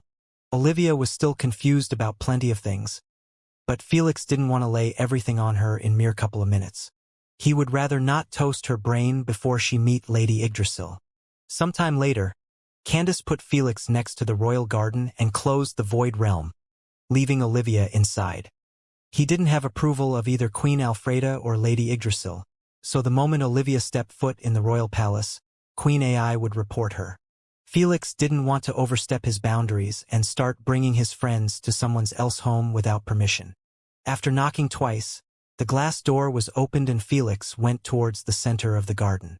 As he expected, Lady Yggdrasil was sitting under that breathtaking tree as always. Elder, I have brought you the girl I told you about, Felix disclosed as he bowed respectfully. You can leave her here, Lady Yggdrasil permitted without lifting her head. All right, Felix requested Candace to drop off Olivia next to him. The moment Olivia noticed Lady Yggdrasil, her heart started beating faster and faster in agitation and nervousness. After sensing her emotional instability, Lady Yggdrasil lifted her head and smiled kindly. You don't need to be nervous, my child. I just want to talk. Immediately after hearing her soft-spoken kind words, Olivia's heartbeats started returning to normal. Lady Yggdrasil could be considered as a goddess entity, but she really gave out a kind elderly vibe, which made anyone next to her feel at ease. I will leave you to it, and thank you, Elder, for the opportunity. Felix bowed one last time and left the royal garden. Felix! After he left, Olivia felt like she was out of her comfort zone. However, when she recalled the importance of this opportunity for her future, she hardened her heart and mind. Then, she lifted her head and finally greeted Lady Yggdrasil with a respectful tone. Olivia Maxwell greets the world tree goddess. Haha, how cute. Come, sit next to me. Lady Yggdrasil patted the grass near her with an easygoing expression. Olivia did as she was told, even though she was still a bit nervous. Who could blame her? A few minutes ago, she didn't even know of the existence of godly beings as the primogenitors. Now she was sitting next to one. Tea. Thank you. Olivia accepted the teacup and remained quiet, having no clue what to say. So, tell me about yourself. Lady Yggdrasil smiled. Why does this look like an interview? Felix thought speechlessly as he watched them from Candace's consciousness link with the others. Although he was asked to leave them alone, he was still somewhat worried about Olivia, making him unable to sit still. Thankfully, he had other partners in crime who were just as interested as him in their discussion. Do you think she will pick her? Asna inquired. Based on Olivia's pushover personality, doubtful. Candace shook her head. Have some faith. Felix retorted. Olivia have really changed. Olivia had truly gone through too many experiences in the past years that forced her to mature and become less of a pushover. If it were the old Olivia, she wouldn't have even dared to come here and seek a way to improve herself. I am Felix's cousin and a member of the Earthling T. That's not what I meant. Lady Yggdrasil interrupted before asking again with a faint smile. Tell me about yourself. I. Clearly, this question had stumped Olivia as she had no idea what Lady Yggdrasil wanted to know from her. Olivia knew that she couldn't be wasting Lady Yggdrasil's precious time. So, she started getting antsy with each second going by without managing to say a single word. She already fumbled the bag. Candace said, Come on, Ollie. Just be honest about yourself. Felix murmured. Just like Olivia had heard him, she tightened her fists and confessed. I have been always a pushover, who can't say no to no one. I disliked that about myself greatly, and Felix helped me find my inner resolve to stand for myself. I thought that when I become as hardened as him, I will finally be able to walk in the same lane without making him worry about me. Olivia bit her lower lip with a wistful look. But it was already too late, as Felix had flown too high for me. Each time I see him on the screen, he would have reached a new height while I am still stuck at the same place. Olivia smiled bitterly. I just want to catch up to his shadow, so we can hang out again. That's why I didn't hesitate to accept this opportunity even though I have no idea what it is. My child, I am sorry to break it out to you, but even if you receive 10 opportunities like this, you will still not be able to catch up to that little brat. Lady Yggdrasil shook her head as she patted Olivia. Really? Olivia looked quite heartbroken to hear so. Your cousin is treading on a singular path fraught with unspeakable dangers, forcing him to always seek methods to get himself stronger. Lady Yggdrasil shared, I doubt even my daughter will be able to keep up with his progress in the upcoming centuries. So, my advice for you to focus on bettering yourself and stop obsessing over catching up to him. You will merely end up burning yourself in the process without any results. Olivia lowered her head, hiding her reddened eyes. If she had heard this from anyone else, she would have brushed it over. But when it came from Lady Yggdrasil, it was hard to look the other side. When Felix saw Olivia like this, his heart grew heavy. He could see that his insane progress was killing Olivia as she considered him as her real brother. Instead of saying anything about it, she kept it to herself and tried her best to seek ways to catch up to him. Unfortunately, there weren't plenty of opportunities for humans without proper guidance from beings such as primogenitors. Although Felix felt bad for Olivia, he had no intentions of slowing down his speed of progress. As Lady Yggdrasil said, his path was fraught of dangers, and the moment he let himself go, it would be over for him. Lift your head up, my child. Lady Yggdrasil smiled. You might not be able to catch up to him, but with my help, you can leave your own mark in the universe and be proud of it. Really? Olivia's face lit up a bit after hearing so. It would be hard for her to completely give up on following Felix's tale, but if she could at least earn his respect, she would be immensely happy about it. We will see if you have what it takes. Lady Yggdrasil lifted her book and opened it again. Then, she called calmly, Little brat, come out and take your cousin away.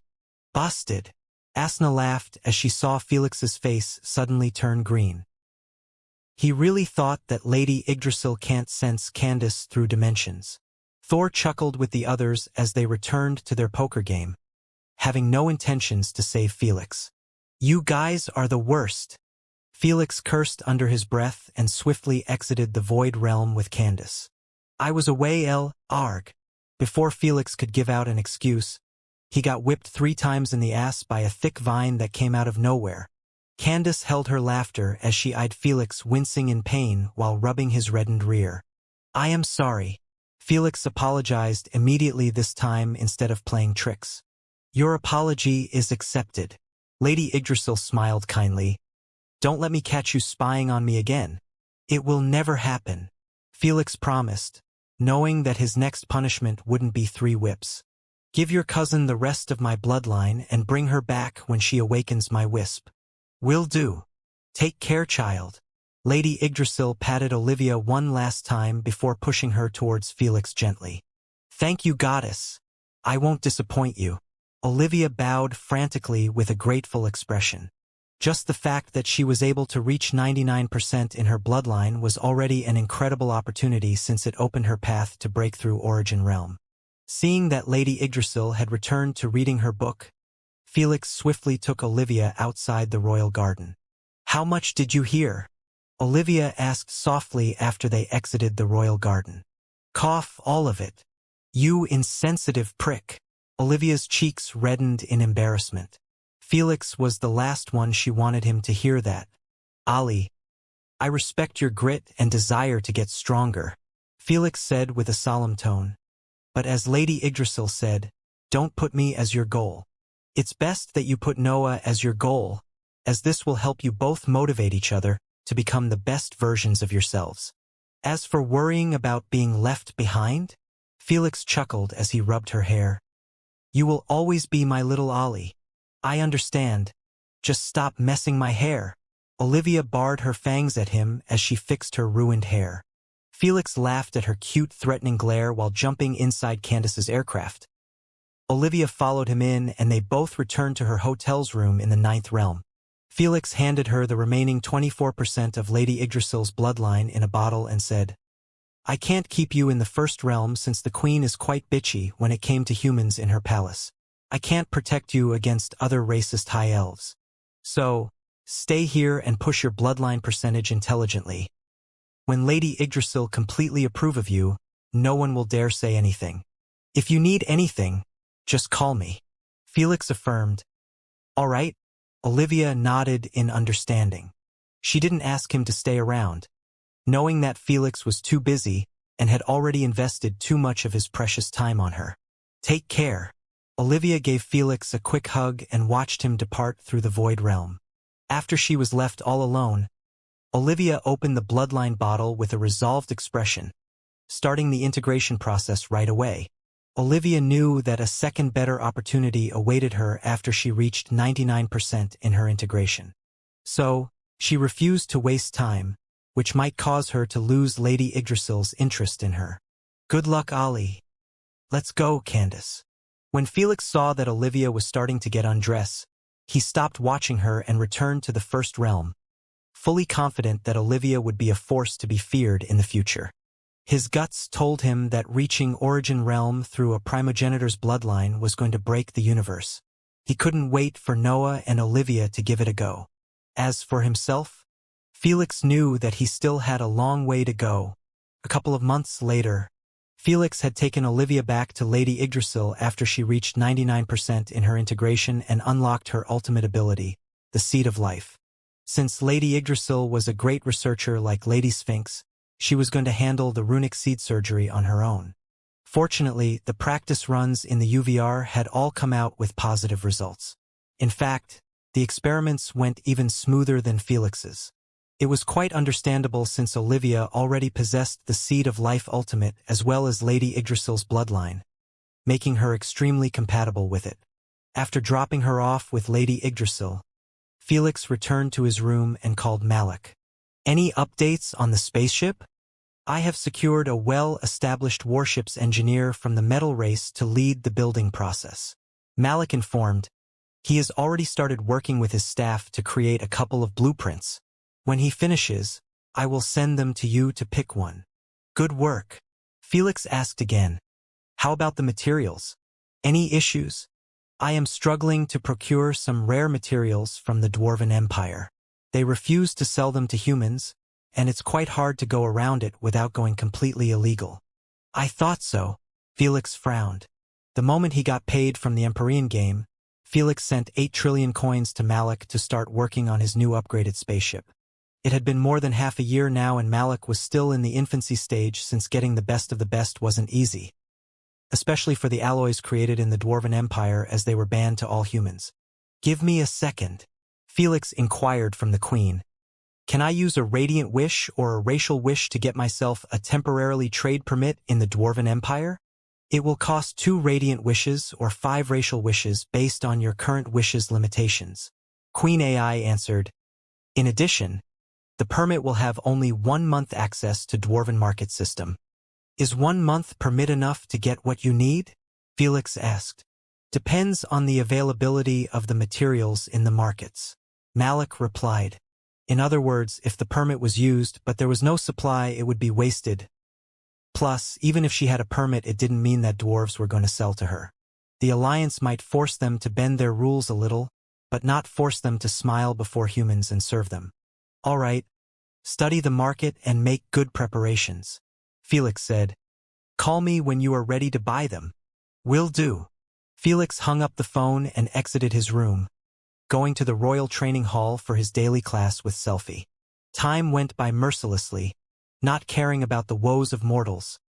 Before anyone could come to their senses, 5 years had gone by. Felix had spent those 5 years in a rigid daily routine. He always woke up at dawn and started his day with 2 hours of potion concoction practice. It might not be a lot, but his consistent efforts stacked up each day and this helped him master 3 more rank 5 potions. He was only 2 potions away from fulfilling his promise with Lady Sphinx. She told him that she would teach him how to create his own recipes, which transcend rank 5 potions if he mastered 10 of them.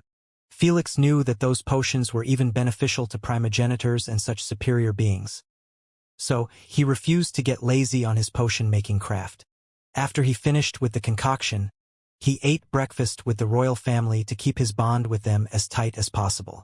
In fact, he had already succeeded in that, as even Queen Alfreda wasn't giving him as much shit as before. It was quite normal, as 5 years of having him hang around her was bound to change her opinion of him, if not slightly. As for the rest of the royal family, Felix had already won them all, as they started to consider him as one of the family. When Felix was done with his breakfast, he spent almost half of his day on his runic studies. He was going this hard on himself because he understood that he wasn't going to stay always in the elvish realms. So, he needed to get as much knowledge as possible from Selphie before he departs. Plus, he was eager to start learning either space or time spells. He was getting closer than ever, as with his extreme hard work, his amazing teacher, and great talent in sensing elemental particles, Felix had already mastered a few omnipotent sand spells. To reach such a height in merely 5 years was extraordinary and would make even Selphie's cousins drop their jaws in disbelief. Unfortunately, no one knew yet that Felix could harness runes as well besides Queen Alfreda. Even when Felix took part in a couple Empyrean and racial games, he still refused to use his sand spells. That's because Felix was able to win those games with just his other strengths. He would rather not expose more than he should. Right now, Felix was ranked in the top 270 in the Empyrean rank, as he had played 1 game each year. He always chose a game closest to his rank and strength. After 5 continuous victories, he was rewarded with 25 prize chests. The insane amount of game points he found inside of them had helped him pay his debt. He was saving the rest of the game points to secure one of the legendary's artifacts, as they weren't looking too impossible to obtain with this new win streak system. On the other hand, he played racial games on monthly basis with his team, helping him earn an mouth-watering amount of SG points for his race. Naturally, Felix's team didn't go undefeated, since the game's designs sometimes screw him over when it required more than one person to finish the job. Since Felix's teammates were mere spectators, he could only take the L in those games against his will. Still, his team had a win rate of 98% in almost 80 games more or less, which was a remarkable achievement when considering that Felix was soloing those teams. With this kind of win rate, the Earthling team had already made it to the top 15 strongest teams in the universe. Felix would have climbed even higher if he didn't need to babysit his teammates, since most Empyrean players in those teams were in the top 200 to 300. Only the best 10 teams had top 100 Empyrean players amidst them. Regardless, Felix's efforts were celebrated throughout the Milky Way galaxy, since he helped push the human race to rank 25. He did this while there was still 3 years to spare before the Great Reset, which made everyone hopeful that he could push the race rank a couple more. But Felix didn't see it this way. His team ranked in top 15 from 100. This meant that his next opponents would be from the top 10. He refused to deal with them alone when he still hadn't even reached top 100 in Empyrean rank. So, he decided to retire from racial games platform in this cycle, planning to come back only if their race rank fell below top 25. At the moment, Felix could be seen sitting next to Olivia while listening to another lesson about runic techniques. "Are you getting any of this?" Felix inquired as he glanced at Olivia. "Not all of it, but it's better than the Magic Academy's professor's explanations," Olivia answered happily. For the past 5 years, Olivia had also started to shine just as brilliantly as Noah. It was for none other than the fact that she was considered as the first human to start using spells.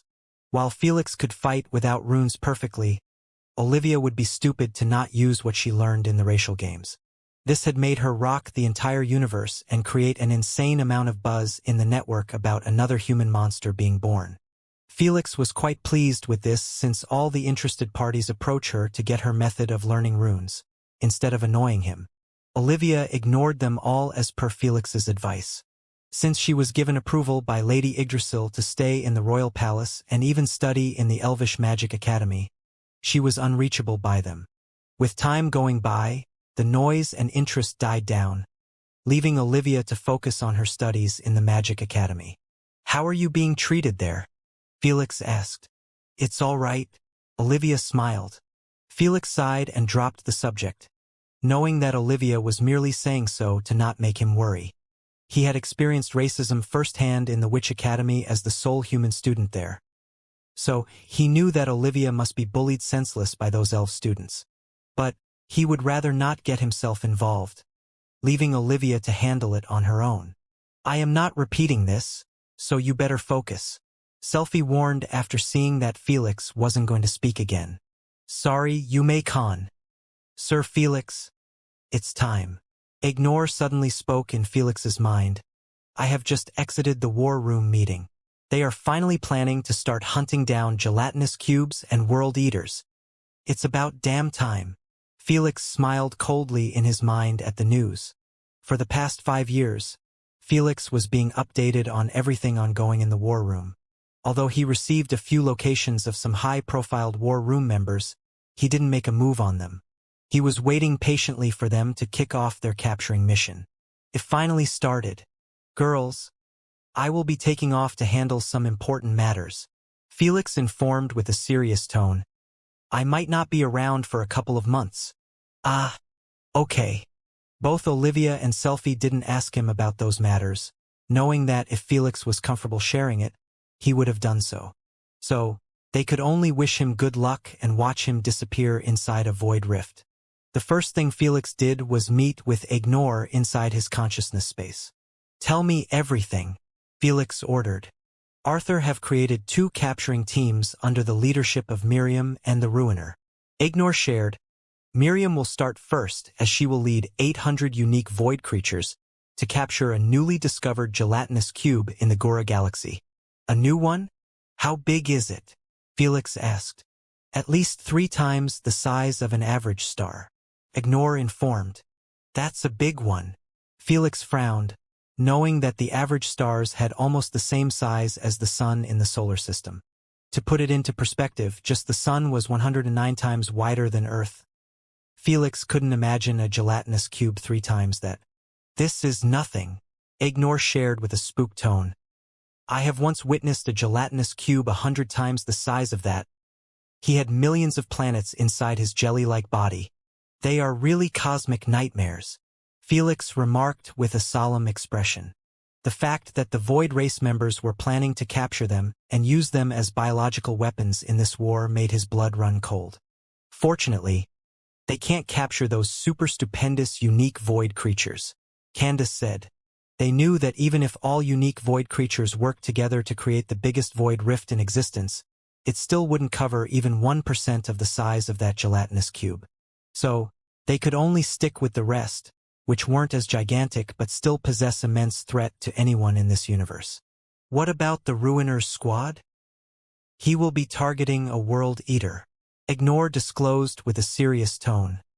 You might know it. It's the infamous one in Scaria Galaxy. That one? Aren't they too daring? Felix was startled. He knew that symbiote as it was one of the most popular ones in the universe. That's because it was caught in a gravitational field of a small stellar black hole and was struggling to escape from it ever since. No one knew exactly how long was that symbiote stuck there, but its situation had been turned into a tourism opportunity. It allowed tourists to see one of the scariest apocalyptic creatures in the universe in a hopeless situation, which wasn't a common occurrence. So, Felix understood that there would be plenty of eyes on that symbiote, making it extremely risky for the Void race to attempt and capture it in front of them. Unless, Felix raised an eyebrow in surprise as he shared, Arthur uses his authority to close off the tourism site. Exactly. Ignore confirmed it. Felix knew that Scaria Galaxy was being inhabited exclusively by Sage race. As the king, Arthur clearly had authority to shut down the tourism site around the symbiote until they finish with their mission. Wouldn't that raise some suspicion on him, though? Asna inquired. No one was dumb enough to believe that it was just a coincidence. Arthur already planned a way to avoid that, Ignore mentioned. He is going to raid the tourists with pirates and slaughter them all. Then, he will declare the area as closed off for tourism for a few months until those pirates are caught. If the symbiote disappeared then, no one will link him with the incident. Smart, Felix agreed. Not even the most intelligent person would believe that Arthur had a hand in this since his Void identity was well kept. Sages didn't possess any scroll or technology to get them rid of that symbiote. If not, they would have done so immediately since the symbiote was considered as an active danger in their galaxy. For now, we have decided to start with the gelatinous cube. Ignore informed, the journey will start in 7 days. Miriam and her team will group up near their target. Good. This gives me a head start to arrive there faster than them and prepare for my move. Felix smiled coldly. Can I come too? Ignore requested with a hopeful tone. Sure. But tell them that you are traveling with me towards the Witch Empire or something. Felix said, this will help raise your value in the war room as everyone will believe that you have finally earned a place in my inner circle. Most importantly, it will give you a reason to leave Furland. It had been 5 years now and Felix was helping Ignore with bits of fake knowledge about himself so he wouldn't lose his statue in the war room, especially when it had expanded immensely with other authoritative unique void creatures. Are we departing now? Yes. Felix narrowed his eyes. It's time to take control. After 1 long month of non-stop traveling, Felix, Ignore, and Candace had finally arrived at coordinates of the gelatinous cube. Although they were staying at a far distance from it, Felix couldn't help but feel awed and rattled by the appearance of such magnificent monstrosity. It was a perfectly symmetrical cosmic cube made out of pinkish jelly substance. It didn't have any facial features or anything that could suggest that it was a life form. Although its appearance resembled a cute cubic marshmallow, Felix couldn't help but feel chills running down his spine at the sight of countless planets, moons, and even some unique non-intelligent cosmic creatures being stuck inside its body. How many people do you think are there? Esna wondered. Who knows? But it has to be an unfathomable number. Felix replied with a solemn tone. He knew that gelatinous cubes were considered even more dangerous than gluttonous world eaters. That's because symbiotes at least end up exploding after absorbing more energy than their bodies could handle. On the other hand, gelatinous cubes ate only things that were emitting a source of life. Instead of slowly digesting the planets and anything inside of it, the gelatinous cube put all life forms within it into an eternal slumber. Then it feed on their dreams, hence the name the dreamer. Unlike symbiotes, it never let go of its prey as its jelly-like substance provided its food with immortality. It was like deep freezing someone but at the same time keeping their hearts and brains active. Naturally, such a miraculous substance was sought for by almost everyone. Unfortunately, nothing could harm gelatinous cubes besides similar monsters. As for nukes and other mass-destructive weapons, they always fail to make contact as it was believed to be covered by a permanent invisible telekinesis shield. It was tough enough to block anything hundreds of kilometers away from its body. They even tested harming it from the inside by putting a shitload of mass destruction bombs in planets and moons targeted by them. Too bad. Their attempt failed as the instant those cosmic bodies get devoured, they lose out signal with the outside. It was like entering another dimension. Do you think that Nemo can control it? Esna wondered. I don't know. Felix frowned. It's far too big, and it's risky to get close to it. Felix knew that Nemo had to be in the same dimension as the void creatures to control them. He honestly was too scared to get close to this gelatinous cubes that was 3 times the size of the sun. It's best to wait until the others put it in void realm, Felix said. We can then make a move on all of them simultaneously. Without further ado, Felix brought out his dark deviant spaceship and entered it with his companions. Then, he put a reasonable distance from the gelatinous cube and activated the spaceship's amazing anti-surveillance system. This way, it would be extremely difficult for him to get found out. For the next couple of days, Felix kept his eyes glued to the window that was facing the gelatinous cube. It might be impossible to see anyone near it, but he was being updated by Ignore on the situation. He was doing so through one of Miriam's teammates' stream in the war room. Don't you think that the stream will expose you? Esna frowned. Not if we made our move in the void realm. Felix narrowed his eyes. We will have a small window to enslave everyone before they emerge back to the matter universe. That will be hard. I never said it's going to be easy. Felix understood that enslaving hundreds of unique void creatures in a small period was the easy part. Making them not expose anything after was the difficult part. After all, He would be required to convince everyone to turn to his side, while at the same time making sure that Arthur and the rest of the war room stay ignorant about such a mass betrayal. If his situation was picked up by Arthur, his whole plan would fall apart instantly. Miriam has arrived. Ignore disclosed calmly. It's time. Felix dropped those thoughts and prepared to make his move with Nimmo. Miriam, are you ready? Arthur inquired as he watched Miriam hovering in front of an army of unique void creatures. Some took their monstrous void appearances while others retained their disguises, ranging from pandians, dragons, vampires, werewolves, and the list goes on. If someone looked at them, he would be left at loss for words at how uncanny this scene appeared. We are still missing some, Miriam shared with a charming smile. But we can begin manifesting the void rift. Good. Start as quick as possible. Arthur stressed. We might need your team's help in taking down the World Eater. All right. Miriam sent a telepathic message to her teammates. Act as we practiced. Everyone nodded in understanding and jumped inside the void realm after her. Only one vampire was left behind as he was the one responsible over the stream. It might not be noticeable, but he wasn't the AP bracelet to record what's going on. He was using another recording device that resembled a video camera. He was forced to go with this device since he couldn't have Queen AI connect him directly with this mission.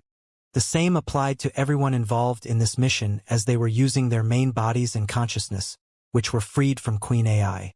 Just like primogenitors, the unique void creatures mostly link their wisps of consciousness with Queen AI, so when shit hit the fan, she wouldn't have control over them. They started. Felix narrowed his eyes in concentration after spotting a vast void rift emerge in front of the gelatinous cube. It was expanding at an insane speed, making it resemble a black hole emerging out of nothingness. Still, compared to the gelatinous cube size, it barely covered 5%. Candace opened a void rift in front of Felix, allowing him to zoom in on this expanse of darkness until he managed to spot hundreds of purplish figures. All of them seemed to have twisted expression with their hands extended towards the vast void rift. It doesn't look like they will pull it off? Asna commentated. I don't think they need to create a void rift with the same size as the gelatinous cube. Felix remarked. If they managed to pull off just half of the size, their plan would work. Felix knew that the gelatinous cube and world eaters had a flexible body structure, enabling them to squeeze through tighter surface areas. As he mentioned, the moment the void rift seemed to cover half the size of the gelatinous cube, Miriam and the others stopped pushing to make it bigger and just focused on sustaining it. Slowly but surely, the gelatinous cube was edging closer and closer to the void rift. When there were merely a few kilometers away from it, the unexpected have happened, stupefying everyone. The gelatinous cube started to change its shape to a long cylinder to match the exact size of the void rift. Then, it started going inside the void realm without needing to squeeze or damage its body in the process. They can do that? Arthur remarked speechlessly. If even Arthur, the Ruiner, and other knowledgeable ancient unique void creatures were dumbfounded by the sight, there was no need to mention the others. Who could blame them for their lack of knowledge? No one had ever seen a gelatinous cube enter a void rift or exit from it at such a drastic size. Don't lose focus. Miriam cursed everyone telepathically after seeing the void rift starting to deform. Her shout forced everyone to regain their concentration and stabilize the void rift. They knew that if the void rift failed at this crucial moment, the gelatinous cube would be sliced up. Fortunately, no other problems arose for the next 5 days. Just a bit more, Miriam encouraged as she eyed the last 1% of the gelatinous cube pass over through the void rift. It might be just 1%, but it gave everyone a run for their money since their concentration was on the brink of evaporation. 5 continuous days of pumping their maximum energy to sustain a cosmic void rift had taken an immense toll on all of them. If they weren't in the void realm with infinite energy, it wouldn't have been possible. The moment everyone saw that the gelatinous cube had passed over thoroughly, they relaxed their control, which caused the void rift to start shrinking at a rapid pace before it was completely closed shut. Clap, clap, clap. When Arthur and the rest in the war room saw this, they applauded in celebration with wide grins on their faces. This marks a historical day for the Void race, Arthur proclaimed passionately, It marks the beginning of the void race coming together as a single entity to fulfill our God's wish. Now, we just need to gain control over the World Eater, and our army would have all 7 sins working for a single goal. The Ruiner remarked with a faint smirk. The War Room had already gained control over many wrathful creators within the Void Realm. They were much easier to control since their sizes weren't as humongous as the other 2 non-intelligent unique void creatures.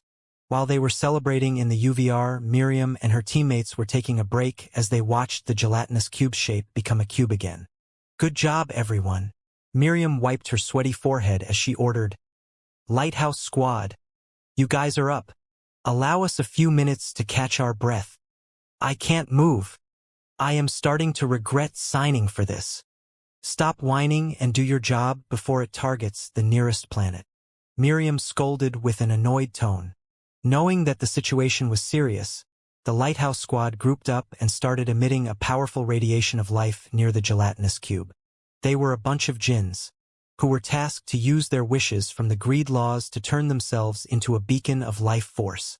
Since non-intelligent void creatures were guided by life force, it made the Lighthouse Squads able to guide them wherever they desired. As expected, just like a dog smelling food, the gelatinous cube began moving towards them, ignoring the other lifeform signals from a distance. Now, your job for the next 5 years is to guide it towards the humans' galaxy. Miriam ordered. We know. TSK. I just had to lose that damn coin flip. No one in the Lighthouse Squad was pleased by their mission. Too bad. They couldn't complain since their luck screwed them over.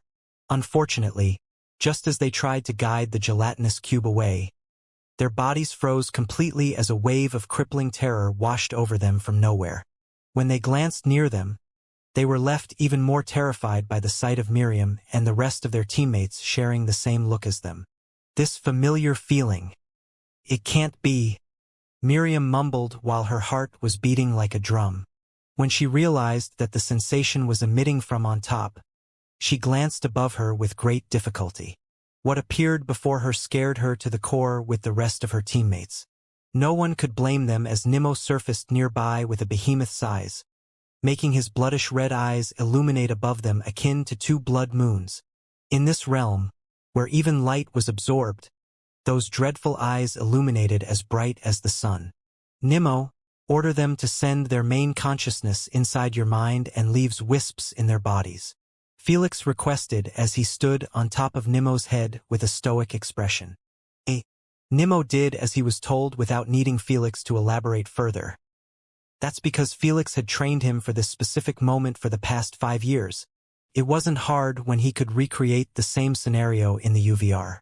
Miriam and the others listened to his order against their will. When they opened their eyes inside Nimmo's consciousness space, all of them were forced to gulp a mouthful in fear and awe at the sight of an infinite pitch-black ocean. Welcome, my friends, to your new home. Felix emerged from underneath the ocean while having Nimmo sit on top of his shoulder. With the Kraken's passive and teachings over the past 5 years, Felix was able to split his wisp and place it inside other living beings' consciousness space. Honestly, if it wasn't for Nimmo allowing it, he wouldn't have been able to invade his consciousness space regardless of what he did. Soon, Candace and Agnor were seen standing behind him with faint cold smirks as they stared at their own kin without an ounce of mercy.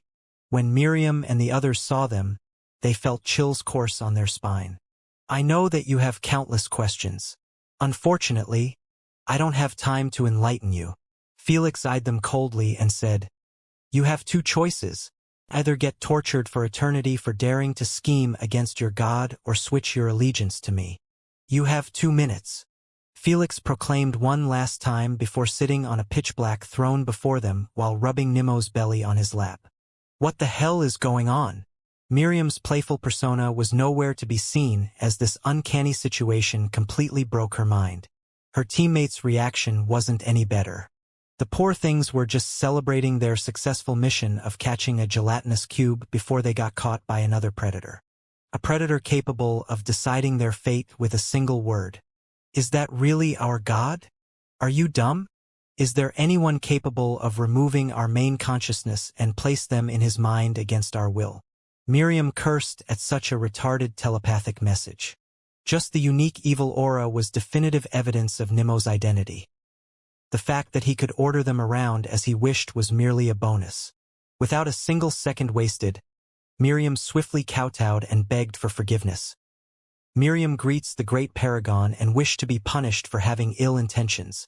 When others saw her behave like this, they finally broke their petrification and copied her actions. It didn't matter whether one was an authoritative imitator inside the war room or a newly added member to the army. All of them kowtowed twice and remained in the same position while shaking slightly, waiting for their god to pardon them. As for the two choices given to them by Felix, they didn't even bother to consider them. The moment their god had resurfaced, their lives stopped belonging to them. In other words, the party was over. "You may rise," Felix ordered indifferently. Although they knew that Felix wasn't the paragon, they didn't dare to disobey him since nothing made sense at the moment. "Listen up. The paragon of sins is still slumbering," Felix confessed calmly as he picked the cute Nemo up. "This is his future replacement." This news shocked everyone to the core, but it made even more sense than their original creator hanging around with a human in the shape of a raccoon. This made some unique void creatures to feel somewhat conflicted since Nemo wasn't their creator. But the majority had one similar reaction. A chance! Miriam's eyes lit up at the thought of being subordinate to the new paragon of sins while he was still in growth process. Damn it! That slut Candace has been around him for a long time. Miriam got irked at the sight of Candace smirking at her, realizing that her chance to be number one subordinate was already taken. Just like her fears were proven right, Felix announced nonchalantly, "Candace will be responsible over all of you. Her words must be treated if they were said by me. All of you fuckers are still in probation. I don't mind thinning the herd by removing some fools who refuse to understand their place." Felix had no intentions of being nice to them from the very start. He knew that the only reason they were behaving was due to Nemo. If he wanted them to truly respect and treat him as their king, he must show them that he wasn't to be taken lightly. Otherwise, they wouldn't try their best to adhere to his orders. "Candace, they are all yours," Felix said as he retreated to the back, allowing Candace to establish her dominance over them. "Firstly, the paragon has already freed you from the oath taken to keep the war confidential," Candace shared composedly. "So, you don't need to worry about banishment in case you spoke to us about the war." Everyone believed her as Ignore was the perfect evidence. They always saw him hanging around them and feeding them garbage while he was, in fact, a double agent. Secondly, you can't keep your bodies inside the Void Realm for long as this will draw suspicion from the others in the war room. Candace narrowed her eyes dangerously. "So, I want you to behave as normal and keep this development to yourselves. To motivate you to make your best effort, I want you to swear on oath on the paragon right this instant." The moment they heard so, everyone's expressions changed drastically for the worst. In the case of Ignore, Felix didn't force him to make such an oath since he was much easier to handle and manage than hundreds of unique void creatures. He knew that everyone would never consider betraying Nemo, but with the oath involved, they would go an extra mile to avoid exposing him. In addition, this oath would help him free their main consciousness from Nemo's mind without worrying too much about their betrayal. "I swear upon the great paragon of sins to remain as his loyal and trustworthy subordinate until death do us apart." Miriam was the first to take the oath, knowing that she needed to make herself stand out from the rest to gain Felix's trust. "Good." Candace eyed everyone coldly. "What are you waiting for?" Without delay, Miriam's teammates shouted out the same oath simultaneously, fearing that if they hesitated for another second, they would be picked up and made an example of. TSK. They were completely right as Candace was slightly annoyed that no one tried to act too smart, making it hard for her to install even more terror in them. "Now, leave wisps of your consciousness here and return your mains in your bodies," Candace ordered. "We will carry this on after we deal with the war room." Miriam and the rest did as they were told without any complaint. When they opened their eyes back in the Void Realm, Miriam stated coldly, "You heard her, act normal. If you can't, you can fuck off right now, and I will cover for you." Since unique void creatures were known to be individualist, The war room wouldn't be too weirded out by some heading out first after succeeding in their mission. However, no one moved a step. There was no way they could show themselves lacking while Felix and their god were still watching. Lighthouse Squad, keep up your work. The rest, let's return. Miriam commanded as she exited the Void Realm. They are out. Arthur smiled widely as he looked at Miriam and the others regrouping near the vampire, who was still streaming. One of them beamed a humongous spaceship nearby, and they all went inside to facilitate communication with the war room. The gelatinous cube is in its journey towards the humans' galaxy. Miriam spoke towards the camera with her usual playful smile. How is the Ruiners' mission going? Great effort, everyone. Arthur praised them first before mentioning. The pirates have just began their slaughter. It will take some time before we can make a move. I see, Miriam proposed. How about we come to help him out? I don't need your help, the Ruiner remarked with a cold expression. Hold on a second, Arthur interjected. You have seen how hard it was for them to capture the Dreamer. With more numbers, we can deal with the World Eater in less time. I said I don't need it. The Ruiner glared at Arthur. Don't make me repeat myself. It's all right, Arthur. Miriam smiled charmingly. I guess we should make a move on another target. Since you are already in Gora Galaxy as a team, how about you capture a dozen more Wrathful creators? Arthur suggested. What do you say? Miriam looked at her teammates. I am out. I need to return to my post before my absence raise suspicion in my pack. A golden-furred werewolf shook his head. Likewise. I am down. I don't have much to do at the moment. Some imitators and jinns rejected the invitation while most void succubus and annihilation fiends had no problem with the new mission. Since no one here could be forced to do anything, Arthur and Miriam allowed them to leave. Call me if you have any updates. Arthur wished them good luck and closed off the stream to switch focus on the Ruiners' mission. After he was gone, everyone sighed in relief. Abruptly, Felix and his clique appeared amidst them through a void rift. Good job, everyone. Felix smiled with a satisfied expression. He watched the entire interaction while analyzing Arthur's face. It didn't change at all, making him understand that no one had behaved in any way to raise suspicion.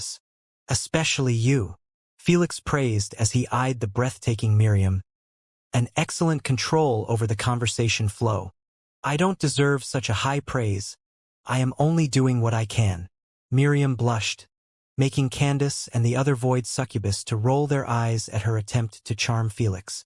Felix smiled faintly as he requested, Please follow me. It worked. Damn it. I should have given it a go.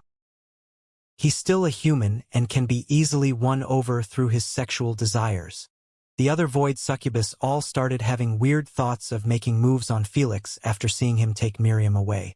After they reached a private room in the spaceship, Miriam thought to herself as she glanced at Candace. Heh, he must have grown bored with Candace already. If I took advantage of my... Before she could finish her sentence, Felix asked with a serious tone. I have heard that you have a big portion of the Dwarven Empire under your control. Mind telling me more? Bitch, you thought. Candace snickered as she eyed Miriam's dazed expression. Miriam snapped out of her daze swiftly and spoke with an enticing tone. What do you want to know about it? How much control are we talking about? Felix inquired. Besides the Emperor and his officials, I have control over most of the upper Echelon. Miriam shared. Why haven't you targeted them? Felix frowned. I believe you can easily turn them into your sex slaves as well. I can't. Miriam shook her head. All of them are wearing legendary artifacts that protect their mind against my mental attacks. I see. Felix nodded in understanding. It was normal for the Emperor and his officials to be protected heavily from any kind of danger. He believed that most of them should be donned from top to bottom with ancient and new legendary artifacts since they didn't desire money from selling them. Plus, I would rather not push it too far lest I irk Elder Cyclope. Miriam added. Doesn't she know that Elder Cyclope has already forsaken the dwarves? Felix raised an eyebrow in surprise. Must be. Candace agreed. I also didn't know about it until we met him in person. For normal people, they had no clue about Cyclope and his involvement with the dwarf race. In the case of the Void race, most of them saw it with their own eyes or at least heard about it. After all, they existed before even the dwarves or other new races were born. The only reason they never seemed to grow or change was due to their limitations imposed on them from birth.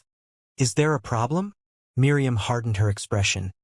If you want, I can give up on a few slaves and attempt to enslave them. No need.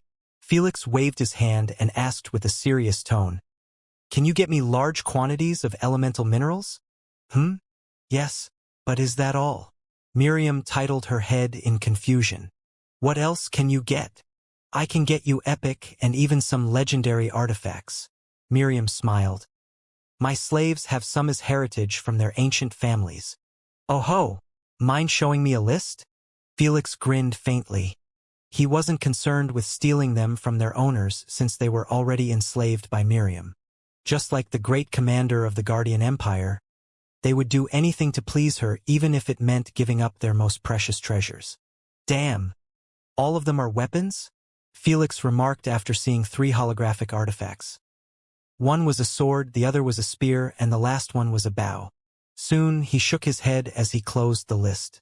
He wasn't interested in all of them since he already had his crescent battle axe. How about you give one to Noah or Olivia? Candace suggested. Olivia is using her mutation as her wand, while Noah utilized his claws as his weapons. Felix knew that both of them had their own fighting style, and he would be merely ruining it by forcing them to use a legendary artifact that didn't match it.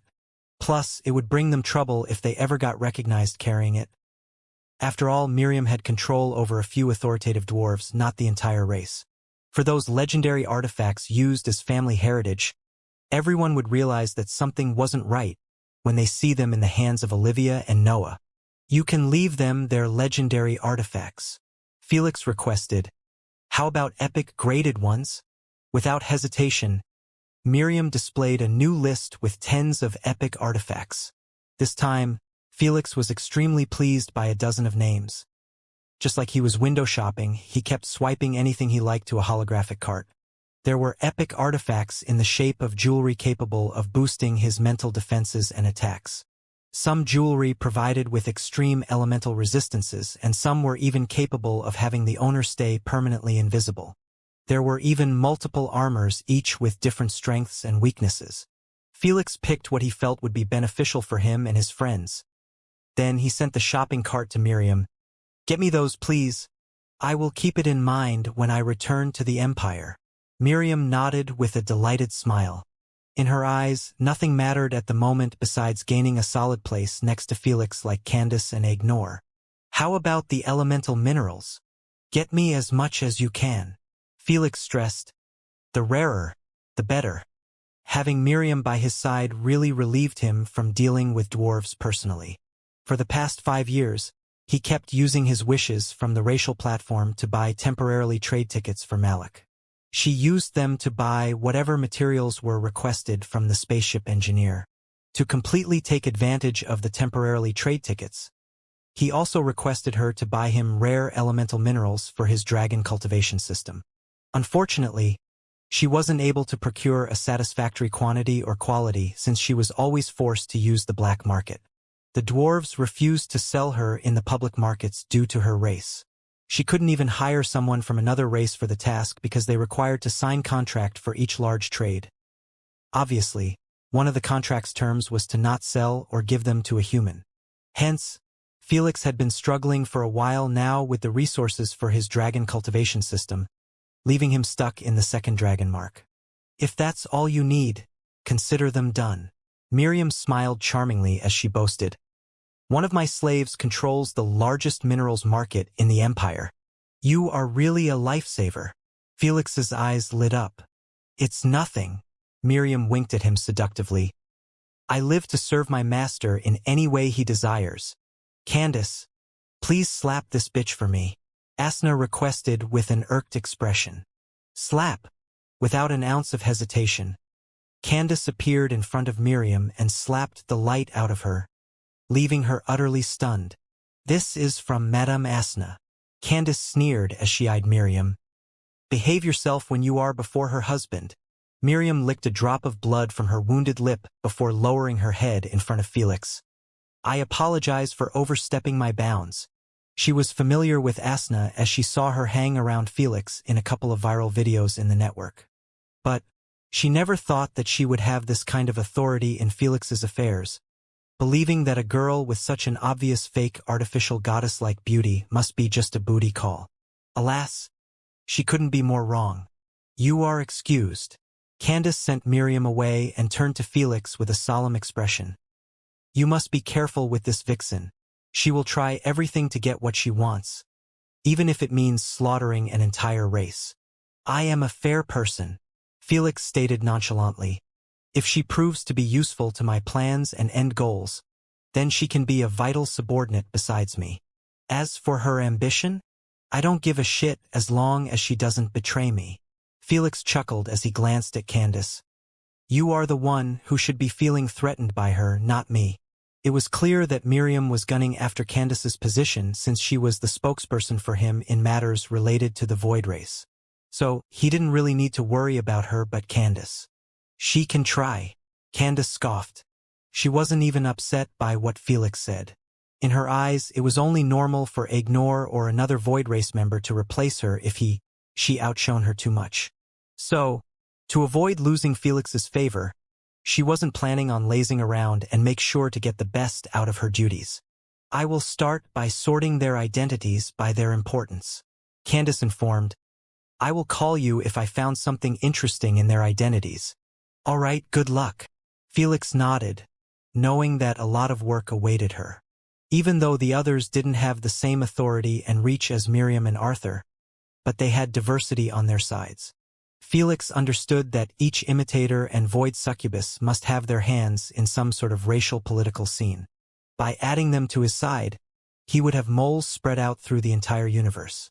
We need to get moving towards the World's Eater before the Ruiners team start their mission. Felix glanced at Ignore and said, You are up. Ignore's eyelids twitched as he jumped inside the Void Realm and turned himself into an aircraft. He had seen this day coming ever since Candace was promoted. As for Candace, she preferred staying with Miriam's team to keep an eye on them up close even though she could just as easily meet them all inside Nemo's consciousness space. Only the Ruiner and Arthur are left. Felix narrowed his eyes coldly. The moment I enslave them, I will own the entire Void Army. 1 month later, Felix could be seen sitting next to his spaceship's window while staring at an astronomical pitch-black blob. It was deformed in the shape of a long pencil suspended in nothingness. The cause of the deformation was nothing but a horrific and mystifying dark hole in a distance. Its surrounding gravity was so terrifying, even light was unable to escape from its gasp, managing to create a halo around it. How will they displace it in the Void Realm? Asna wondered. It can't move an inch even if it wanted. I don't know, Felix guessed. Maybe split it into smaller portions and join them in the Void Realm? Unlike Gelatinous Cube, symbiotes were known for being extremely flexible due to their ability to separate big portions of their bodies and still live like nothing happened. If those portions were near each other, they would join together to become whole again. If they didn't, they would go on separate ways and keep absorbing energy until they grow back to their original size. You are right. They have made up their minds to try this strategy. Ignore confirmed after hearing the War Room's discussion. When are they starting? In a few days after the news died down about the pirates' attack. Ignore said. I see. Felix smiled bitterly after being reminded of that slaughter. He had seen the abhorring damages done by the pirates to those poor innocent tourists. It stung him even worse to know that it was happening but still not able to stop it. After all, he couldn't risk having Arthur be skeptical about a spy amidst his army before he enslaves everyone. Felix understood that if he screwed this up to save a few lives, the war might end up happening much faster and even more innocent civilians would be caught in it. It's all because of those Darkin faction bastards. Felix didn't even blame Arthur for all of this since he knew that if it was up to him, he wouldn't have even taken part in this war and just kept living his life as normal. Though, the same applied to the rest of the unique void creatures as only a few of them took part in this for the sake of entertainment and creating chaos like Miriam and the Ruiner. The rest were all either threatened by having their identities exposed or completely isolated from the void race and hunted down if they ignored the war calling. If unique void creatures were really so evil and didn't care about anything, they would have already set the entire universe in flames before going down with it. Let's see how they will react when we turn this against them. Felix narrowed his eyes coldly as he waited patiently for the Ruiners team to make their move. 5 days later, Felix was sitting on a throne on top of a platform while having Nimmo nesting on his lap. He was inside Nimmo's consciousness space, where he grouped all of his enslaved void race members. Right now, he gathered them all underneath him. At the front of this army, the Ruiner and Miriam stood side by side. Both of them had a look filled with reverence as they eyed Nimmo. Yesterday, Felix made a move on the Ruiners team after they successfully transported the World Eater to the Void Realm. Just like what happened with Miriam, no one dared to oppose Felix after Nimmo showed them his true colors. Even the Ruiner was forced to lower his head without feeling his pride wounded. After all, how could he flaunt his pride before his own creator? As for Arthur, he didn't catch anything peculiar again when the Ruiners team resurfaced. Since he was honestly terrified of him, he didn't dare to ask him too much about the mission and just sent him off. With all of you here, I believe I have gained control over 98% of the Void Army, Felix remarked calmly. 97.5% to be precise, Master, Miriam interjected. I have the entire list of everyone in the army, as I am responsible over the recruitment. Right now, we are still missing members, who were too busy to join the missions or those responsible over controlling the wrathful creators. I see, Felix said. My main priority at the moment is to capture Arthur. The others can easily be handled. Does anyone here knows his real location? Candace asked. Everyone started looking at each other with ignorant expressions, clearly having no clue about such key intel. Even Miriam and the Ruiner seemed irritated by their inability to answer. I wish I knew where that coward is hiding. The Ruiner shook his head.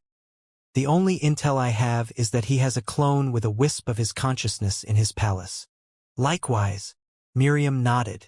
Felix frowned in displeasure at everyone's inability to help. He thought that at least one of those hundreds of army members would have a small piece of information on Arthur. Unfortunately, even the imitators and void succubus in the Akkadian Empire were clueless about Arthur's movements. He doesn't trust anyone. So, it will be difficult to get him to confess about his location even if we spent millions of years with him, Ignore said. It wouldn't have been possible for him to reach such a height without being this vigilant. Felix sighed in frustration. He had a strong feeling that Arthur's main consciousness must be hiding in the Void Realm or in some unknown place that was simply impossible to guess. Can our paragon command him through his wisp of consciousness? An imitator in the form of a spirit fox inquired with a curious tone. What a blasphemous question! The Ruiner glared at the spirit fox murderously. You dare suggest that our god has such limitation? I didn't mean it that way. The spirit fox started shaking in her boots after seeing everyone giving her a nasty stare.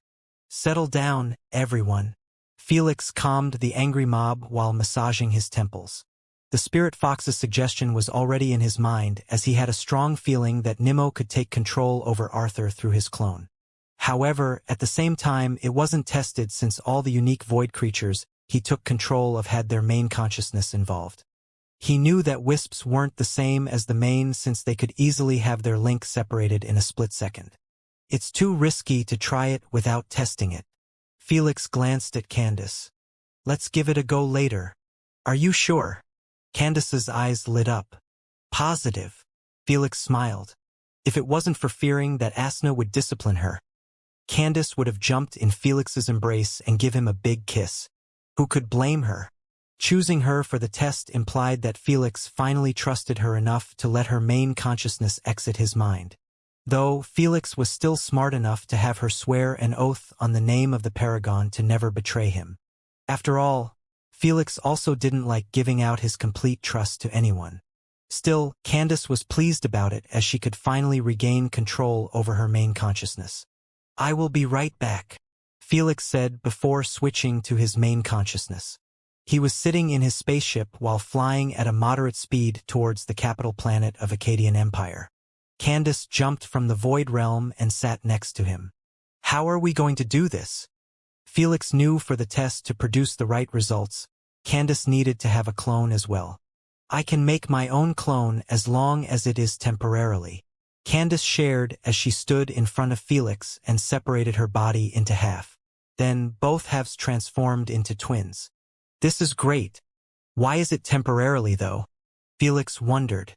I am not made of the exact substance as symbiotes, so my body can't support itself for long unless it was complete. Candace clarified. I see. I guess Arthur isn't using this method of cloning then. Most definitely. Candace nodded. All right. It's best that you send your main consciousness away, Felix requested. Try your very best to destroy your link when Nimmo makes his move. Candace did as she was told and sent her twine inside the Void Realm. This created a similar scenario when Felix make his move against Arthur. Nimmo, I want you to order her to not break her link with the main consciousness. Felix spoke as he brought Nimmo in front of his face. Since this command was quite complicated, Nimmo was confused at first. Fortunately, the training in the past 5 years made him even more receptive to complex orders. So, it took Felix merely a couple of minutes before Nimmo understood his request. Nimmo faced Candace immediately with his diabolical shimmering red eyes and gave her the command telepathically. After he was done, Candace realized that she couldn't kill off the wisp which would separate the link. It worked! Candace exclaimed in delight. Good, good, good. Felix grinned widely. With this, even if Arthur was hiding at the depth of the universe, he will still get enslaved by me. Without delay, Felix beamed his spaceship in his spatial card and continued his travel with Ignore and Candace through the Void Realm. By the way, how many wrathful creators did Miriam's team catch when you were with them? Felix asked Candace. I separated from them after they caught the second one. Candace shared. I hate to admit it, but Miriam had everyone under her control without needing me. Isn't that better for you? Felix chuckled. You were able to catch up to us instead of babysitting them.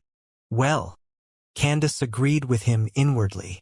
The only reason she stayed with Miriam's team was to keep an eye on them in case things went chaotic due to losing their main purpose. However, Miriam still retained her authority over most of them, making her handle them without needing anyone. How about the Ruiner's team? Ignore wondered. Yeah, I doubt anyone will dare flinch when he is in charge. Felix smiled. Felix was quite pleased with the Ruiner and Miriam for the simple reason of leaving him unbothered by having such a massive army made out of disordered proud individuals. He really thought that he would be forced to keep using Nimmo constantly to keep them under control. Sometime later, Felix could be seen sitting next to Asna in his consciousness space while having Candace's vision mirror in front of them. What was shown on it was a mesmerizing futuristic metallic city that was built on a massive sky platform. The platform was being lifted by gigantic towering metallic pillars. Although the sages used scrolls to get rich and secure their position in the top 10 most authoritative races in the Alliance, they didn't utilize scrolls to shape up their culture. After all, scrolls could be used only once regardless of their rank. Since those scrolls were refined out of the world tree sacred wood, it was seen as a massive waste of finite resources to use them wantonly. If Queen Alfreda knew that the King Arthur was a void creature, I doubt she will continue her historical trade with them. Felix chuckled. It was known knowledge that the Taylism race and Sage race were in a lifelong partnership with the elves for the sake of obtaining some of the world tree's sacred wood. They need the wood to make brushes, scrolls, and talismans. Fortunately, the talismans and scrolls were easily made by abundance from the wood since they were just paper. In return, the elves receive scrolls and other noteworthy benefits. I doubt she has such authority. Ignore said. Mother Tree was the one enforcing that those two races will always receive portions of her fallen dead sacred wood. Oh, I didn't know that, Felix expressed. But I can see it happening. Lady Yggdrasil is extremely generous and wish that her runic teachings spread far and wide. I still have no idea how those three races can have different utilization of the runes. Asna asked with an intrigued tone. She was always weirded out by the notion that such a universal system could have limitations on each race. For example, elves could only use wands to write runes in the air. The other two were allowed to write runes on paper. Even then, there was still limitation imposed on the Talism race as they were the only ones capable of using their talismans. Lady Yggdrasil believes that the divine codex written on their DNA is responsible over this. Lady Sphinx answered, "It must not be as complete as hers." "Doesn't that mean Felix and little Ollie can create scrolls and talismans as well?" Candace raised an eyebrow in surprise, knowing that those two owned the complete version of the divine codex on them. "Obviously," Lady Sphinx confirmed. Felix wasn't really too surprised by this piece of information. He already had a strong feeling that he could do that, but he never bothered to think deeply about it. After all, he already had too much on his plate, and he knew that if he added learning even scrolls and talismans, he wouldn't master anything. So, he intended to dive in this subject when he at least mastered a couple of time/spell.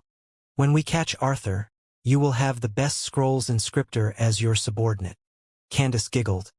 "He will easily teach you about their system when you are interested." "I know." Felix grinned faintly.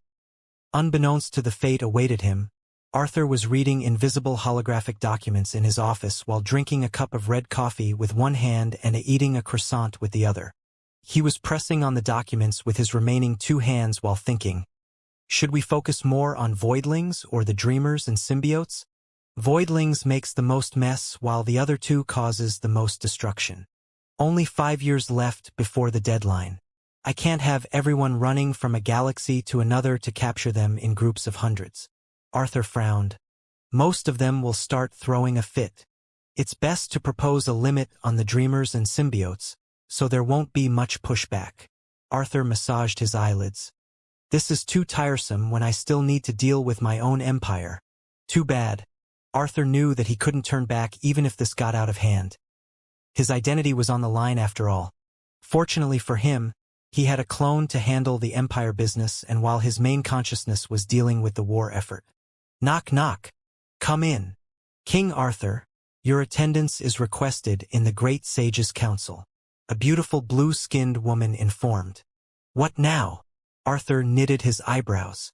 I was told that the Great Master Pantheon have managed to create a new legendary defensive scroll. He did? That geezer really never knows when to quit. Arthur replied with a delighted tone. You can go. I will be there in half an hour. After the door was closed, Arthur's delighted expression was replaced with an irritated one. Just great. We will be spending days celebrating this with annoying rituals and promoting it all over the universe. He might have copied everything about being a sage, but he still was an imitator at heart who didn't give too much of a crap about scrolls. At least ones unrelated to him. Let's get this over with already. Arthur fixed his attire and walked to his office's door. However, just as he wanted to reach to the door's handle, he felt chills envelope his entire soul as he stared at two brilliant red eyes emerging out of small void rift. He didn't know what were those eyes, but his soul quivering in fear made him realize that he was dealing with an unordinarily intruder. What is this? I can't control my body. Arthur shouted with a fearful tone in his mind as he watched his body moving towards the expanding void rift against his will. Without any noise or mess arising, Arthur stepped inside the void realm and the rift closed behind him. To be exact, he stepped inside Candace's aircraft body since his clone wasn't immune to void energy. Hello there, Felix greeted with a faint smile as he looked at the frozen, horrific expression of Arthur. Impossible! The instant Arthur saw Felix's face, he felt like his plans were crumbling before him. Especially when he saw Ignore next to Felix, making him come to the conclusion that Ignore had betrayed them. He is under an oath. How? How? The cogs in Arthur's brain kept turning rapidly, hoping to find a logical explanation to any of this. Nimmo, order him to get his main consciousness here, Felix requested, not caring about the mental meltdown of Arthur. Nimmo merely looked at Arthur again, making him order his real body to log out of the UVR and come here. This scared Arthur shitless since his hidden real body was always his safety net against any harm that befell his clone. The Paragon? Impossible. Albeit late, he finally placed his entire focus on Nimmo, allowing him to sense his unique aura. I am done for. Unlike what Felix thought, Arthur didn't even bother to separate his link with his main consciousness. Just like the others, he knew that his life stopped belonging to him the moment he met the Paragon. He recognized that if he attempted to separate the link, his identity as the king of Sage Race could be considered as over. How about we go meet your friends? Felix smiled. Before Arthur could react, his wisp of consciousness was transported forcefully inside Nimmo's mind. The moment it materialized into Arthur, he opened his eyes to the sight of his entire army chilling in a small-sized town made out of black buildings. Everyone turned to look at Arthur with mocking expressions, seeming like they were enjoying his dumbfounded expression. Welcome, leader, to your new home. Miriam giggled after teleporting next to Arthur. Miriam, please tell me I am dreaming.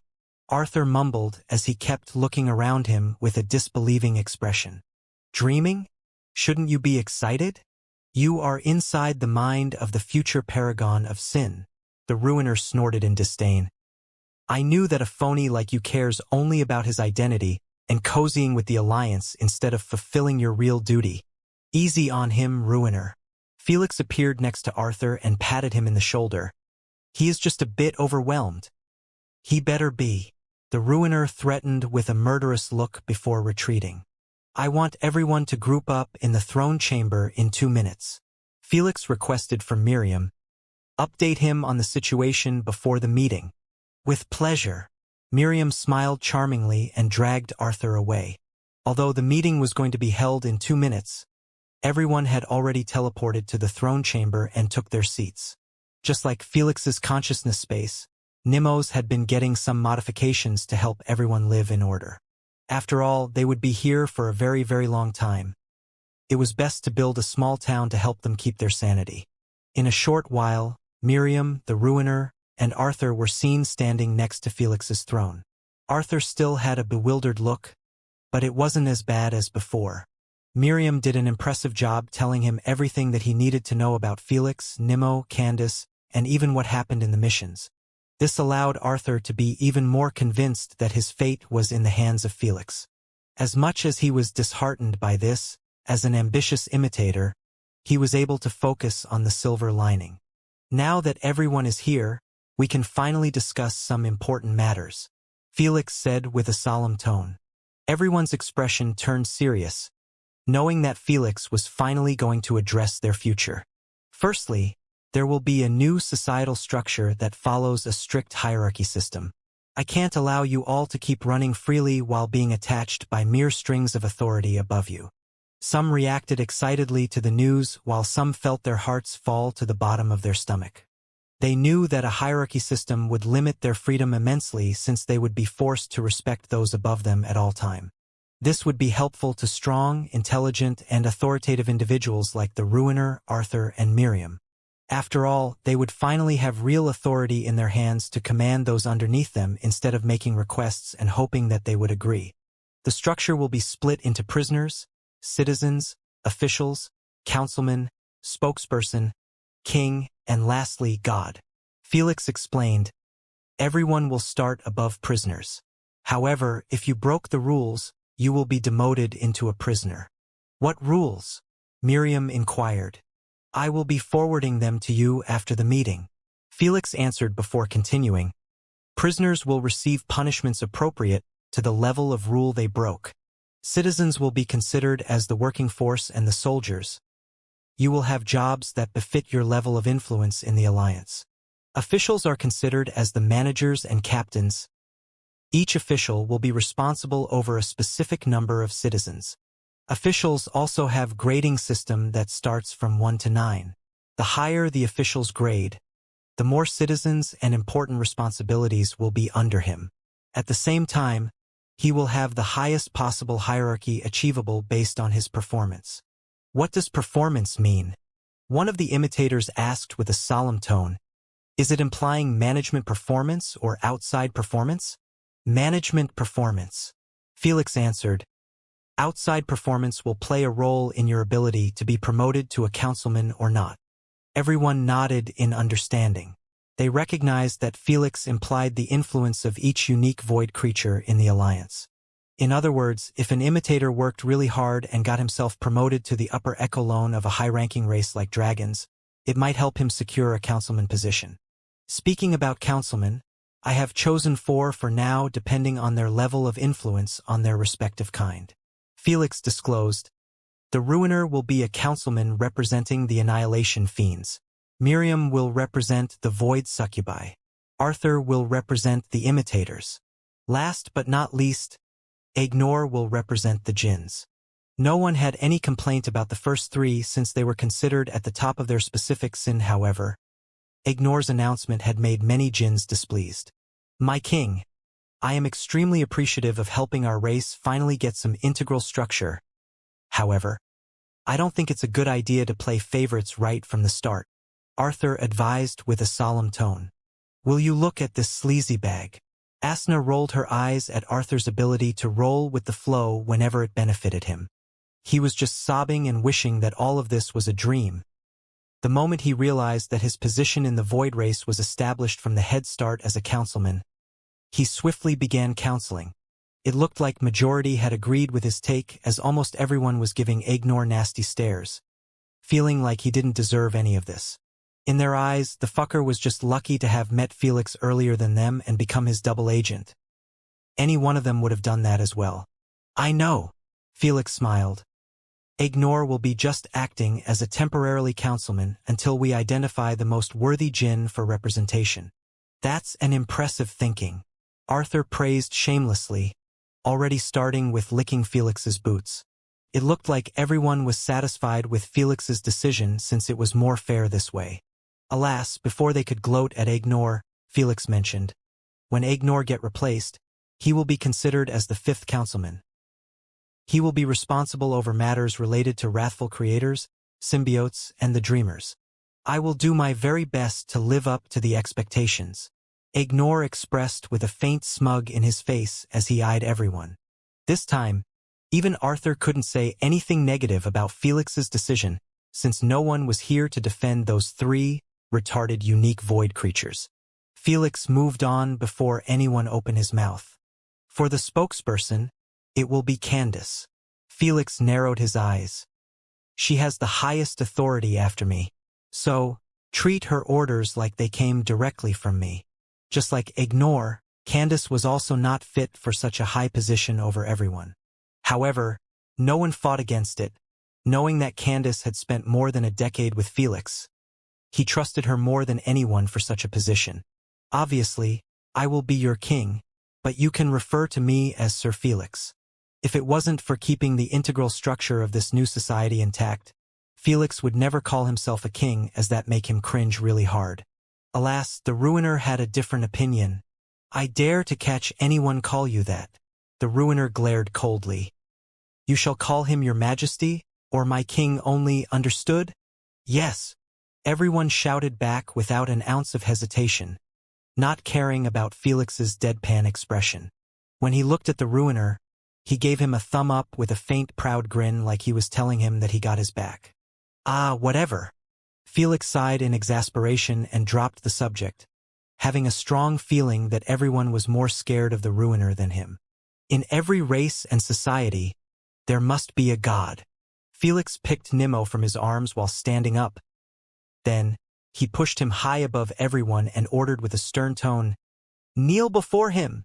He didn't even need to order them, as the moment everyone spotted Nimmo, they all went a step further and kowtowed without an ounce of hesitation. Even Arthur, Candace, and Ignore joined them. When Nimmo saw everyone like this, the only reaction he showed was tilting his head in confusion. He had no clue that the Void Race had finally taken their first step to building their society because of him. A society that could be considered part of the strongest top 3 races in the entire universe. A society that was going to spread terrors through the entire universe. "From henceforth, we are called the Void Nation," Felix announced thunderously. Everyone felt shivers coursing in their spine at the thought of finally having a society and a nation, which they could always refer to it as their home. Besides the Annihilation Fiends, who were too proud to admit that they were alone, the rest of the unique void creatures were living lives of solitude while mixing with other races. They might be born out of evil intentions, but most of them merely wanted to live their lives in the best possible fashion. If it wasn't for so, Arthur wouldn't have been trying his best to keep pushing the Sage race forward even though he was merely an outsider. But now, they finally had a true nation, which they could feel a sense of belonging to. Our first agenda as a nation is to teach the Darkin faction a grave lesson, Felix stated coldly. Everyone was startled as they knew what that implied. Are you sure about this? Arthur gulped a mouthful. Won't the three primogenitors retaliate against us if we attacked their races? I believe you have recordings of your first meeting with them, Felix remarked calmly. As long as we have evidence that they were the ones starting this whole thing, then we will always be in the right. If they dared make a move on us when we are in the right, Lord Cows will make them regret their choice. Lord Cows is this active on our side? This news had taken Arthur and the rest by surprise. Honestly, Felix wasn't that confident in Lord Cows standing up to him if the three primogenitors decided to attack him personally. But as he said, as long as they were in the right, he wouldn't need to worry too much since the Primogenitors Council would also be on his side. Leave primogenitors matters to me, Felix expressed composedly. You just need to focus on creating a plan to bring ruins to their descendants. Felix knew that starting this war was going to result in many lives being lost, especially the vampires, Astrians, and gremlins, but his heart wasn't moved at all to feel merciful or forgiving. How could he feel this way when the Darkin faction wanted his entire race to go extinct? He was certain that those three races were going to join the Void race in the war to facilitate their extinction. In addition, they were already responsible over eradicating Jormungandr and Thor's descendants. In the case of Jormungandr, the half-serpents still existed, but in such a low numbers, his legacy could be proclaimed as gone. As for Thor, his descendants had utterly disappeared out of the radar. So, why would Felix be sympathetic when he knew that his race's fate could end at any given moment at their hands due to the Darkin faction's enmity? We don't really need to change anything from our previous plan, Miriam shared. We just need to increase our recruitment since we have three main targets now. We need to add many wrathful creators. Arthur frowned. Those three races have many other allies, which will come to their rescue. So, we need to attack them as well simultaneously to give them a reason to not help out. That's smart. Felix nodded. Obviously, vampires, Astrians, and gremlins had a solid alliance between them due to being in the same faction. This forced them to help each other out regardless of what. However, they also had contractual allies that were more focused on business side. Still, those allies would be forced to help them out due to the contract. However, Arthur knew that their contracts had clauses that allowed them to ignore their allies' pleas. One of them was if they were also under attack. He was certain that those shrewd politics would take advantage of it. We also need more symbiotes and the dreamers. Arthur coughed as he eyed Felix. Without offense, but I was preparing to catch only 2 of each sin, and it will be enough to deal with your 3 superpowers in your galaxy. I understand. Felix's eyelids twitched, knowing that even that number was more than necessary. After all, it only took 1 symbiote to completely erase planet Earth or any other capital planet in the Milky Way galaxy. To make matters worse, there was nothing to do about it but initiate a wide immigration to a different planet. How many do we need against them? Felix asked. I suppose 6 will be enough to at least destroy their capital planets and a couple more high-ranked planets. Arthur answered. Make it 10. Felix said calmly. But I understand that you are worried about hearing complaint from the citizens. Felix spoke indifferently as he looked below him at his army. It's different now. If anyone dares to ignore your orders, don't hesitate to demote him to a prisoner. After they read the punishments involved, I guarantee you that no one would like to be demoted. I will make it happen. Upon hearing so, Arthur smiled confidently again. As for the recruitment, I want you all to inform everyone about the Void Nation and the Paragon's return. Felix stressed. Naturally, Don't spill such information before making them swear an oath to keep the news to themselves. I doubt anyone will dare reject the invitation this time. Miriam smiled bewitchingly. As the one responsible over the recruitment, she had gone through many rejections. It came from unique void creatures who were already living in solitude without any relation to the Alliance. As a result, she couldn't threaten them with exposing their identities or such. Let's say that someone was daring to reject our invitation. One of the jinns inquired from below.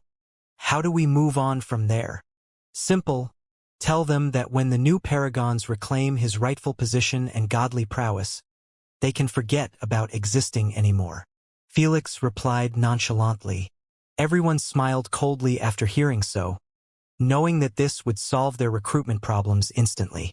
By the way, what about our identities? Arthur asked with a hint of concern in his voice. As the king of the Sage race, he knew that the moment he launched his attack on Darkin faction descendants, he would be exposed right away. This would happen to quite many imitators, void succubi, and jinns.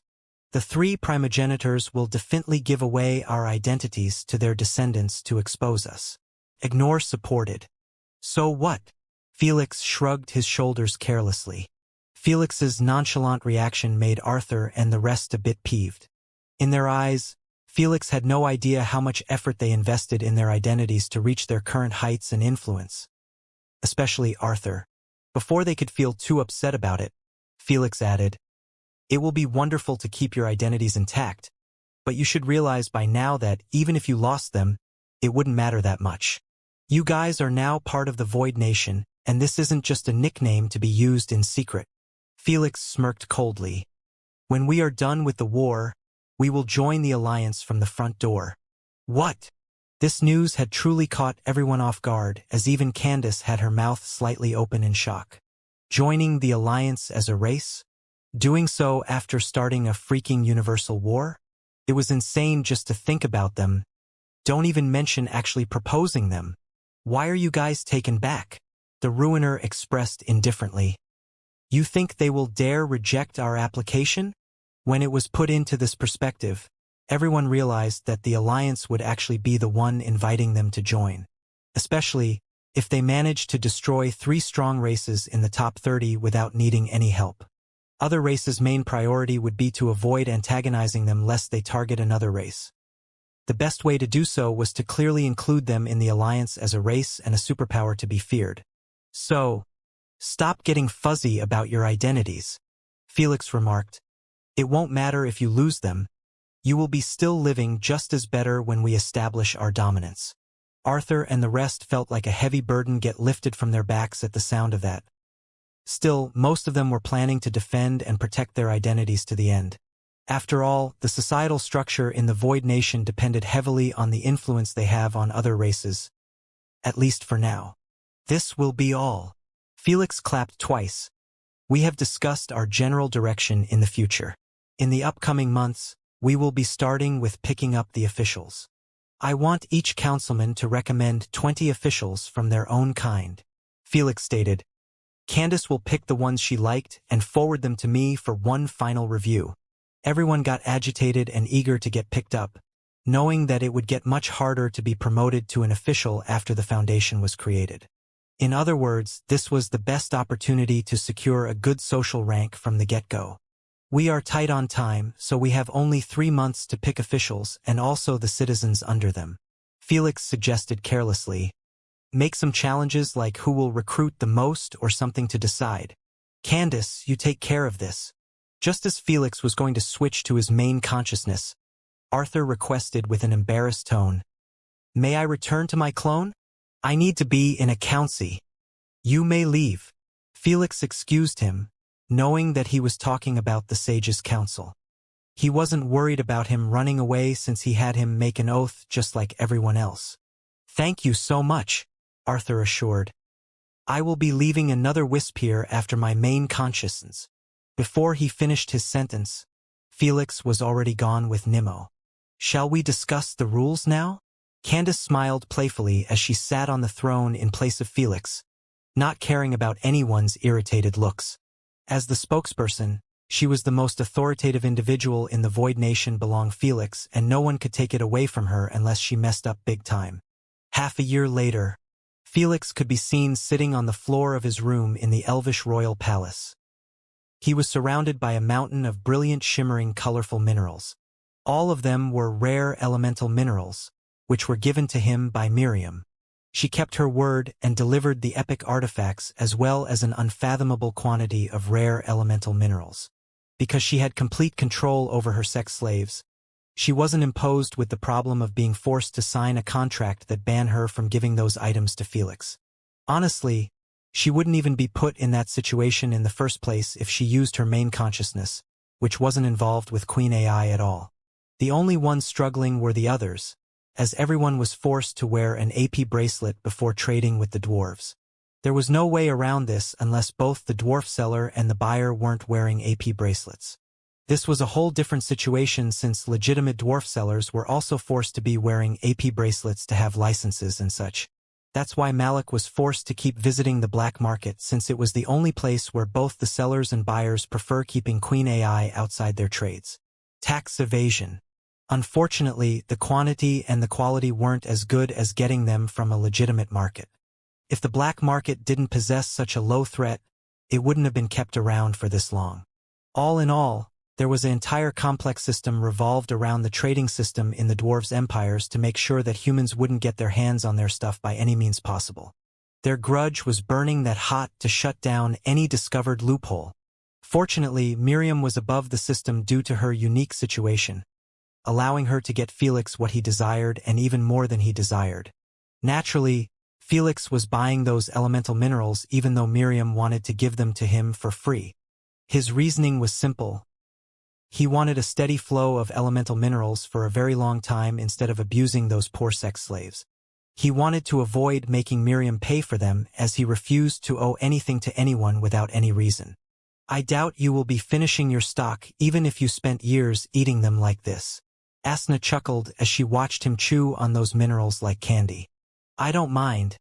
They are delicious compared to the shitty taste of natural treasures. Felix replied as he gulped down a mouthful.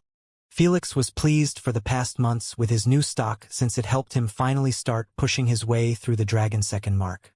Since he was getting 20k BF increase for each mark, he was hopeful that by the time he finishes with his stock, his strength would have reached at least 350k. That's an astounding boost to his strength, which would help him a lot in the upcoming war. Speaking about the war, Felix currently had many invisible holographic screens in front of him. They were reports on the development of the Void Nation as well as the war's effort. In a mere half a year, we have already doubled our nation's numbers and captured additional 2 dreamers and 3 symbiotes. Felix smiled. When there is order and structure, everything turns smoother and more efficient. Although Felix knew that the first couple of months were somewhat chaotic due to his Void citizens' inability to listen to someone else's orders. But after many insubordinate individuals were demoted to prisoners and everyone saw the horror of the punishments involved, no one dared to misbehave anymore. That's because the punishments were carried by none other than Nimmo. Since he was their god and was capable of manipulating even their thought process, it was easier for him to make them feel the most agonizing pain in their lives for as long as he desired. It didn't matter if they were at the edges of the universe or nearby. So, instead of fighting against the system, everyone decided to strive harder to push their social rank higher than the others. The only way to do so was by finishing their tasks given to them by the officials. Verver. What's up? Felix inquired after he was video called by Arthur. Your presence is requested in the war room, my king. Arthur spoke with a solemn tone. On my way. Felix nodded and logged in swiftly, knowing that Arthur wouldn't request him personally unless an emergency was in place. In a few moments, Felix appeared on the head chair of the war room's table. There was already everyone there. Because of the new structural system, most of the war room previous members were demoted to officials, leaving only the councilman and spokesperson to have enough authority to attend war room meetings. The only new addition to the war room was the Jinn councilman, who replaced Ignore of his duties. He was called Mammon, the Greed Demon, He enjoyed an infamous reputation that had died down in this new era because he went into solitude millions of years ago. When Felix heard of the tales pertaining to Mammon, he hesitated if it was a good idea to add him to the Void Nation. Who could blame him? One of Mammon's most infamous tales was causing an extinction of two ancient civilizations. He played with the greed of the top upper echelon of both nations, fulfilling all of their wishes simultaneously. To make matters worse, Mammons used his wishes not on himself but to help fan the flames of hatred between those two nations until the day it consumed everyone, leaving only Mammon to enjoy the fruits of his elaborate manipulation. For such a real evil unique void creature, Felix felt that it was best to keep him at his side and under his control than remain in his solitude. So, he accepted him in the Void Nation and gave him a councilman position. After all, most of the jinns feared and respected him. My little ones have reported that they have noticed an abnormal movement in our target's armies. Mammon shared with an expressionless face. Unlike most jinns, he still retained his ghost form, making it extremely difficult to read his featureless face. Same as my sisters, Miriam supported. Even you, Felix said as he looked at Arthur. Arthur nodded and said, my spies have brought me news that the armed forces of our enemies have increased their war drills as well as recruit more soldiers. In addition, the armies started to receive more investments to bolster their space fleets and weaponry. I see. Felix frowned. Is it safe to assume that they are doing so in preparation for the universal war? There is no other reason. Candace approved. I didn't think that the primogenitors will inform their descendants this early about the war. Ignore noted. Aren't they worried about alarming other races, making them subjected to suspicion when the war kicks off? It's doubtful that other races will realize what's going on, Arthur expressed. Their preparation are on the down low and extremely secretive. If it wasn't for our people being the best at spying, we wouldn't have caught on. It was quite understanding as the Void race were capable of spying through the Void realm. There was no need to mention the already established Void succubi, imitators, and jinns in the inner circle of those races.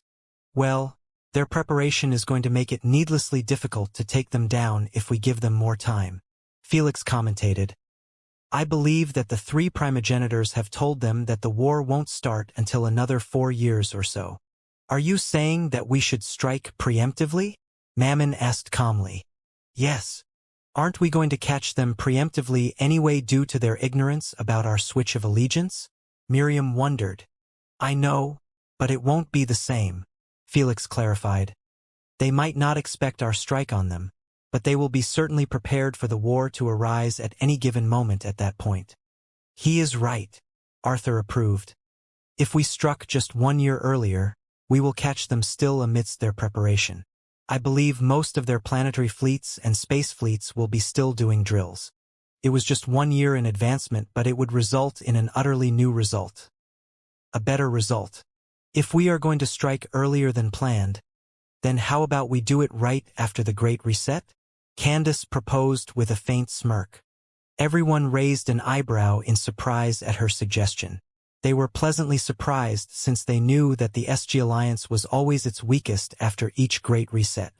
That's due to the reshuffling of ranks of each race, causing their benefits to either improve or reduce. Though we will have only 2 years at best of preparation before the Great Reset.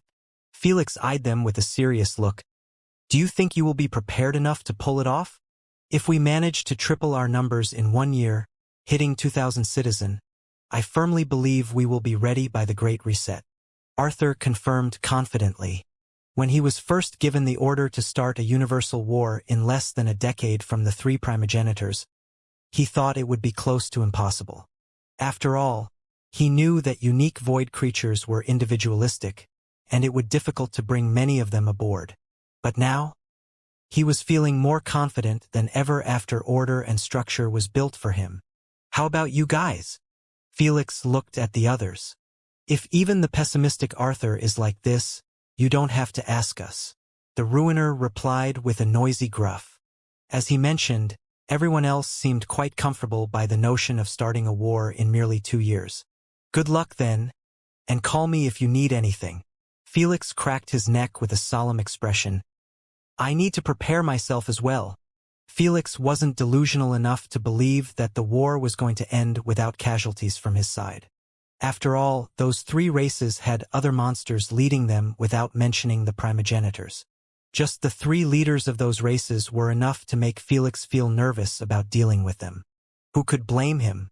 Duchess Alina of the vampire race was ranked 12 in the Empyrean rank. Felix knew that with his current strength, he was barely capable of dealing with those ranked in the top 100. So, he really needed to step up in his preparation to bridge that gap as fast as possible. I need to learn at least 1 space or time spell before the start of the war. Without further ado, Felix contacted Selphie and requested that she meet him in their practice hall. Sometime later, both of them were seen sitting in front of each other while sharing serious expressions. "You aren't ready," Selphie said. "We won't know until we give it a try. Are you questioning my teachings?" Selphie pouted, clearly upset that Felix didn't believe her, but she couldn't scold him for it. "That's the last thing I will do." Felix smiled. "Your teachings in the past years have already proven to me that you will be the best spellcaster in the history of the universe." Felix wasn't saying so to butter Selphie up or take advantage of her feelings to him. He truly believed that even if he spent most of his time on just mastering runic spells, he would still not surpass Selphie if she kept going at this pace. His affinities to space and time might be higher than her, but her talent in runic understanding was just on a different league than him, even when he possessed the real divine codex. "But I really feel like I am ready to give space/time spells a shot." Felix requested sincerely again, "Please give me a chance. Why are you rushing?" Selphie sighed. "Everything was going great just a few days ago. I can't tell you, but it's something serious, and it requires me to have as many weapons as possible." Felix answered, "Something serious? Is he preparing for a new dangerous adventure or attempting to push his rank?" Selphie thought with an alarmed expression. Selphie knew that with Felix's current strength, there shouldn't be many things that make him feel weak. Unfortunately for her, he didn't want to speak about it. "I don't know what you are preparing for, but if you really feel ready to learn those highly complex runic spells, then we can give it a go."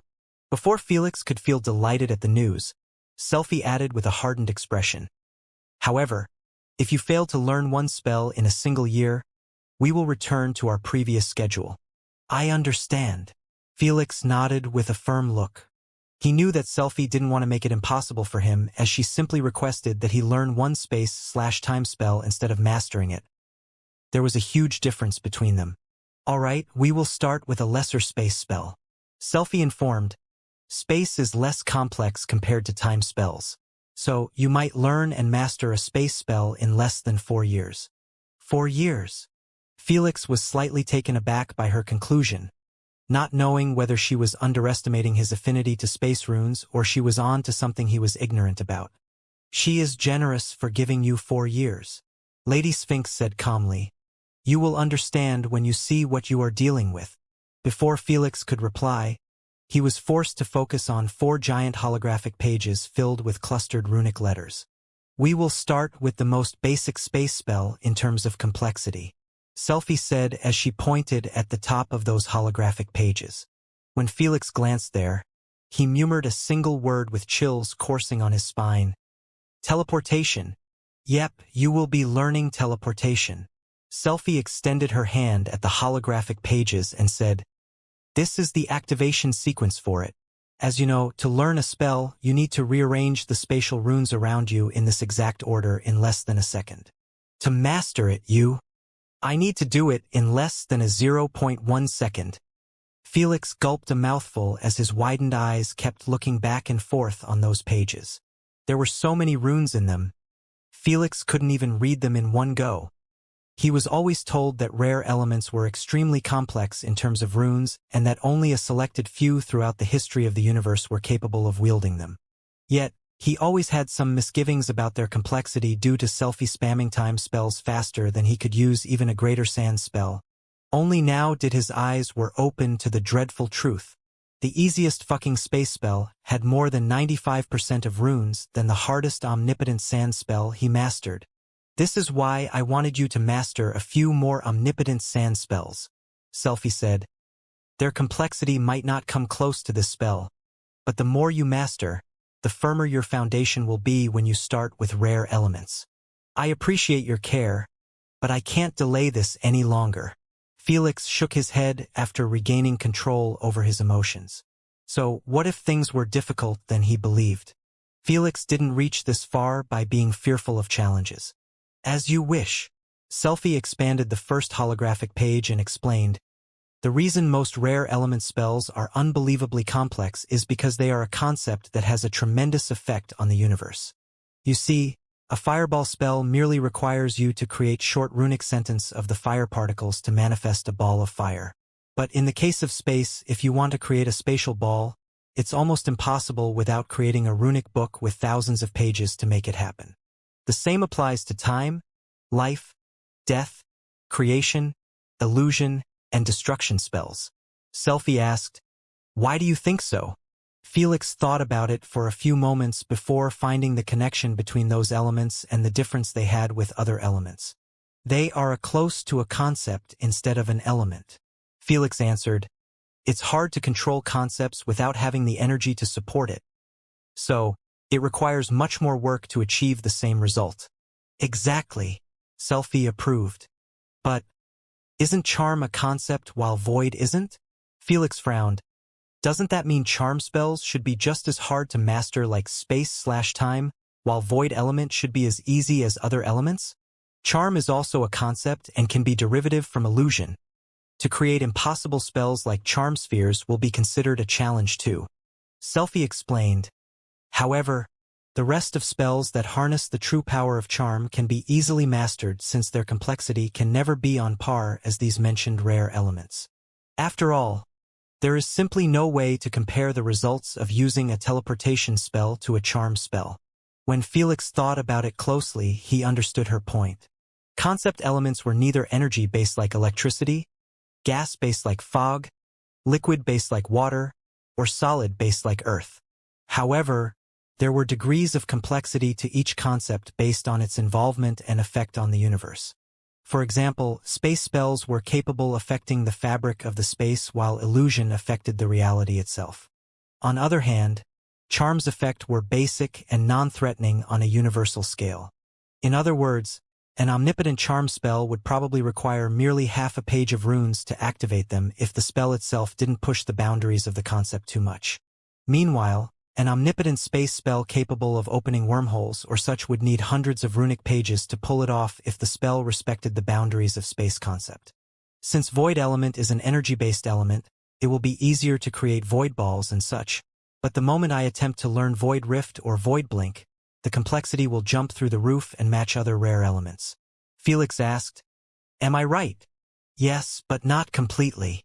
Selphie added, even creating void balls will be more complex than some greater spells from common elements. That's because the energy itself is unique and more complicated than fire or electricity. I see. Felix understood what she meant as void energy was one of the few energies capable of deconstructing matter to nothingness. There was no way it could be compared to fire or lightning. This was the reason void element was considered a rare element even though it wasn't a concept. Everyone knew where to get it and how to get it, yet no one could. Charm element might be a concept, but its resources throughout the universe were accessible as there were many natural treasures and elemental minerals with charm-based effects. Even charm elemental stones were obtainable in the right environment compared to other rare concepts. So, it was ranked as uncommon. If it suits you, we can start with void spells. Selphie proposed. You told me your runic familiarity with void element is on the same level as sand element. So, you might master many lesser void spells in a few years at best. No. Felix declined while thinking to himself, I have enough void users under my command. It was stupid to waste his time on learning void bombs and such useless spells when he had an army of void creatures. I want to master teleportation. Felix narrowed his eyes. With such spell, I can dominate the battlefield.